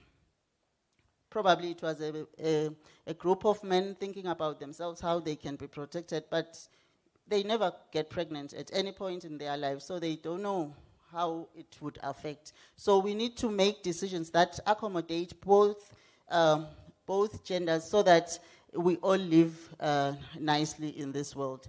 I think if I go to the next slide, and I think it's my last slide, which is basically saying that investing in our girls is investing in Eswatini. It is also investing in the region. It is also investing in the world. So we need to do more about this. And finally, I just wanted to thank UNESCO for affording us the resources to be able to carry out this work. I want to thank the Ministry of Education, which opened their doors for the schools, for us to go to the schools and get this information. The Ministry of ICT, I'm representing the Kingdom of Eswatini Academy of Sciences here, and the Ministry of ICT is our mother ministry, and they always support us in everything that we do. I want to thank the KIAS members, and I also want to thank the University of Eswatini as well, because we do some of this work under KIAS, but at the end of the day, we do it with the support from the University of Eswatini. Currently, all our members are University of Eswatini staff members. And I just want to thank you all for listening to me, and thank you very much.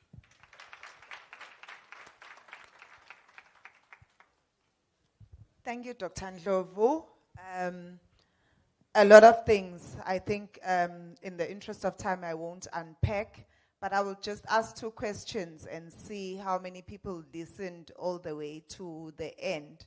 Female enrollment for design and technology, what was the percentage? What was the percentage?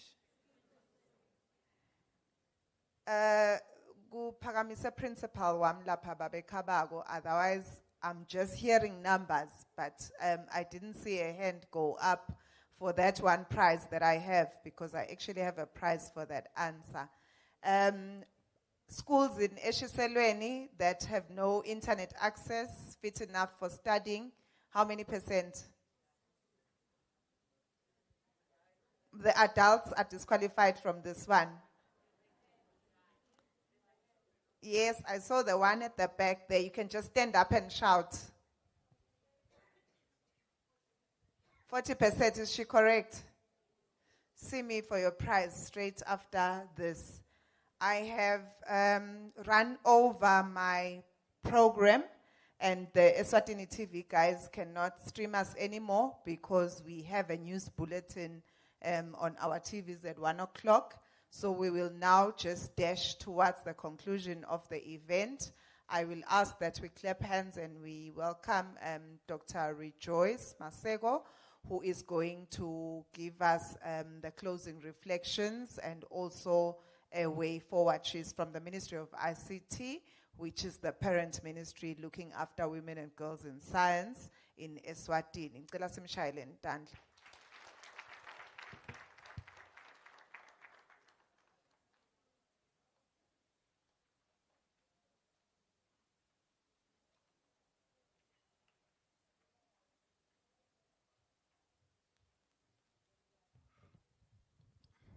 Good afternoon, everyone. Thank you so much, Chair, for the opportunity. Angathi ukuthi ngicale bengathi ukuthi kumnanzi kangaka kuhlala nje ubukele. So I have enjoyed myself, and we really appreciate the key actors in the national systems of innovation. We're just discussing with Director Combs there that because when we first were given this assignment, together we said there's no way we are doing it alone. So we are involving all the key stakeholders, key actors in the national systems of innovation. Thank you so much. I'm not giving, things coming from my heart. Ngiyabonga kakhulu. Ngitibongela, there's power in collaboration. This is a small country. If we keep on doing this, we won't make impact. But if we work as a team,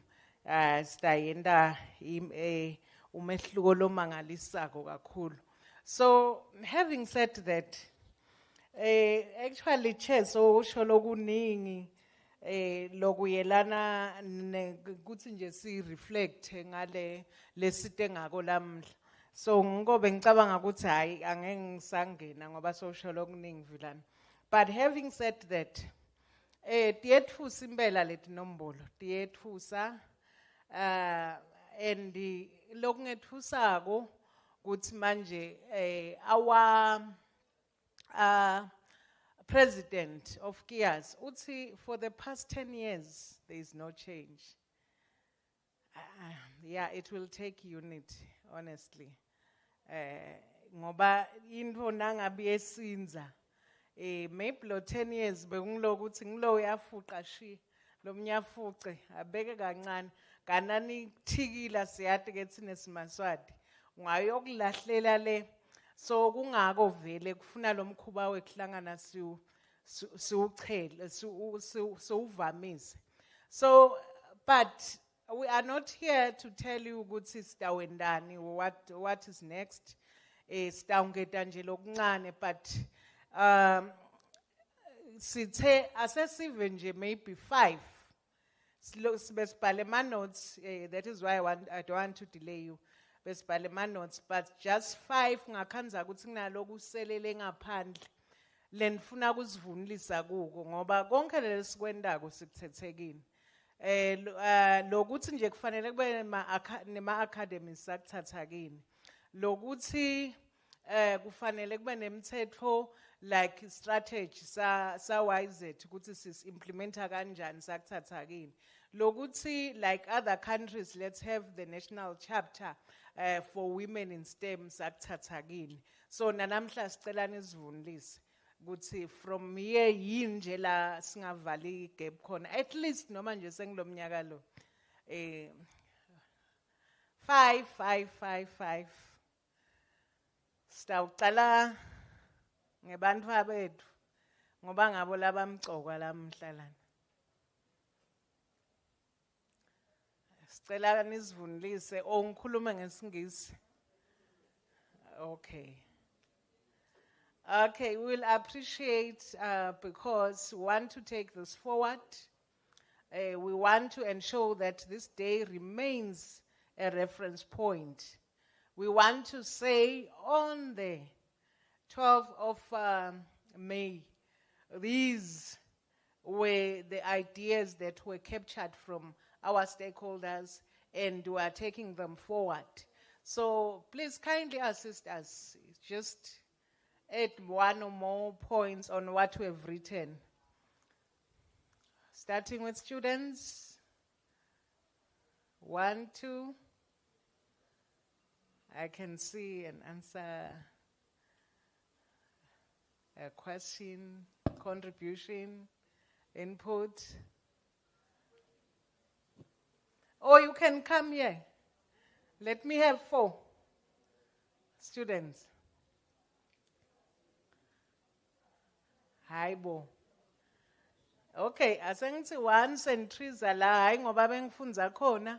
Ngiyambona newase St Michael's, ngiyambona nala tafuleni, tafula ngalinye ngalinye. Nithi lazu.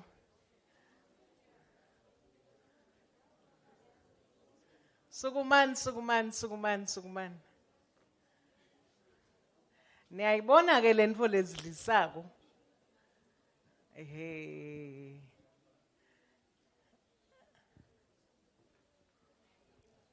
Nginika lithuba ukuthi Shannon ukuthi sende njani siyephi yini lenifisa sikwende kusuka lamhla siye kuphi. Good afternoon, everyone. Standing before you is Makakula Stogozile from Ngwane Park High School. My own opinion is like they should host more events like this, whereby girl students are motivated in the STEM subjects. Wow. More events like this. Okay, I like to thank you this opportunity and greet all protocol. Before you is Matenjo Apiwe, and most of all, I just want to thank that our school have been granted this opportunity to come and stand here today. So what I'm thinking is that schools should get more mentors and teachers like these ones so that maybe we can see what are lacking.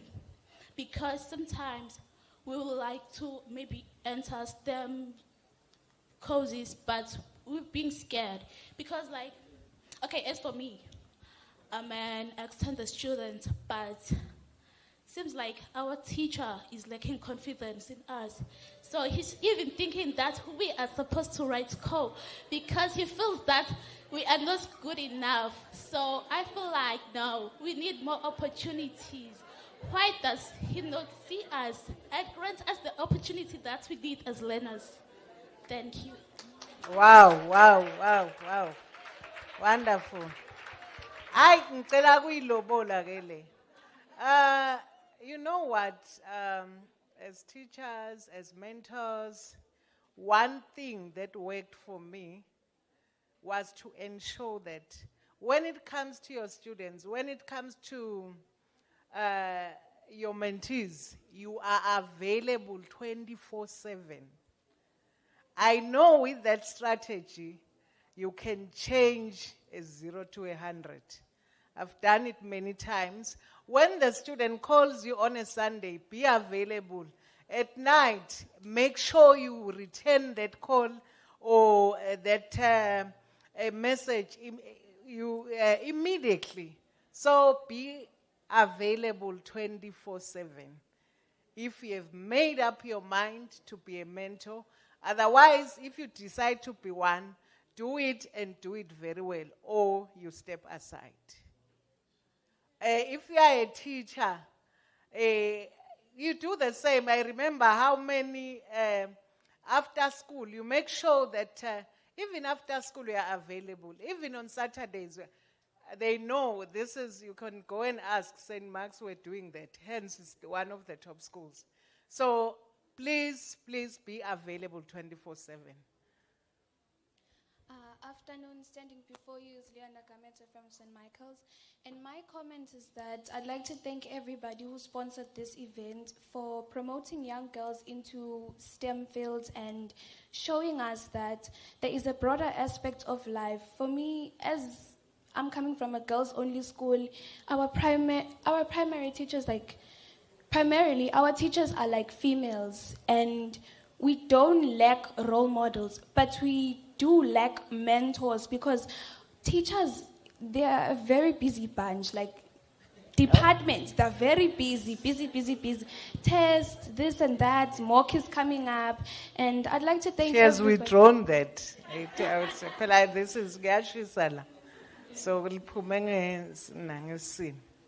And I'd like to thank the sponsors, everybody who came together to empower us as young women and to put us further. Because personally, I believe that women are actually born smarter, but as you can see, now that there's competition in the STEM fields and other fields, the boy child is falling behind because we are real competition, you know. Thank you so much. Wow. Kahle kahle bekafuna ukuthi bothishela bamcoka kakhulu and muningi lo msebenzi nami ke as a former teacher ngisho ngoba nasebusuku uyamaka na ngabomgcibelo nangabomasonto uyamaka so bekaconze ukuthi babhizi kakhulu. Just a minute, yes. Afternoon, ladies and gentlemen, and all protocol observed. Standing before you is Blessing Dlamini, and what I'd really like to place is a request from the STEM institution that we would really like that you give us some materials and things that we may need to transform our ideas into a reality and help show the world that even us as girls, we are able to do the impossible and make inventions to help the world, whether in medicine or engineering. That is all. Thank you. Yeah. We have the right people here. Greetings, everybody. Standing before you is Lamini Ngaboyetu. And firstly, I'd like to thank the STEM campaign for being here today. And as much as y'all are still seeking for ideas, I want to assure you today that these campaigns and everything that you're doing is somewhat not enough, but it's really making an impact. And an idea that I'd like to convey is, since this initiative is representing the marginalized, I'd also like to suggest that we involve the disabled. Because in as much as they have physical impairments, their brain works, and technology is very advantageous because you don't even need the body for it. You just need the mind and hands to type or whatever. So we'd also like to involve the physically impaired and also help recognize them as well. Powerful, Mzan. Afternoon to all in the room. My name is Takona Mzebele, representing Manzini Nazarene High School. I'd first like to thank ASCCOM and Stern for organizing this event for young girls like us who'd come up here to talk about our aspirations and dreams or see role models people who used to watch on TV. This is essential for us. It is important. It means everything. It motivates people like me and makes us dream even wider. I might not be able to say everything, but all I can say is that from my school, Stern has helped a lot of people. It encourages me personally.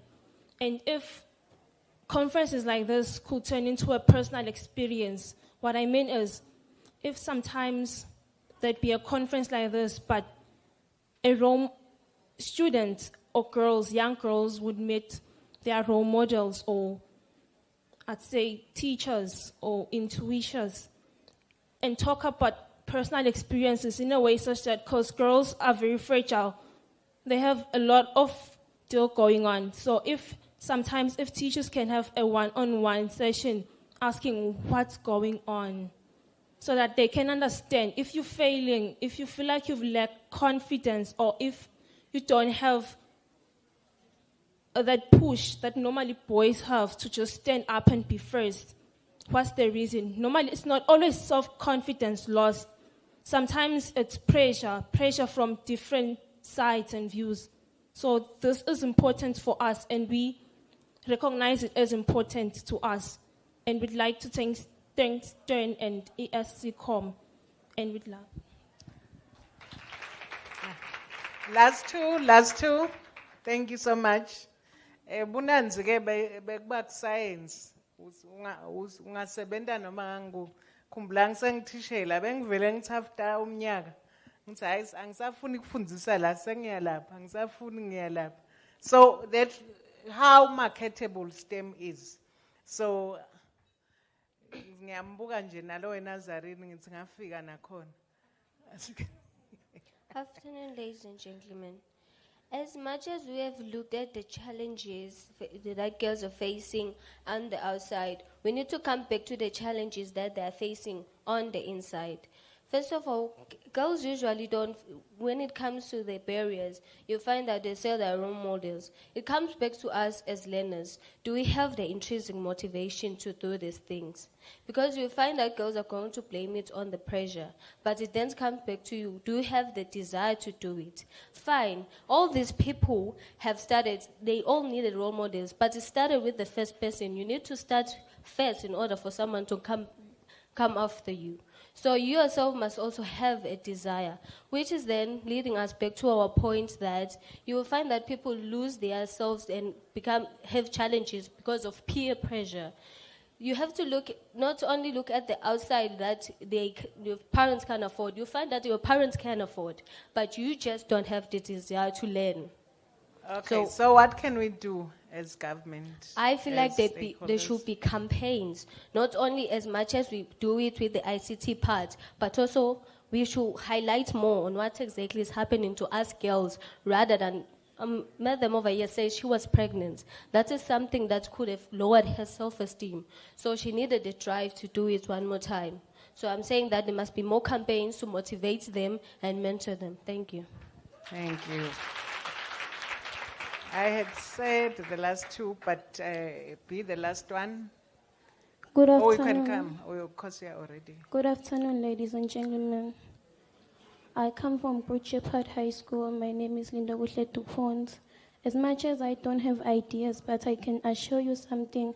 Today I heard a lot. I didn't know how to conquer fear, but I got the confidence from Miss who said something here. I can assure you that I will try and give advice or try to bring about many girls to this STEM. Thank you, thank you, thank you, thank you. Good Because we afternoon. are representing your school, we are going to spread the gospel. It's powerful. Good afternoon, everyone. Standing before you is Nongato Dlamini from St. Anne's High School.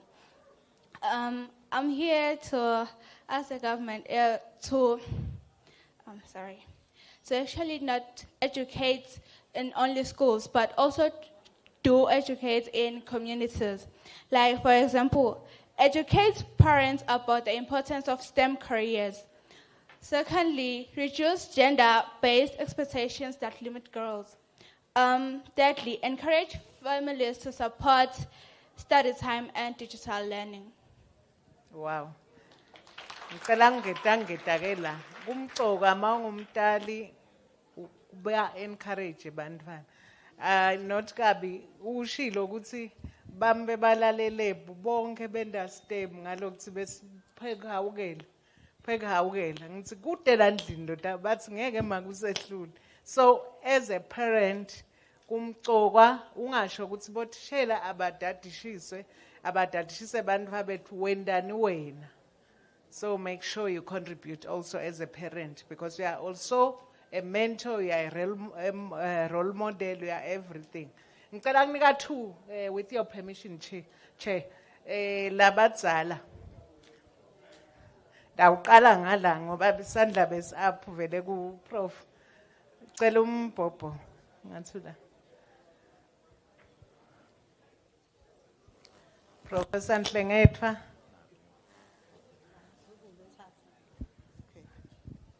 Siyabonga kusikhumbula nathi thina labadzala.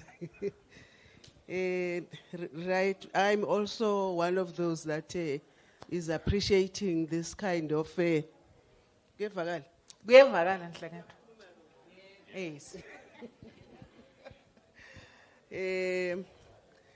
My contribution is from the presentations that were made here and also by the learners. one notices the significance of mentors.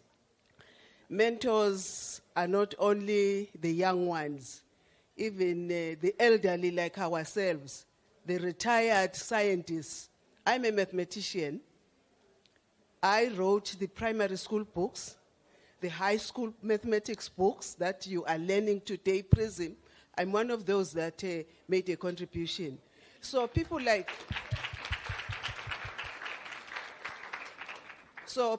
ourselves, yes, we are retired, but we are still alive. You know, when learners get to know that how, from the very rural area in Dondos, under those mountains, they can come a person of my caliber that has made a tremendous contribution in mathematics in the country. You know, I'm here to tell the story. How did it come by? You know, the lady that told the story, Rejoice, you know, took us to family, you know, support. So those kinds of stories go a long way. One of the students also stated that we can tell those stories, that even if you are coming from a very rural school, from a even the family background, it doesn't warrant what you are. Your colleagues are saying, how did you make it? Even today, my age mates keep asking, when danjani usuka lapha kagogo? You know, wangena babe na mage to take you to school, but my grandmother. So, kwendeka kanjani? So we shows such stories. Mentorship comes from such stories. You know, I have appreciated the presentation online here, you know, from this lady. Because babe mhleka all the way, even at the professional time when she was working at a university. Kodwa kuyendeka, you know, it is possible. If I did it, coming from that background, why can't you did it? Why shy, Prof? One thing about STEM, the older you become, the sweeter it becomes. That is why my universities in Gumbi, I'll make an example, all over the world actually. They want about retire baga science. Uthi naso retire bese basi butoba mentorisha. Noma bakuvuleli lab bakunike ma students ukuthi you will train them until you die. Exactly. Last one. Thank you, Dr. Sanbonani. I'm pretty short and brief. Siyabonga for this great day for our African young ladies. One thing I will say is it calls for a change of mindset. Then mainly to the Ministry of Education. Somewhere above from one, they need to be a skill audit. That calls for a change in curriculum. And also to the schools, standardize the aspect here, streams, those are balanced. I go to streams, core subjects, city history, agriculture, ban, and land. So if you harmonize, standardized, goes no matter this is the streams that if wants to choose could go for. Because in order to say dial confusion, I got to stop my ending because when the history, when agriculture, the interest like I know good agriculture and good pick up. So the skills audit is very important. Then lastly, the aspect the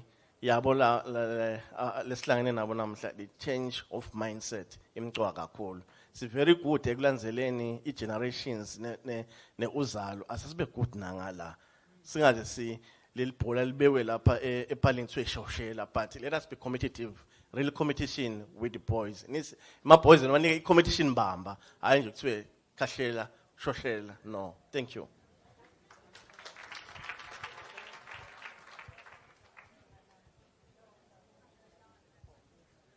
Okay, it's just one announcement. My girls, siyabonga kakhulu, but nikumbule, last week of June. Sibuyela ku second phase ye science week yethu. So hambano lungise ma projects seni kushito lokuningi njengoba nishilo sta make sure ukuthi now and then there is something lokwendekako ka STEM kubo make the researchers ndawati ukuthi ngale nyanga lena ngilapho khona siklomelisa laba lebende kahle kakhulu ema researchers. I can see lapha nje Dr. Ndlovu wabang one of them, Dr. Gugusbanze last year. But this year is to make sure ukuthi sine STEM night i-date setoyifixa ngabang July but staba ne STEM night stabe sidansa ngoba phela do the lab and dance. Siyabonga.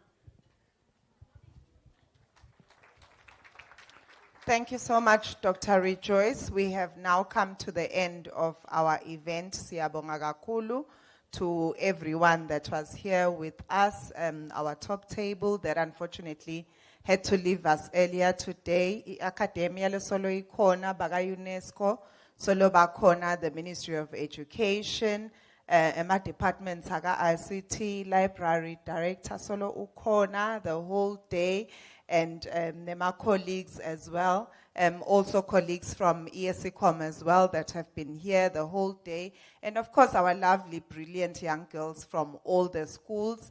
Sesifike ekugcineni, and I hope that you do not leave here without having learned something new. So I hope from today, kungena kwakho akufanani nekuphuma kwakho. I will now ask Dr. Rejoice to come. We had our panel discussion where we had Bambo that volunteered their time, babalekile namuhla emsebentini and from their workstations. We just have small tokens of appreciation to actually hand over to them, including the moderator Lwandle, and then Babe Smelane Eugene utasithandazela, makasithandazela Babe Eugene utabathandazela negudla as well. So kuthi sitawuhamba kahle as well as gudla kwethu. And then while we eat, lukhona litsango lwase Ministry of ICT lutansita kuthi manje ke nikhone kwehlisa gudla kwenu. I do hope that you had a lovely day, maybe during lunch as well. Just make sure you sit next to someone that you've never spoken to before. This is supposed to be a networking lunch, so I hope that you are able to boldly walk up to someone and speak to them, learn something about them during lunch. Director Communication, not Director RSTI, please come. Simpiwe has the gifts. Mane angisisho ukuthi uyangiva yini. Uyangibona. Simpiwe has the gifts. Phumelele Mkwena.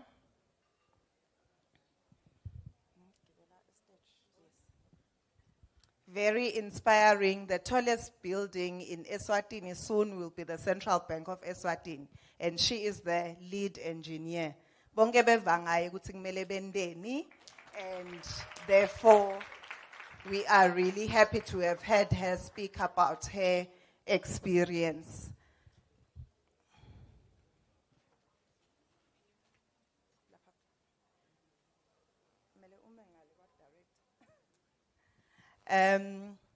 We also have Nomvelo Ngwenya. Nomvelo is a Girls in ICT scholarship recipient, Sanga 2024. She applied to ESCOM Makpumema applications at Aupumanjela Manye shortly. She impressed during the interview to say, my background may not be what conventional engineers or even STEM girls are, but I will make you proud. And since Afikile Mvasi, she's now in 3rd year. She has been passing impressively, yonke iminyaka, and as ESCOM, we are really proud of her as a saqhubeka ne-scholarship sakhe. We also have Mage Pumlile Lamini. She's Inspector of Science, a Ministry of Education as well.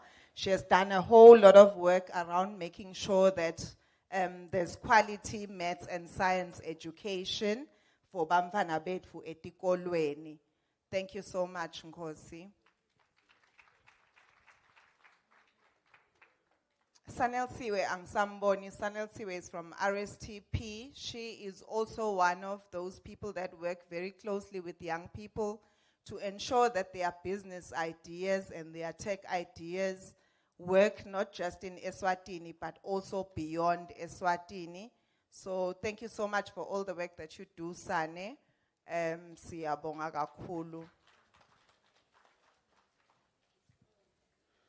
And then lastly, we have our moderator as well from UNESCO, SG Waga UNESCO. She's a busybody. I'm allowed to use the word busybody. She's a busybody, but also she does make time to work on projects that are meant to encourage Emma girls to get into ICT.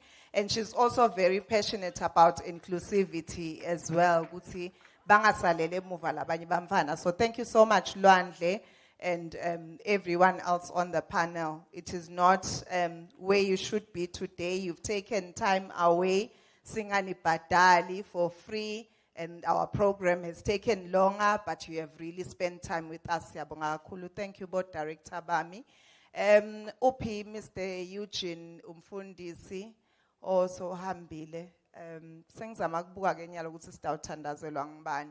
Maybe let me pray and then little down entertain as sidla sitawukhona ukuthi manje ke sehlise kudla kwethu ngelithango kutawuqala itafula lami la embili kutel tafula lami leli kutel tafula lami lela and then isihambe ngematafula so that we avoid the challenges lagabe khona nge-tea break.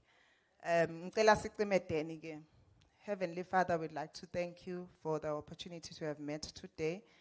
In Jesus' name, we thank you, Lord, that you are with us, just as you promised in your word that when 2 or 3 are gathered, you are also in their midst. Heavenly Father, we pray for traveling mercies as we depart now and go back to our schools, to our homes, to our places of work. Heavenly Father, we also pray that you bless the food and the hands that made it. In Jesus' name, amen.